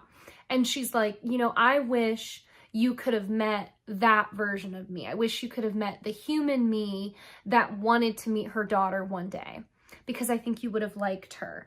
And then she's like, but instead you're meeting this version of me, which is like all the bad parts of being a vampire. And, you know, I meant what I said when I didn't want anything to do with you now. And I'm just sorry that I was such a disappointment to you. The witch that kidnapped Catherine calls Isabel, and Isabel's like, yeah, I did everything. I've got Elena. And he's like, okay, awesome. Let Elena go. And she's like, let Elena go. Okay. And he's like, yep. You're all done. You've done everything he asked you to do. And she's like, oh my gosh, I'm done now? And he's like, yes, you're done now. And then they hang up. And then Isabel takes off her daylight necklace and burns alive right in front of Elena. Because like, that's not traumatizing, Isabel. That's definitely something she wanted to see. So Caroline tells Matt everything, and she apologizes for having to lie to him, but she kind of explains it was like to keep him safe, and now that he knows, you know, they can be together and things can be different. And he's basically just like, no, actually, I'm more alone than ever now. Like, my sister's gone, my mom's never coming back, you're all lying to me, like, I'm all alone. I don't want to live this way, Caroline. Take my memories away. So he makes Caroline compel him to forget everything that he's learned. Jeremy looks further into Bonnie's new powers and realizes that in order to do the spell to kill Klaus, she will need all of her power, and using all of her power will kill her. Bonnie already knew that. That's what the witches were warning her before about. So she's basically just like, Jeremy, you can't tell anybody. Like, we have to keep this a secret. This has to stay between me and you. I don't want Elena to know. She'll never let me do it if she knows. Matt leaves Caroline's house and gets immediately into a cop car where we see Liz waiting for him. And he explains that he did exactly as he was told. He got Caroline to tell him everything, and then he made her believe that he'd been compelled to forget it all. And he's like, what is going on, Sheriff? I feel like she died. And the sheriff starts crying, and she's like, she did, Matt. Now tell me everything she told you. If you've seen the comment, Matt the Rat, that's where this is from. I had not seen that until I started working on these videos, and now all my targeted stuff's coming out, and I'm getting all of that. There is most people, I was gonna say there's a whole group, most people in the Vampire Diaries fandom do not like Matt. I was shocked. I was like, really? Of all the boys, Matt's the one that we're gonna hate. But you know, I don't like Stefan, so I'm not judging any of you, but I just thought it was funny that I had never known that before until working on these videos. But yeah, so Matt's a rat and he's been lying to Caroline. John wakes up and he's like shocked that this has happened. He's like, look, I knew Catherine and Isabel were friends, but like I really didn't think they were working together because Isabel had me convinced that she was going to help you. And I believed Isabel because like she was my first love, and underneath all her like crazy vampireness, she's still that girl to me, and she's your mom. So I was just hopeful, Elena, and I was wrong, and I'm sorry. She tells him that he screws up everything that he freaking touches. He is just useless as all hell, but he's the only parent she has left, so maybe she can learn to not hate him. The boys talk about how Bonnie got her powers back, but Isabel and Catherine don't know that, which means that all the people connected to Klaus in their life don't know that, which means Bonnie is the secret weapon now. Catherine wakes up in a room with the same witch that kidnapped her performing a spell on Rick. And when Rick wakes up, it's not Rick. And he immediately like goes at Catherine. He's just got like an entirely different energy about him. And she realizes with absolute horror that it's Klaus. Somehow they've put Klaus's mind into Rick to keep Klaus's body safe.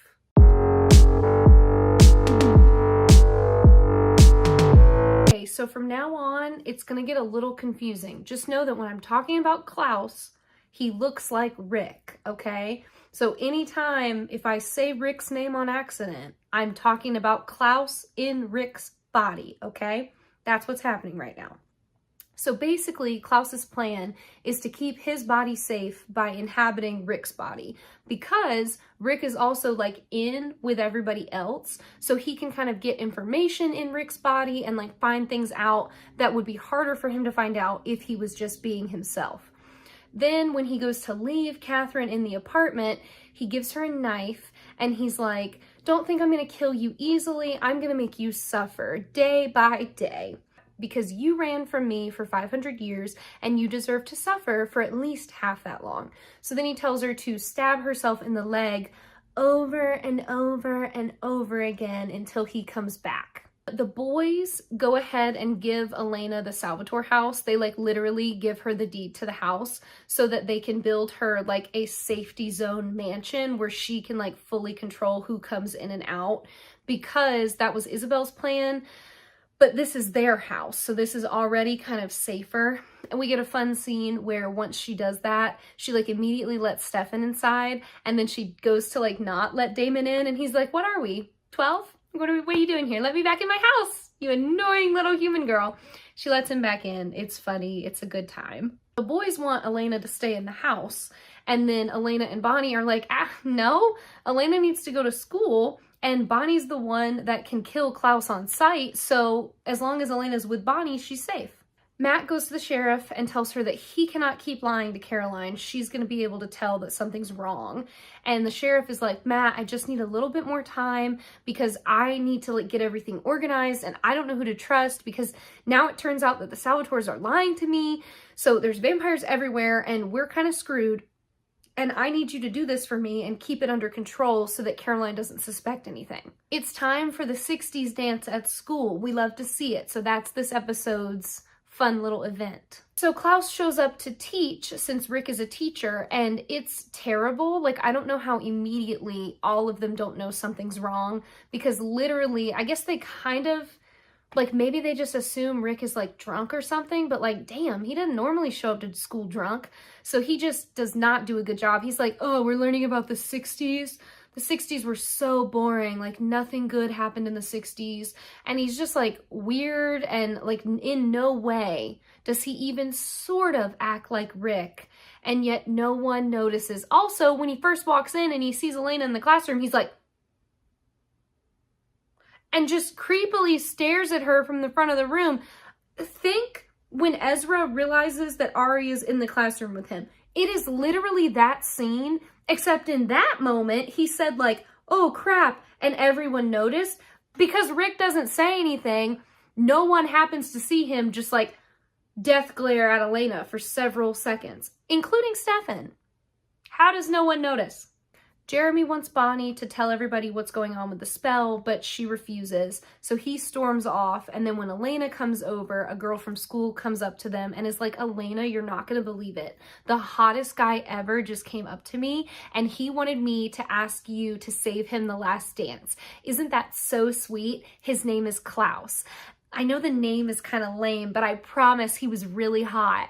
And Elena and Bonnie are like, girl, is he in the room right now? And the girl can't remember. Like, she's like, I don't know, but I remember he was hot. And like, that's it. Damon immediately is like, well, this is fine. We'll just go to the dance and we'll kill him. But everybody else is like, Damon, we don't know what he looks like. And he's like, so what? We'll figure it out when we get there. We'll just like let him go after Elena and then we'll kill him. Not safe. And Stefan agrees with that. So then Klaus comes home and it's Rick. And everybody just gives Rick the plan. And then Bonnie even does like a little spell to show that she's got her powers back. So now Klaus knows everything. They just gave everything over to him because he's in Rick's body. So his plan, genius. This is one of the only plans so far that's been like really brilliant. The whole Elena stabbing Elijah one, that one's pretty good too. But yeah, this is a good plan. So Klaus basically freaks out and decides like, I'm just gonna have to kill Bonnie before she can kill me. Like, that'll just have to be what I do. It's fine, I'll just kill the witch. And then his witch explains, look, dude, I can put a spell on Rick's body to keep you a little bit more invulnerable to her attacks. And then you just provoke her repeatedly and the power will kill her because there's no way that she can wield all that power and not die. So she must already be planning to kill herself to kill you. So just go ahead and get her to do it early. No problem.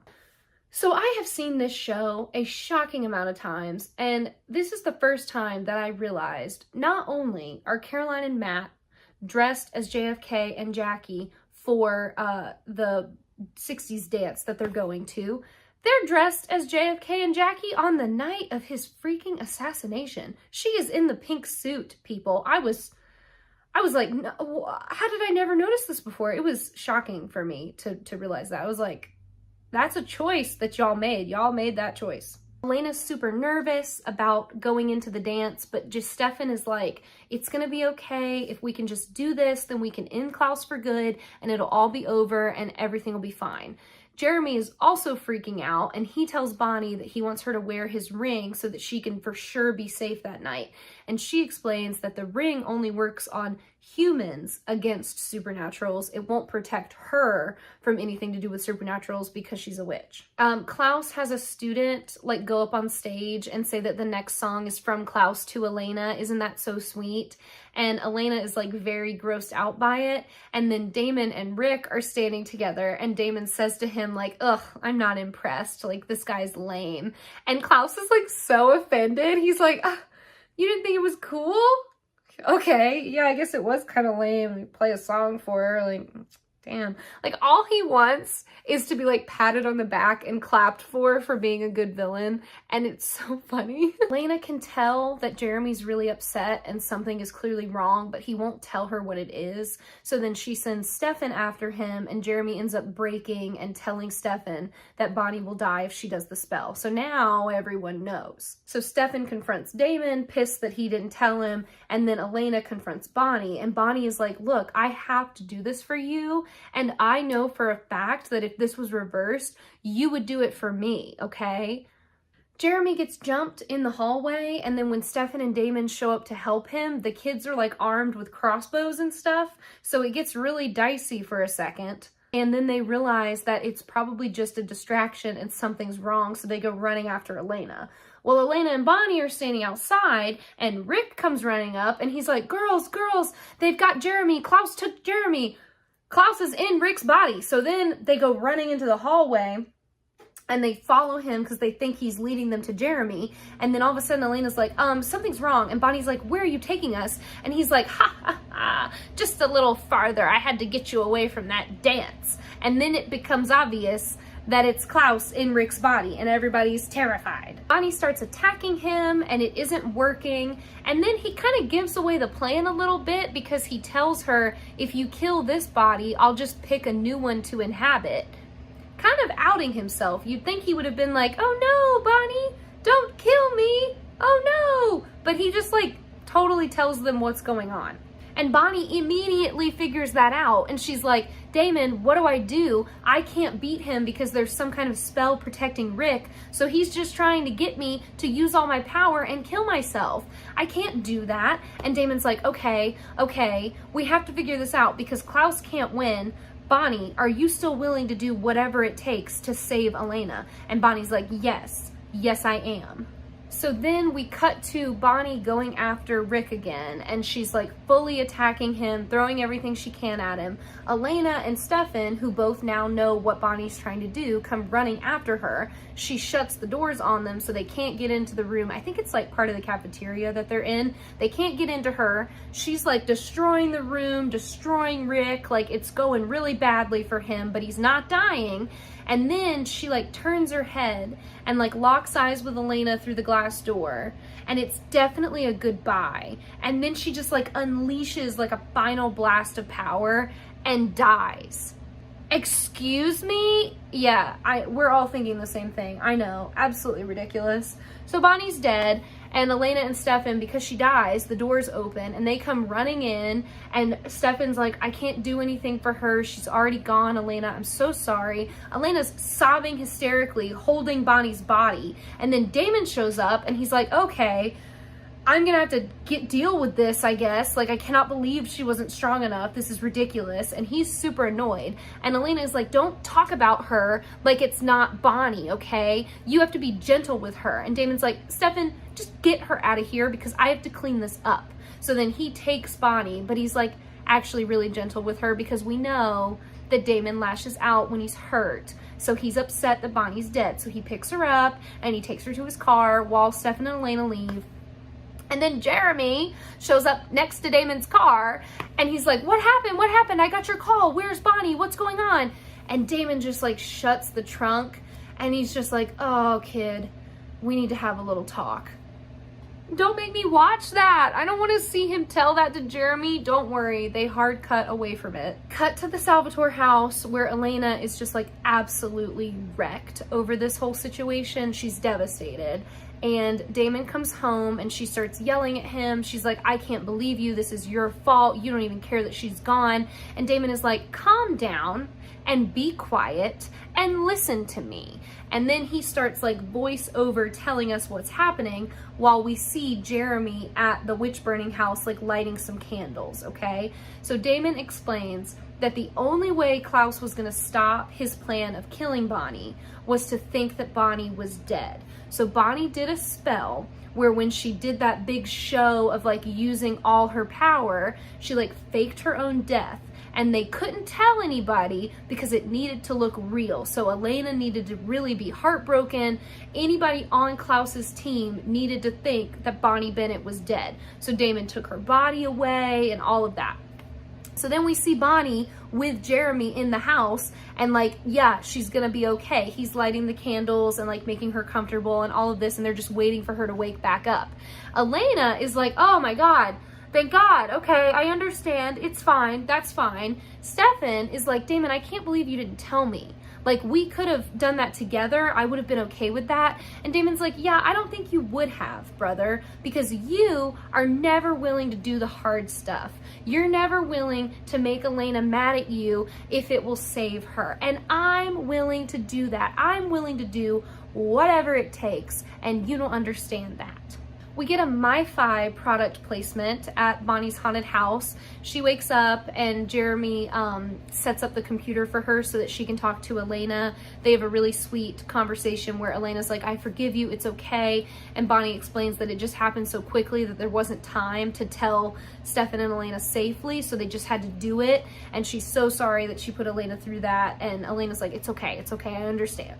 Elena goes to Damon and he expects her to like yell at him some more, but she actually ends up forgiving him and being like, I understand why you did what you did, but I'm telling you right now that Bonnie cannot die for me. So we have to figure out another way to do this so that everyone can live. Okay, we have to do it that way. And Damon's like, all right, we'll try to find a way, but I need you to know right now that I'm always going to pick you over anybody else. And it gets really intense for a second, and like as she goes to move away, she gives like a weird side eye to his bed. It's a moment. Something happens. It's a little weird, but something happens. So Elena leaves the room, and show of hands, do you guys think she goes to bed? Or like literally anything but going down to the cellar and yeeting the knife out of Elijah and sitting beside him to wait for him to wake up? Hello? Oh, you didn't see that coming? End of episode.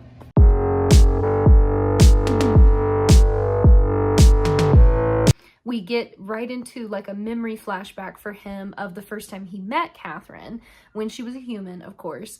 And it's very obvious that like from the jump, he was like smitten with her. Like immediately he thought she was beautiful and was like totally into her. Back in the house with Elena, he starts to suffocate because he's not been invited in since she bought the deed to the house, so he can't be in the house. So he starts like trying to get away and like trying to like flash jump out of the house, but he keeps suffocating, so he keeps like getting stuck and not being able to get out fully. And he's like, Elena, you have to get me out of here. But like she can't get him out any quicker, so he runs away. And by the time she gets upstairs, he's like standing on the other side of the threshold of the house, like knelt down, like trying to recover because he fully almost died like multiple times. He wants to know what happened since he's been dead and like what even happened to like make them use the dagger on him and everything. And then she's like, okay, I'll tell you, but I can't tell you here because Stefan and Damon are still in the house. And he's like, well, then how do I know I can trust you? And she just like hands him over the dagger, and he takes the dagger from her. And then she goes with him, y'all. She's crazy. Like I am an Elijah girly, and I do not trust him. I just do not, okay? But she does, so she goes with him. Andy Starr, you know, Damon's girlfriend, in case you forgot, is over again. And Stefan kind of gives him a hard time about, like, using so much compulsion on Andy. But Andy doesn't seem to mind because Damon's compulsed her into not minding. So that's irrelevant how she feels about it. She doesn't know how she feels about it. And then Stefan's like, oh, I thought Elena was with you. Where's Elena? And they can't find her. And then they realize that Elijah's body is also gone. So the boys enter full panic mode. Klaus sends his witch off to get his body. And then he tells Caroline that now that Bonnie's dead, he's got pretty much everything he needs for the ritual. You know, he has Elena, he has the moonstone. He just needs to get a vampire and a werewolf and he's all set. And he's like, also, it has to happen here in Mystic Falls because this is like Elena's birthplace, which you would know if you wouldn't have run off from me before I could tell you everything about the sacrifice, you big dumb dummy. But that's why I did know where your birthplace was, and that's why I killed your whole family. Elena and Elijah are in the car together, and she like fully wants to work with him again. Stefan calls and is like, what are you doing? Are you with Elijah? You can't trust him. And she's like, yes, I can. Elijah is a noble man, and he's very honorable. As long as I do what I say I'm gonna do, he'll do what he says he's gonna do, and it'll all be fine. You just have to trust me. And so then she hangs up and gives her phone over to Elijah. And he kind of is like, yeah, as long as we can make this deal and you can listen to me for real this time, we'll make this work and we'll kill Klaus together and it'll all be over. Then we cut back to the boys and Damon is like, okay, well, we're going to go get her, right? Like, we're going to get her away from Elijah again. And Stefan's like, no, we're not, because that's not what she wants to do. And we have to listen to her and we have to trust that she knows what she's doing. So Damon wants to fight back on the whole Elena trusting Elijah thing, but Stefan is like, no, we promised we were going to let her do this her way. We have to do that. We have to let her do what she wants. And Damon's just like, cool, okay, I'll back off. You protect her all on your own. I wouldn't want to do anything stupid, brother. Now would I? Elena tells Elijah about how Klaus has been using Rick's body, and we get a flashback to Elijah back in that, ball with Catherine, waiting for Klaus to show up, and then we get our first visual of Klaus. And obviously the actor is going to have shorter hair, but when we see him this first way with his long hair, he's very much like a lion to me, very cat-like. It's something about the expressions in his eyes and the way he holds his mouth. He curls his mouth a certain way, and then he always kind of looks like he could snatch you at any given time. When a cat's looking at you and you think it's gonna give you affection, and then it just slaps the shit out of you. That's Klaus. Klaus is an angry house cat, but with his long curly blonde hair, he very much looks like angry, scary lion boy. So I don't know. I hope that makes sense to those of you that have seen it, because yeah, he's very cat coded to me. But we get to see him for the first time. Elijah then takes Elena to the Lockwood house because he got the mayor's wife off of her vein. Her name is Carol, by the way. I should probably start calling her that instead of just the mayor's wife, since the mayor's dead. So Carol Lockwood is helping Elijah inadvertently because he got her off her vein. So now he can use her house and the things she has. So she helps him find some of the mayor's old clothing and then gets him all cleaned up and stuff. Jenna comes home and calls Stefan, and she's like, where is everybody? Why won't anybody answer their phone? I have all these weird messages from Elena about not talking to Rick. What's going on? And Stefan's like, okay, just stay right there. Stay right there. Don't do anything. I'll come to you. I'll be there in just a second. And he runs off to help Jenna because they're all terrified that now that Jenna's back home, something bad's going to happen to her. We get such a funny moment where Klaus explains that he doesn't think Catherine is going to be dead because he's like, Klaus isn't gonna kill her. Klaus is gonna make her pay. And speaking of that, I also want to make her pay. I'm mad at her for my own personal reasons. And then Elena's kind of like, you seem to know a lot about Klaus. And he's like, well, yeah, Klaus and I are brothers. Yeah. And then Elena's looking at him the way you're all looking at me right now. And then Elijah just goes, I believe the term you're looking for is OMG. I just love him. So yeah, Klaus and Elijah are brothers. So that seems awesome. It seems like we don't have another set of brothers that have never been able to actually kill each other before. Oh. Damon and Andy go to Rick's apartment where Catherine is still being kept, and Andy can go inside, but Damon can't. He wants to talk to her a little bit about everything that's going on, and then he gives her a bottle of vervain so that she can start taking it and fight Klaus's compulsion. Stefan gets to the house to save Jenna. Klaus is already inside. Danger, danger. Jenna knows something's wrong with Rick, but she can't figure out what it is, and she's just kind of confused because everybody was already lying to her, and now it seems like Rick is scary demon guy, but Stefan can't tell her what's going on, so it's just a confusing mess at the Gilbert house. Elijah tells us that his parents had 7 children, so he has 6 other siblings. So Klaus, Elijah, and then there's 4 more. And basically he's like, we're the original family, we're the first vampires that were ever created, and we're where all the other vampires come from. And then when Elena goes to ask him more questions, he seems to get kind of not choked up, but it's just clearly hard for him to talk about, and then he's immediately like, I need to go get some air. I'll be back in a second. He just leaves. Klaus starts making dinner really creepily in the kitchen, and he's using a really sharp knife and talking about how much he loves using really sharp knives, and Jenna's just like, I hate this, I want you to leave. And then Rick launches into explaining about vampires and how he's super obsessed with vampires, and he was keeping that from her, but now he wants to tell her everything. And he just tells her about the vampires and the werewolves and the Aztec curse and basically everything. Like, he just info dumps all of this stuff onto her until she finally snaps and she's like, get out of my house, this is insane, I want you to leave. So Jenna tries to make Rick leave, and then when he refuses, she goes to leave instead, and she's like, screw you, I'll just go. And then he goes to attack her, so Stefan attacks him, and Jenna is like, what is going on? Don't hurt Rick. And Stefan's like, Jenna, just get out of the house. And he like turns on her because she's not listening to him, and he shows her like his scary veiny eyes, and he's like, get out of the house, Jenna. So she finally leaves, and then he's there with Rick, and he doesn't want to kill Rick's body, so he just like knocks him out, and then he also goes after Jenna. So Elijah takes Elena on a walk around the Lockwood estate, and he explains that, you know, regular vampires can be killed by wooden stakes, any wood. But his family, the OG originals, were only supposed to be killed by one specific white oak tree. His family, of course, didn't want that, so they went against the witches' wishes. The witches' wishes. Jesus. They go against them and burn the tree. So that's why there's just ash left over from that tree that needs to be dipped. The silver dagger needs to go into it, and then it can be used. I know, it's so complicated. But Elijah's like, yes, confirmation. That's the only way we can die.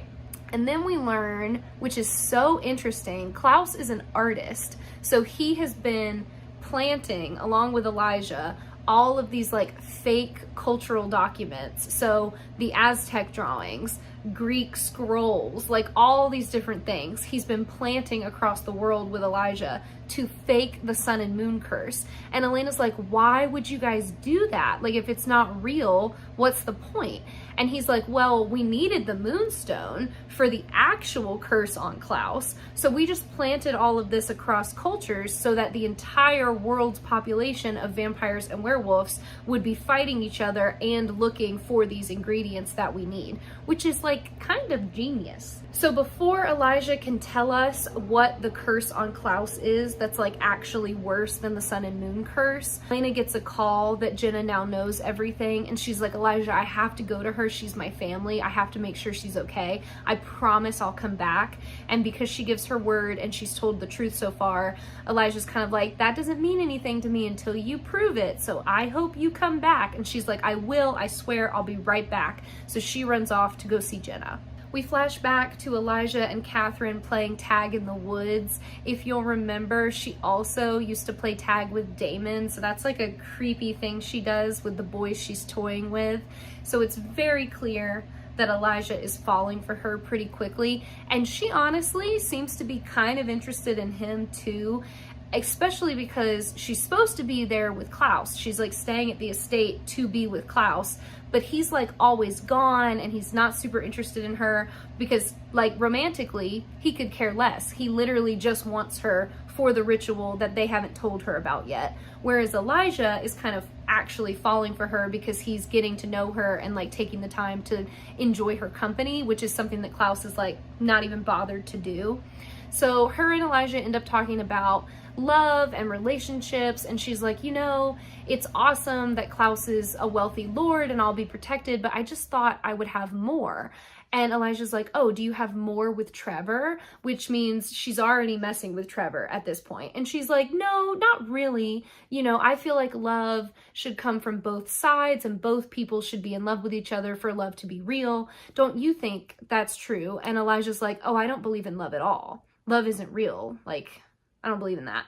And Catherine's like, oh, that's horrible. Like, I absolutely can't go through life not believing in love. That would be terrible. What would be the point of being alive if we didn't believe in love?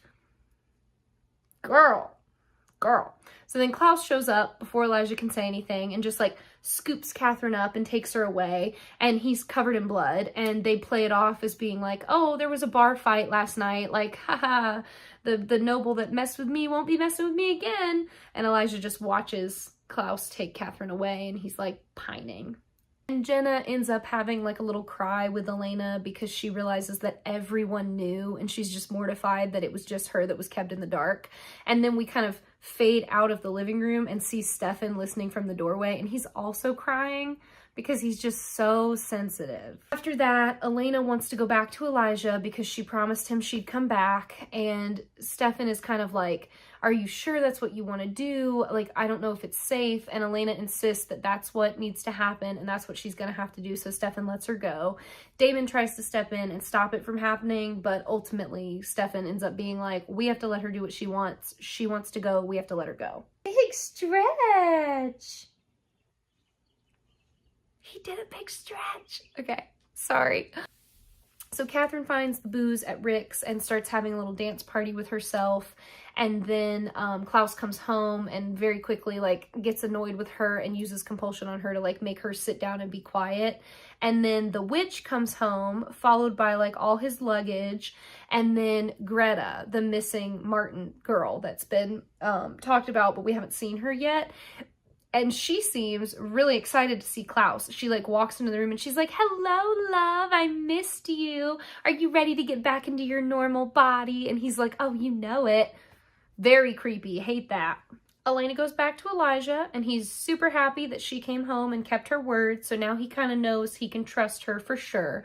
So they go back to talking about his family and like the family history and stuff. Elijah explains that their father was a hard man, and growing up he was always like kind of extra mean to Klaus, and as they got older they realized why, which was that Klaus's dad is not Elijah's father. So his mom had an affair, and Klaus is the youngest, so it was like the last child is like not the father's child. So when the dad found out, he freaked out and went and killed the guy and the guy's entire bloodline. And he tells Elena that like that started a war that's like never ended between the species. And Elena's like, what are you talking about? And Elijah's like, oh, well, Klaus's dad is actually a werewolf. So Klaus is both a vampire and a werewolf, but that would make him too powerful. So the witches that were connected to the family that had helped them become vampires, like put away his werewolf side and made it so that he could only be a vampire. So the curse of the sun and moon is actually just Klaus's curse that he's been trying to break his whole life so that he could awaken his werewolf side and become both and be like a true hybrid between the species. And Elijah's like, we can't let that happen because as a vampire, he is bad enough. He cannot be both. Then we find out the truth, which is that when the doppelganger dies and the ritual is complete, Klaus will transform, he'll turn into a werewolf for his first time, and that will be his most vulnerable state because we know transition's like a really dangerous time for the werewolves. So that's when Elijah is planning on killing him. But he also says, I know how to keep you from dying. I figured out a way, and y'all just wouldn't trust me long enough for me to tell you last time, you big dummies. Andy tries to get closer to Damon to help him, and he like pushes her away, and then he like immediately gets in a fight with Stefan about still wanting Elena. And doesn't that annoy Stefan? And doesn't he just want to fight him over it?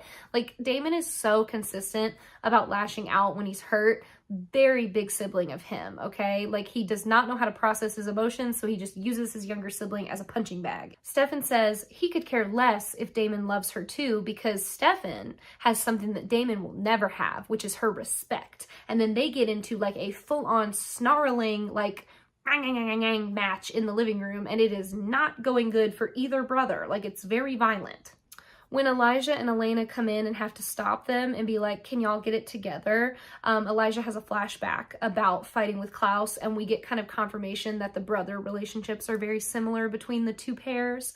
And then Elijah basically says, you know, I will forget everything that happened. We can move on as planned with me protecting Elena, and we can all be a part of the same team as long as you guys will apologize to me. Stefan immediately apologizes and is like, I was just, you know, doing what I thought was right. And this is the moment where, if you've seen this audio on TikTok, he's like, I was protecting Elena. I will always protect Elena.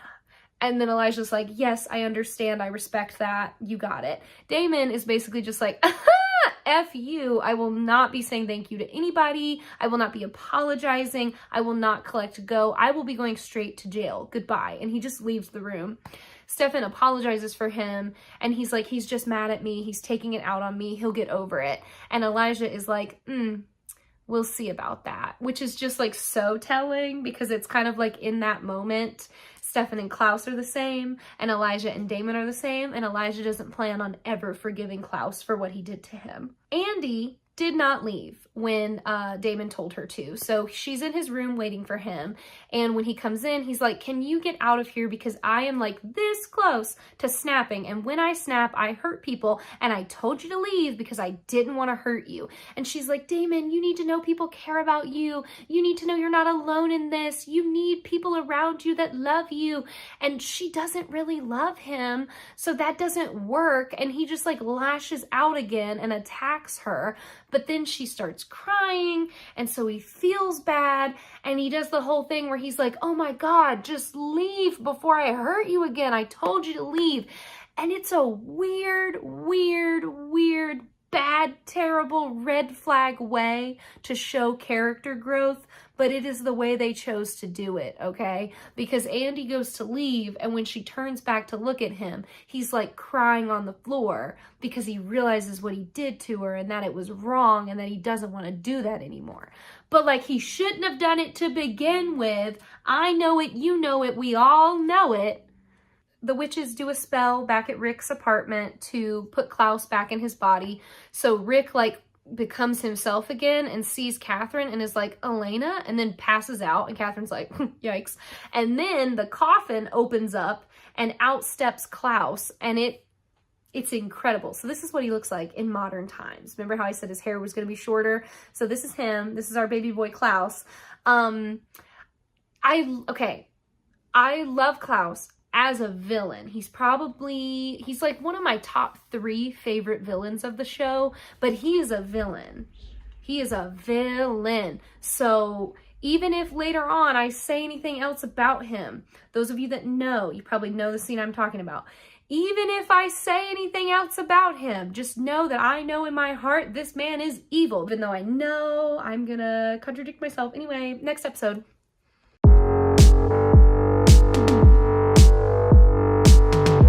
So Elijah gives us a rundown of the ritual for the first time. So the witch that is working with Klaus must break the spell on the moonstone, releasing that spell. Then Klaus must kill a vampire and a werewolf. Then Klaus must drink the blood of the doppelganger, which in this case is Elena, and to the point of her death. But Elijah has an elixir that she can drink that will bring her back from death once she dies. So as long as she drinks that and then Klaus kills her, she'll be fine. Damon is like, I don't want to put any stock in some witchy woo-woo potion juice. I think you just need to use the ring that runs in your family, okay? Why is no one thinking we can use the ring? And, you know, it's never really explained why that's a bad idea, but Stefan's basically like, we need to let Elena make her own choices. But up until this point, nobody's really talked about the fact that Klaus is a creature. So if she's wearing the ring and Klaus kills her, theoretically, she should come back. Cut to Carol calling Tyler and being like, Tyler, where are you? I don't know where you are, but I've had a terrible accident and I need you to come home and see me because I'm really hurt. Okay, bye. And then she hangs up and we see the witch that Klaus has been working with, not Greta, but the guy. I don't know his name. Micah? I don't know his name. We see him and she's like, why did I just say that to him? And the guy is like, oh, because you had a terrible accident. And then he just witch powers her directly down the stairs and she like smacks the crap out of the banister on her way down. Okay, like she totally broke some ribs. But yeah, that happened to Carol. Not good. Elena explains to Elijah that she's willing to go through with the plan because it's her fault that her friends are in danger and that the town's in danger, because if she wasn't the doppelganger, none of this would be happening. So basically, those revelations that she had like several episodes ago in the last part of the series, they are standing true. And she just feels like if she doesn't sacrifice herself, what's the point? Because this was always supposed to be her life. So if she can save her friends with her death, that's worth it to her. Rick comes home, real Rick, and thankfully gets everybody to stop before Jenna kills him. And he's like, I don't know what happened. It's just like I woke up and 3 days have gone by. Klaus let me go. He told me to tell you guys that the sacrifice is happening tonight. So confirmation, it's happening tonight. In the hospital, Carol wakes up and she's really banged up, but she's okay. And then Tyler is there and she's like, I'm so glad you're here. Where have you been? And he's like, oh, it doesn't matter now. Now we're together again. I'm glad you're okay. So Caroline and Matt talk at the grill and he's doing like a decent job of getting her to believe that he's not lying to her. But then he goes directly to Liz and is just like, I can't do this anymore. This is so hard. Caroline's acting like Caroline. Like, are we sure she's evil? And Liz is like, oh yeah, the vampires are soulless killing machines. Like, that's not Caroline. It's all an act. She's faking it. And Matt's like, I just don't know if I can do this anymore. I don't want to lie to her. And Liz is like, okay, well, I'm not ready to go after her yet because, you know, she still looks like my daughter. And I understand why this is hard for you, Matt. I never should have asked for your help. It's okay. You can go ahead and be done with this. So she just dismisses Matt from the whole situation. So Elena tries to talk to Damon and he's just so petulant and annoyed that no one will listen to him and try to find another way to save her. And she tries to explain what she explained to Elijah, which is like, this is her choice. This is what she wants to do. He needs to let her make her own decisions. And Damon's like, I just don't think I can do that because it's so unfair. This is not what is best for you. Like, you need to let me decide that. They have a cute moment where they're like holding hands and he's like, I can't lose you. And she's like, you're not going to. Elijah's plan is gonna work and I'm gonna be fine, okay? It's gonna be okay. And then Damon snaps and is like, actually, I know of the perfect way to keep you safe. And he forces her to drink his blood, which means that when she dies in the ritual, she will wake up for sure, but she will wake up as a vampire. Stefan enters the room and is horrified by what Damon's done. And Damon's like, oh, don't act like you wouldn't have done that too. You're just upset because you didn't think of it sooner and you weren't willing to do it. So the boys get into like an all-out brawl that only ends when Damon stabs Stefan in the stomach. I think with like part of his bedpost, like he just yeets the bed apart and stabs Stefan. Rick shows up and gets involved and gets Damon out of the room, and then they help Stefan, and all he can do is like apologize to Elena. Like, he's so upset that this happened to her. And then we cut to Damon and Elijah is like, you just couldn't leave well enough alone, could you, you big freaking idiot, because now the elixir that I have won't work. Oh my god, he's so annoyed. And then Damon is like, what do you mean? And then he tells Damon that Elena will never forgive him, so he hopes that it was worth it because it's all over for him and Elena from now on. Elena can't grapple with the fact that Damon did this to her and she's devastated. And Stefan like listens to her, but then like very quickly just turns the conversation to like them and their future together and how this actually makes some things easier, doesn't Elena? And she's so horrified that she's like, Stefan, now is not the time to think about me and you being together for all of eternity, okay?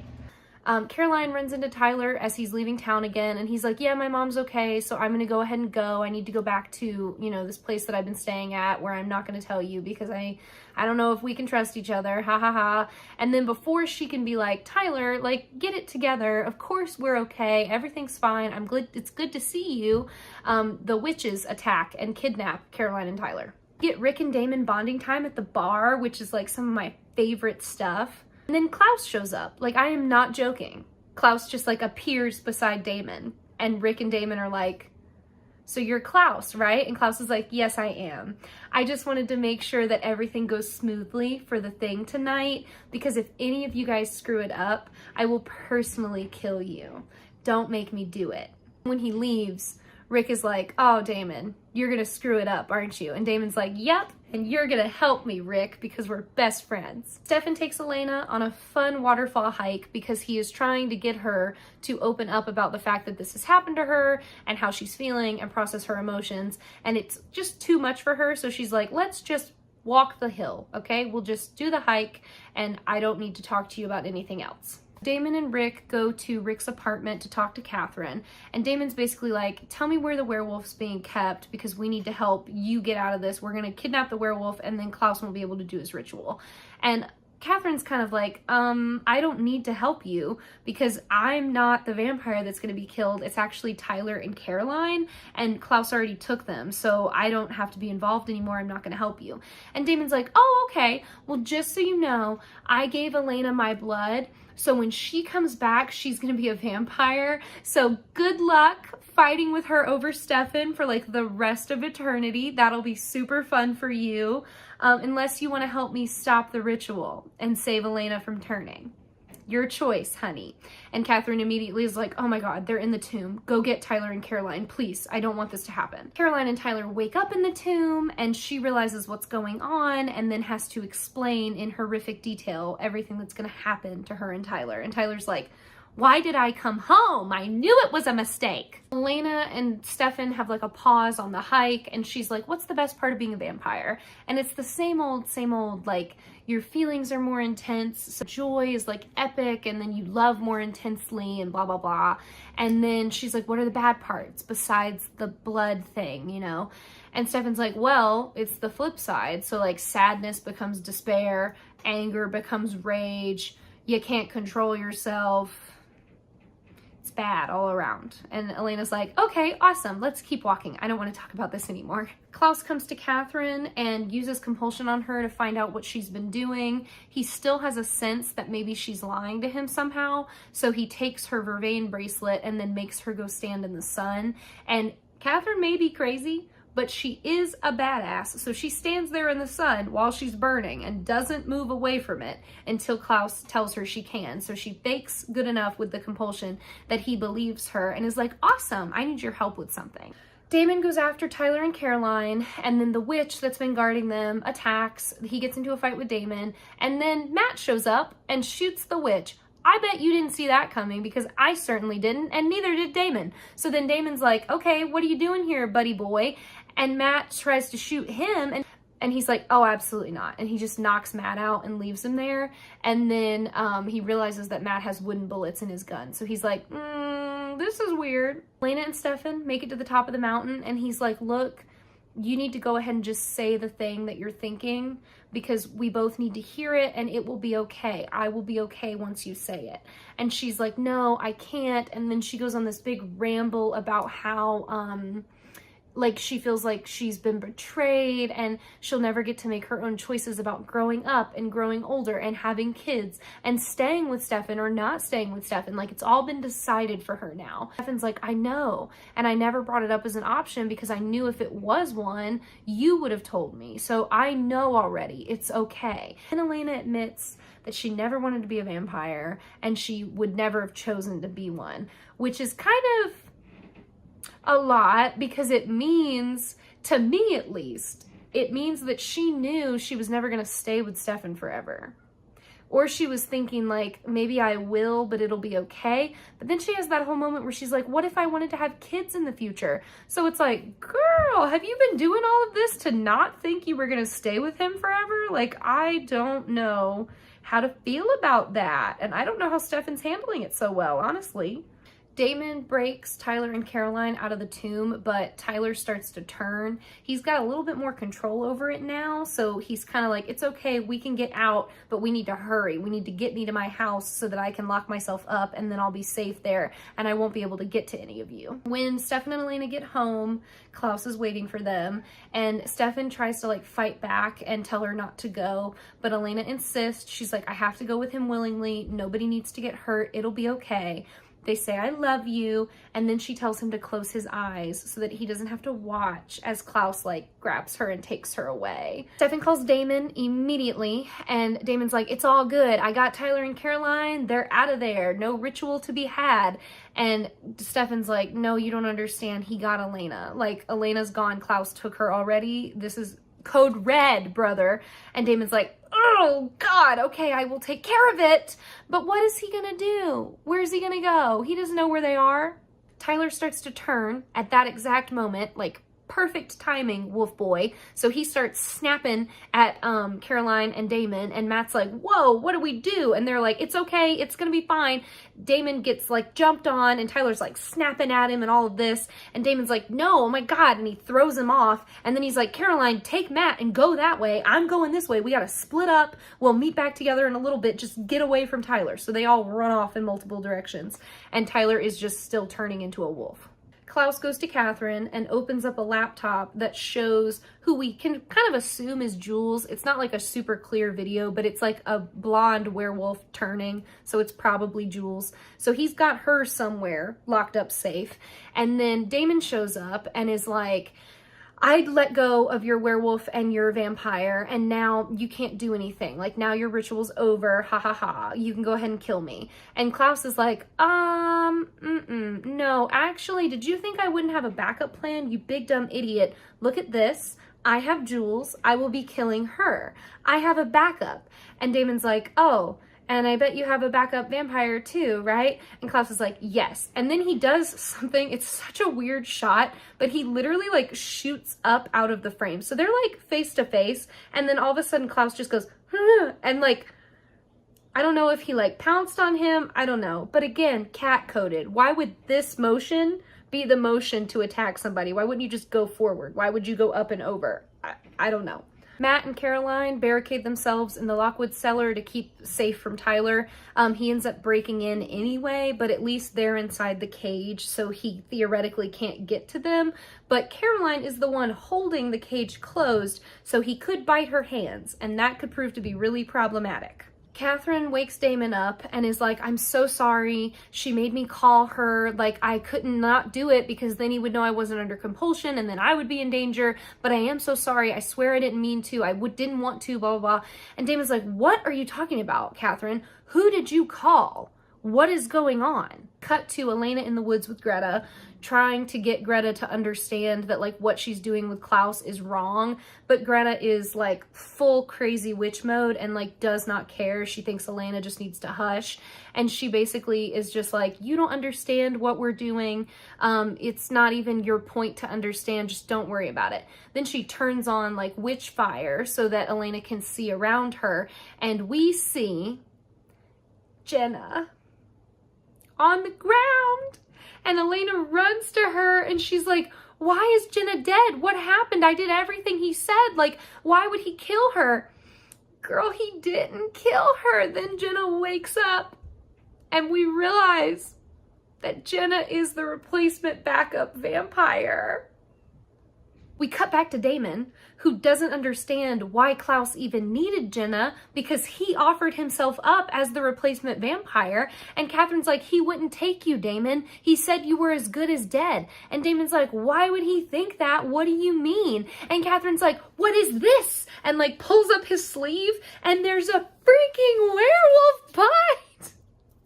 So Damon's been bitten, guys. Like, what? So when Tyler jumped on him earlier in the woods, he bit Damon, okay? And and Caroline kind of knew because like Tyler was like, and it made like a snapping sound. And then when like Damon threw him off, Caroline was like, Damon? And Damon was like, I'm fine, don't worry about it. So she kind of noticed, because of course she did. Our type A queen notices everything. But yeah, Damon's been bitten and there is no cure, so Damon's going to die.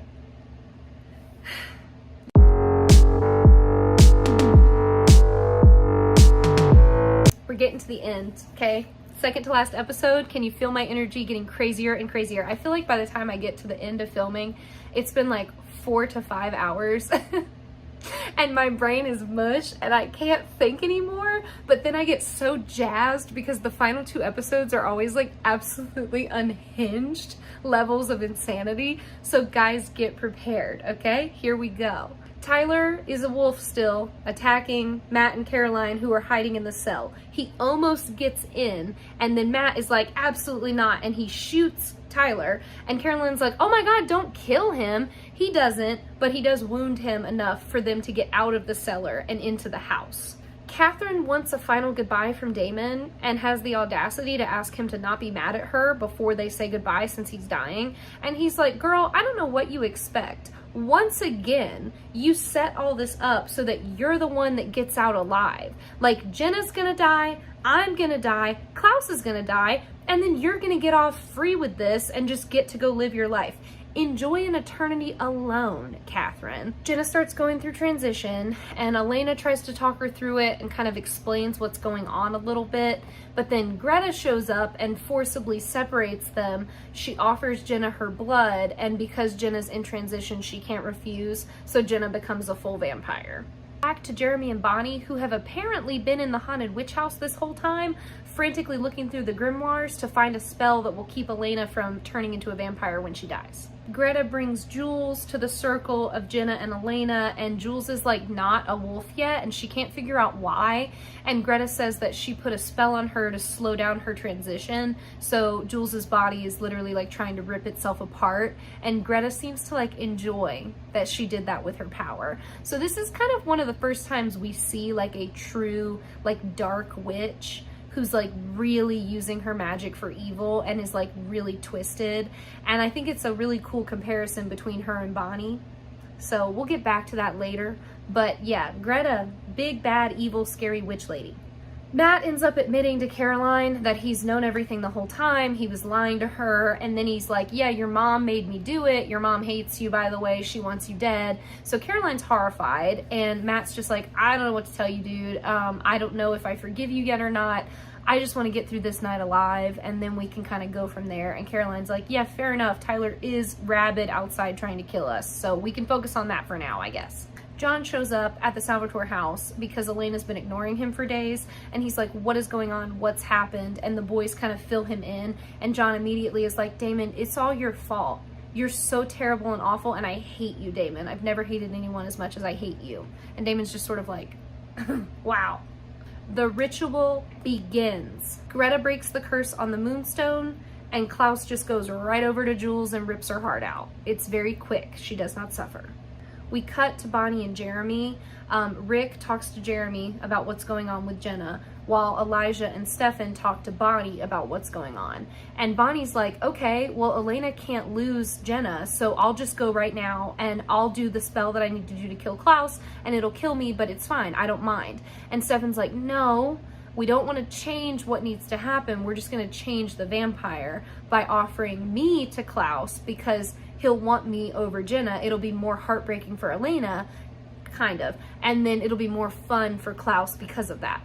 And like everybody's horrified, but Stefan's like very much just like, this is what has to happen. We're doing it this way. Jenna tells Elena that when they first told her, hey, your sister's dead, you're gonna have to take her children, Jenna was terrified and like almost said no because she was so afraid of failing them. And she's like, but now I failed you anyway, and I'm so sorry. And Elena's like, no, I failed you, Jenna. This is all my fault. I can't believe this is happening to you. I'm so sorry. And she explains the whole like vampire turning off emotion thing. So she's like, you can do that, and then also you're stronger and faster than you think you are, so you could get away from Klaus when he comes for you. You just have to promise me that you're gonna at least try to fight. And Jenna agrees. Elijah tells Stefan he's very honorable for doing what he's gonna do, and Stefan's like, yeah, dude, I hope you are. And then he points out the thing we've all been thinking, which is that Stefan has personally wanted to kill Damon multiple times, and he's never been able to do it because Damon is his brother. And Elijah is like, I hear you, I understand, but you know, I had other family members. I had parents and 5 other siblings, and Klaus, one by one, hunted them down and took them from me. He dumped their bodies in the oceans so that I would never be able to find them again. I'm done with Klaus, and I will be killing him, I promise. And Stefan is like, yeah, I bet you will, dude. That is rough.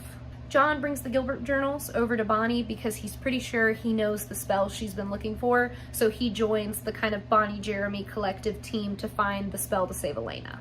Damon freaks out that Stefan is gonna give himself up and tries to frantically think of another way. There isn't another way, so Stefan just goes to Klaus before anybody can stop him, and they start talking. So John's spell is basically based off a story where it's a little convoluted, but there was a mother and a baby, and the baby was sick, and the mother was looking for a way to save the baby. So basically, the baby died, and the mother offered her soul to like go through the baby and keep the baby alive, and the baby lived. If that doesn't make sense to you, it doesn't make sense to Damon either. And he's like, I'm sorry. You'd like to hang Elena's life on a leap of freaking faith. I think not. And John is like, Damon, you're not understanding. Souls are like the part of like humans that die when they become vampires. So if Elena's soul remains intact, then she'll come back as a human and not a vampire. It's so dumb because once again, they try to make this argument that like vampires are soulless and evil. For the most part, vampires are not like that. So I don't really get it here either, but that's John's plan. Jenna listens in on Klaus and Stefan talking and realizes what they're trying to do.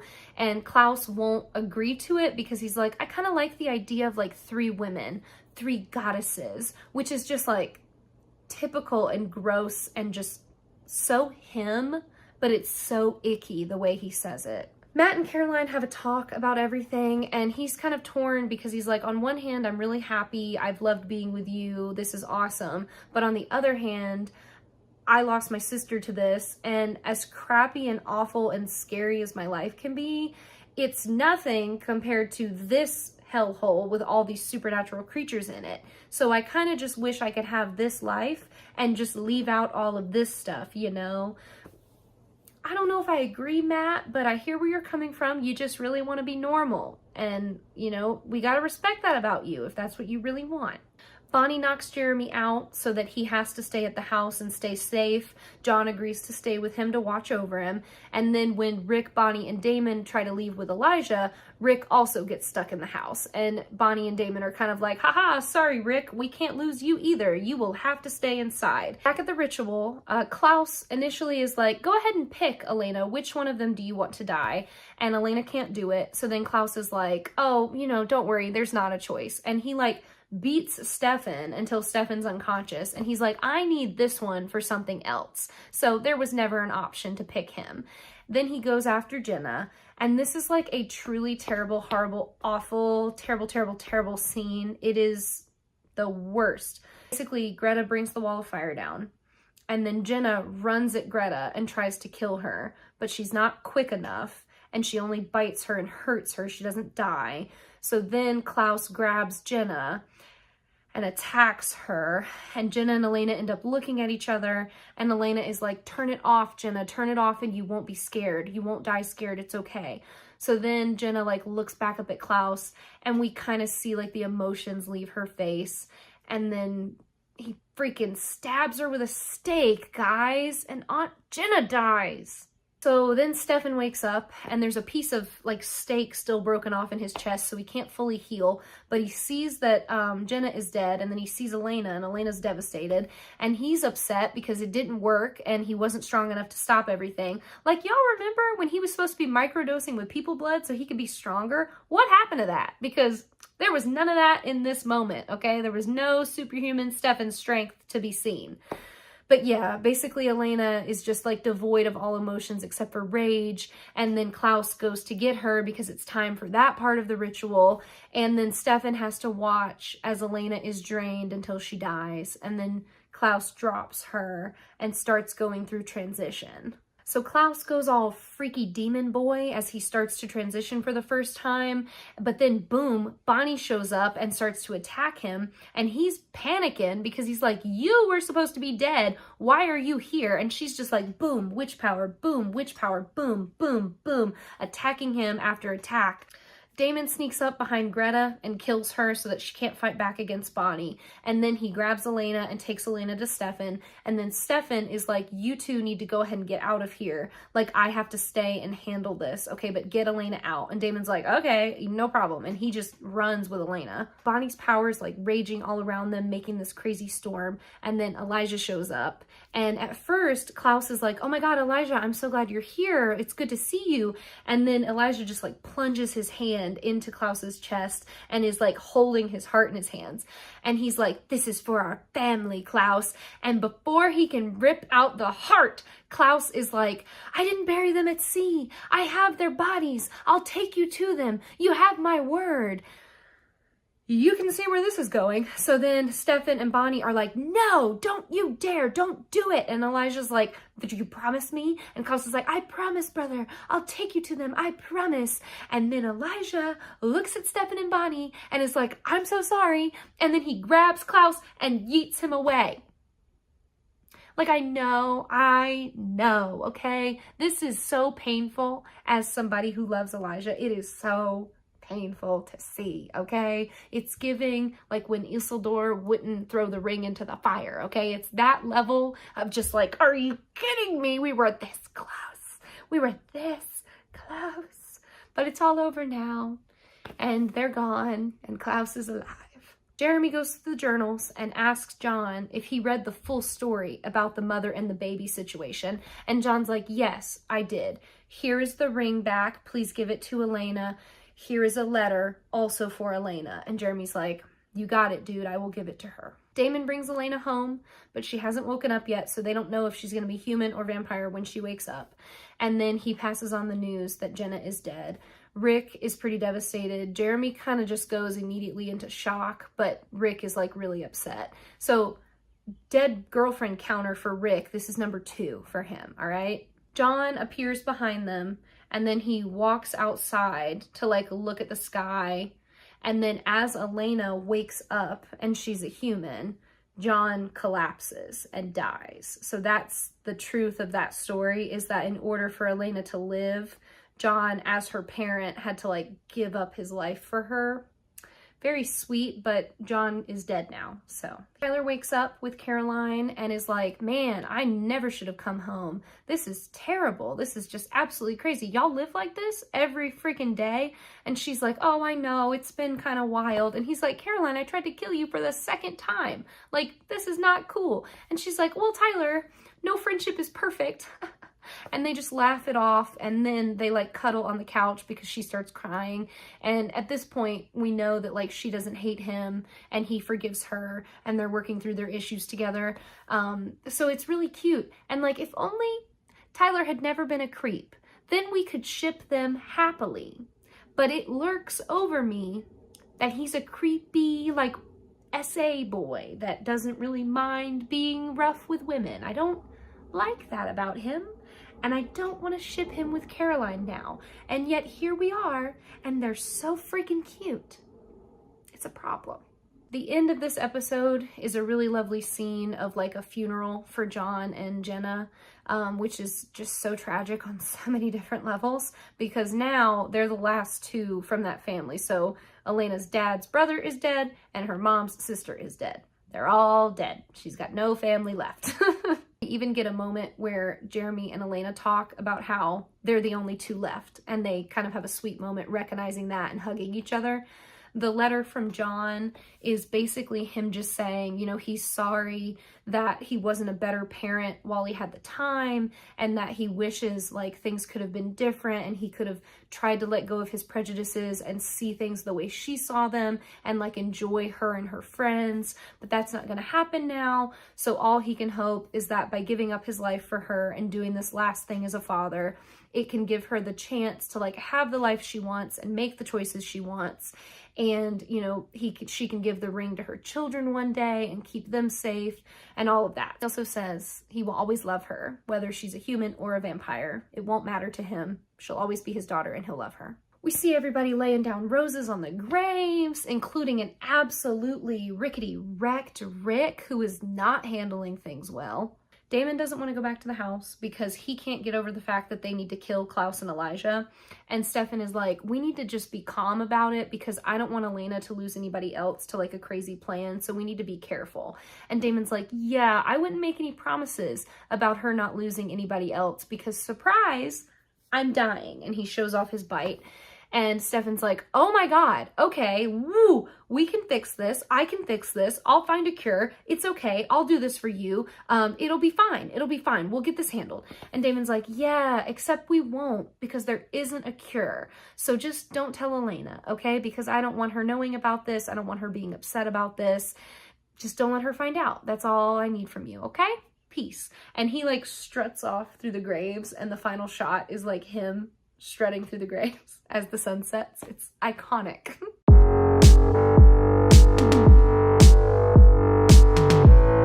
episode opens with Elena going into Jenna's room, trying to kind of go through her stuff, and then she panics and can't do it and shuts the door. She runs into Damon in the hallway, and he's like, that'll get easier, you know, but of course you know that already. And she's like, what do you want, Damon? Like, just cut to the chase.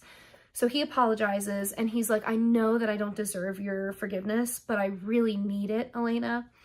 And she's like, you know what I need, Damon? Time, okay? I need time. I don't know if I'm going to be able to forgive you or not. And Damon's like, okay, yeah, absolutely. Take all the time you need, even though he's dying and there is no time left. Damon goes home and has a drink and enjoys the sun on his face. And then he takes his ring off and he drops it on the floor and he starts to freaking barbecue himself. So Stefan comes home before he can combust into flames and is like, you don't get to do this. Oh my God, what are you thinking? And Damon's like, I get to do whatever I want, Stefan. There's no cure, and you know how sick I'm gonna get. I can't let this happen. Like, I just need to go. And Stefan's like, no, absolutely not. And he locks Damon in the cellar so that he can't hurt himself again. So Klaus wakes up naked in the woods, and Elijah is like, yeah, it's been like 2 days since the full moon, so you killed so many people and you did not turn back out of a wolf form. And Klaus is like, wow, excellent. I remember everything. I can turn at will. That's so cool. I love this for me.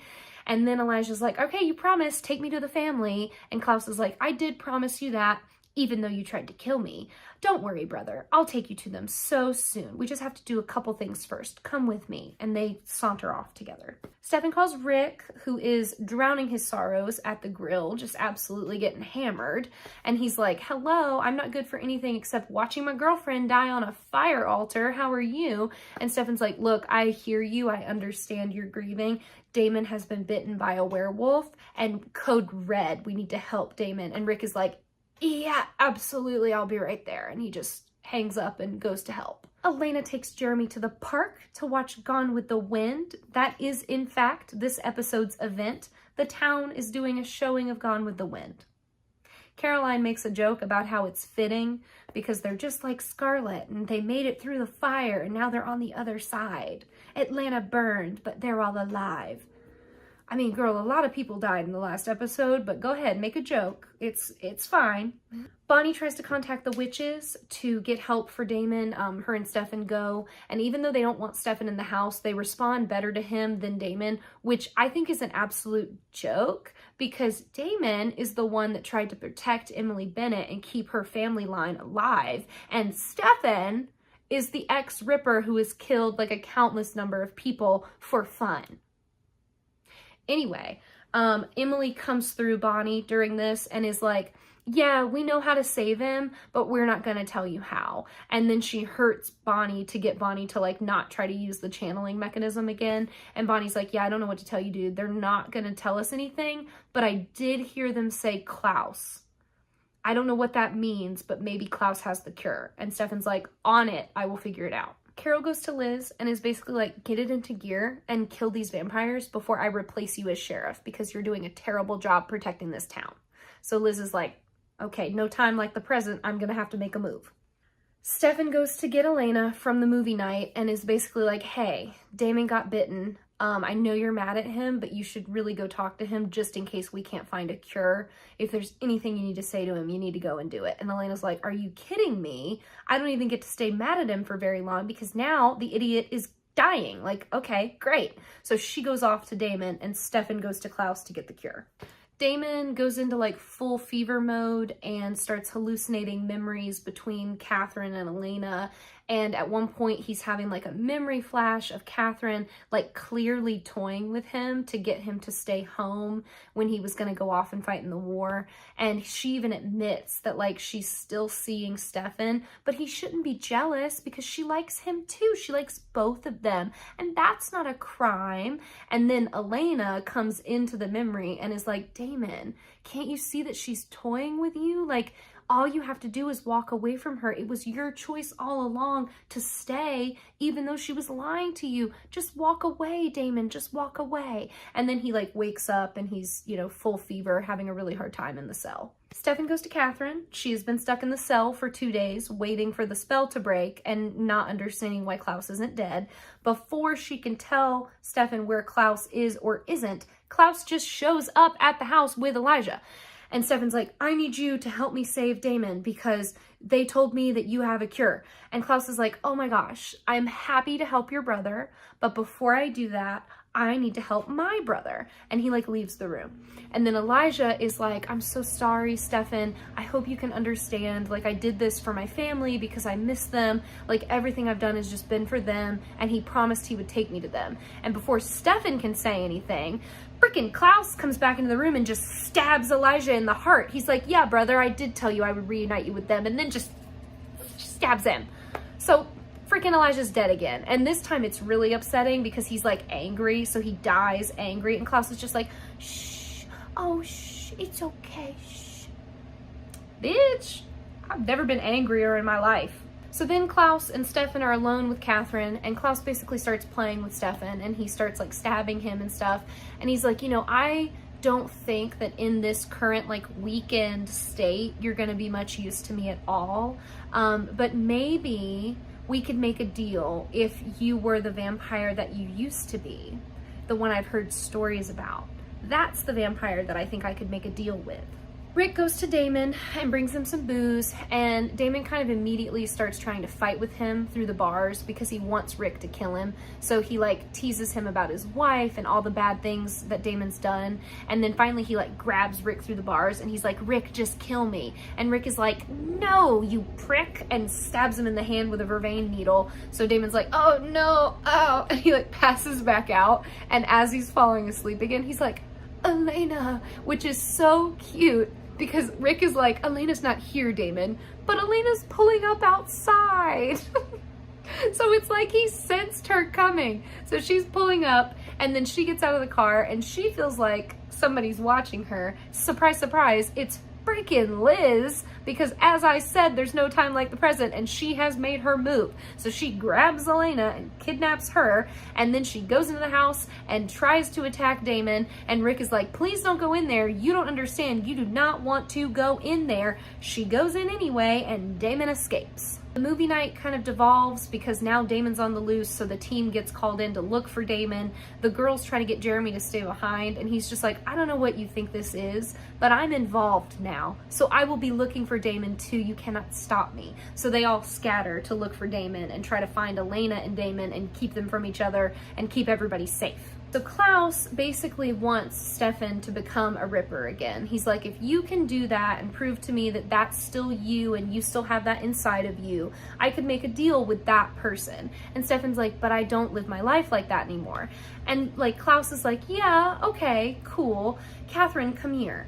And Catherine comes over. He bites Catherine. She panics because now she has a werewolf bite. And then Klaus just like bites his own wrist and then makes her drink his blood, and her bite heals. So Klaus is like, there you go. Now you know that I do in fact have a cure. It's my blood. Would you like to reconsider, or is your brother's life not worth it? And Stefan's just like so torn, because if he turns back into a Ripper, he's like absolutely gonna lose everything he's worked for, lose Elena, all of that. But if he doesn't, then Damon's gonna die. Damon shows up at movie night looking for Elena. Thankfully, Jeremy finds him, and Damon's doing okay. He's not like super cuckoo for Cocoa Puffs. So Jeremy's like, I got you, let's get you inside, and he takes him into the grill. The sheriff is keeping Elena locked up in her office, and somebody comes running in and is like, Sheriff, Damon Salvatore was just seen going into the grill. So Elena's like, please, you have to let me help him, he's sick, you don't understand. And the sheriff is like, yeah, no, keep her here. She runs off to the grill. Jeremy and Damon get inside. Jeremy like sets Damon up against the counter and then pulls out his phone and is like, yes, I got him. Everything's gonna be okay. Just somebody come help me get him so we can get him home. He like goes around, so Damon's here, Jeremy's here. He goes around Damon as he's talking on the phone. The sheriff comes in. She sees Damon, okay? So now she's seeing Damon, and then she shoots the gun and Damon senses her and moves, and she freaking shoots Jeremy. I wish I was kidding, but she just nails him right in the chest. It's horrific. Jeremy's a child, okay? I know he looks like a grown man, but it is so upsetting. And the sheriff panics. She's like, oh my God, oh no, I didn't mean to do that. So she starts trying to help Jeremy, but it is too late because she got him right in the chest. And then Caroline and Bonnie show up, and Caroline's like, Mom, what did you do? What in the world? And Bonnie's like, oh my God, give him your blood, Caroline, but he's already gone, so we can't drink it. So then Bonnie's like, I know what I can do. We just have to take him, Rick, because Rick shows up and is upset. And Bonnie's like, Rick, help me carry him out and we'll get him. I know where we need to go. And at first Liz is like, you can't move him. This is a crime scene. I killed him. Oh my God. And Caroline's like, Mom, enough. You have to let her take him. It's fine. Also, remember just a second ago when I said Caroline gave him her blood? Yeah, her mom was still there. So her mom saw all that happen. But Caroline knows her mom knows she's a vampire now. So it's just a lot. A lot's happening in the grill right now. Lena breaks out of the office by throwing stuff through the window and breaking the glass. So she's free now. Klaus starts making Stefan drink blood bag after blood bag after blood bag to trigger his like ripper instincts and turn him into like the bloodthirsty vampire that he used to be. And Stefan does it while Catherine watches in like a weird mix of like horror and fascination. Like it's like she can't decide if she's turned on or not by watching him do this because she loves sweet, gentle Stefan, but she's never really seen crazy ripper Stefan before, so it's intriguing to her. Bonnie takes Jeremy to the witch house and is basically like, can you guys please help me save him? I know we can bring him back, just please let me save him. And they're angry with her because they just told her to stop abusing the connection that she has to them and stop coming so often. And she's like, girls, I can't control when my life goes to absolute shit, okay? Please, Emily, just help me save him. And it like almost kills her. She's like bleeding, she's crying, she's screaming, but the spell does work and Jeremy wakes up, so he's okay. Damon finds Elena, and at first everything is fine, but he keeps having those memory slips where he thinks she's Catherine and he thinks she's Elena and he thinks she's Catherine. So he slips into one where Catherine was like messing with him and was basically like, oh, you want my blood, Damon? Go ahead, you'll have to drink it yourself and then we can be together forever, okay? So Damon, in his like fevered state, sees Elena, but he thinks he's looking at Catherine, and she's like, whoa, Damon, don't bite me, don't bite me, I'm Elena. And he's like, but I have to drink your blood, that's the only way we can be together forever. And she's like, no, Damon, oh my God, I'm Elena, don't do it. And then he bites her anyway, and it hurts her, so she starts freaking out, and she's trying to push him off, but she can't get him off, and she's like, Damon, it's Elena, I'm Elena, you're killing me, I'm Elena. And he like snaps out of it, and it's just like, oh my God, Elena, I'm so sorry. And he like collapses. So it's very similar to what was happening with Rose, except it's like even more heartbreaking because now it's Damon.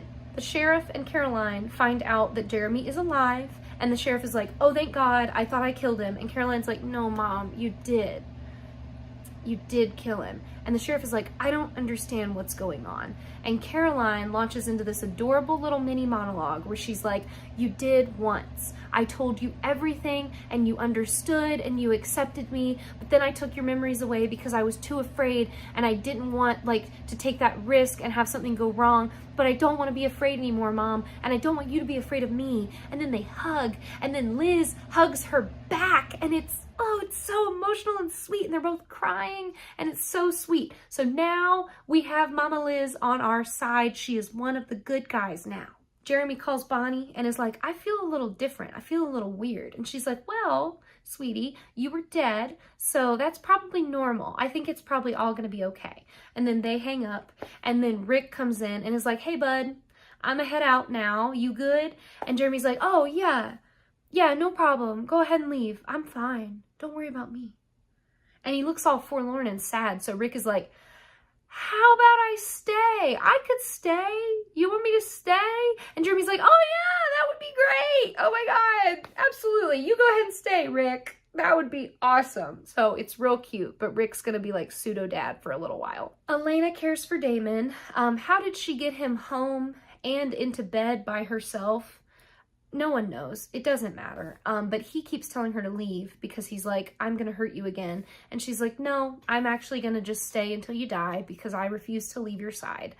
So everything's going to be fine, okay? You're going to be fine. We're going to get this figured out. And Damon's like, it's really not going to end well, but okay, if you insist. He starts realizing that what she said in the little like memory flash was true. So like it was his choice. It was his choice to stay with Catherine. It was his choice to be angry with Stefan. And he's like, I just always made the wrong choices. And now this is what's happening to me. And I'm just really sorry. And she's just like, shh, and like holding him because he's covered in sweat and very fevered and very sick. It's not going well. He asks her to tell Stefan that he's sorry, and she says that she will. Stefan, meanwhile, has had an insane amount of blood bags, and he is like fully feral at this point. So Klaus is like, awesome, dude, I can make a bet with you now, and I will go ahead and give Catherine the cure. And Stefan's like, whoa, give Catherine the cure? And Klaus is like, haha, yes. He gives Catherine a bottle, and he's like, go ahead and take this to Damon, and then come back. And Catherine's like, you want me to leave? And Klaus is like, mm-hmm. And before he can say anything else, she like disappears.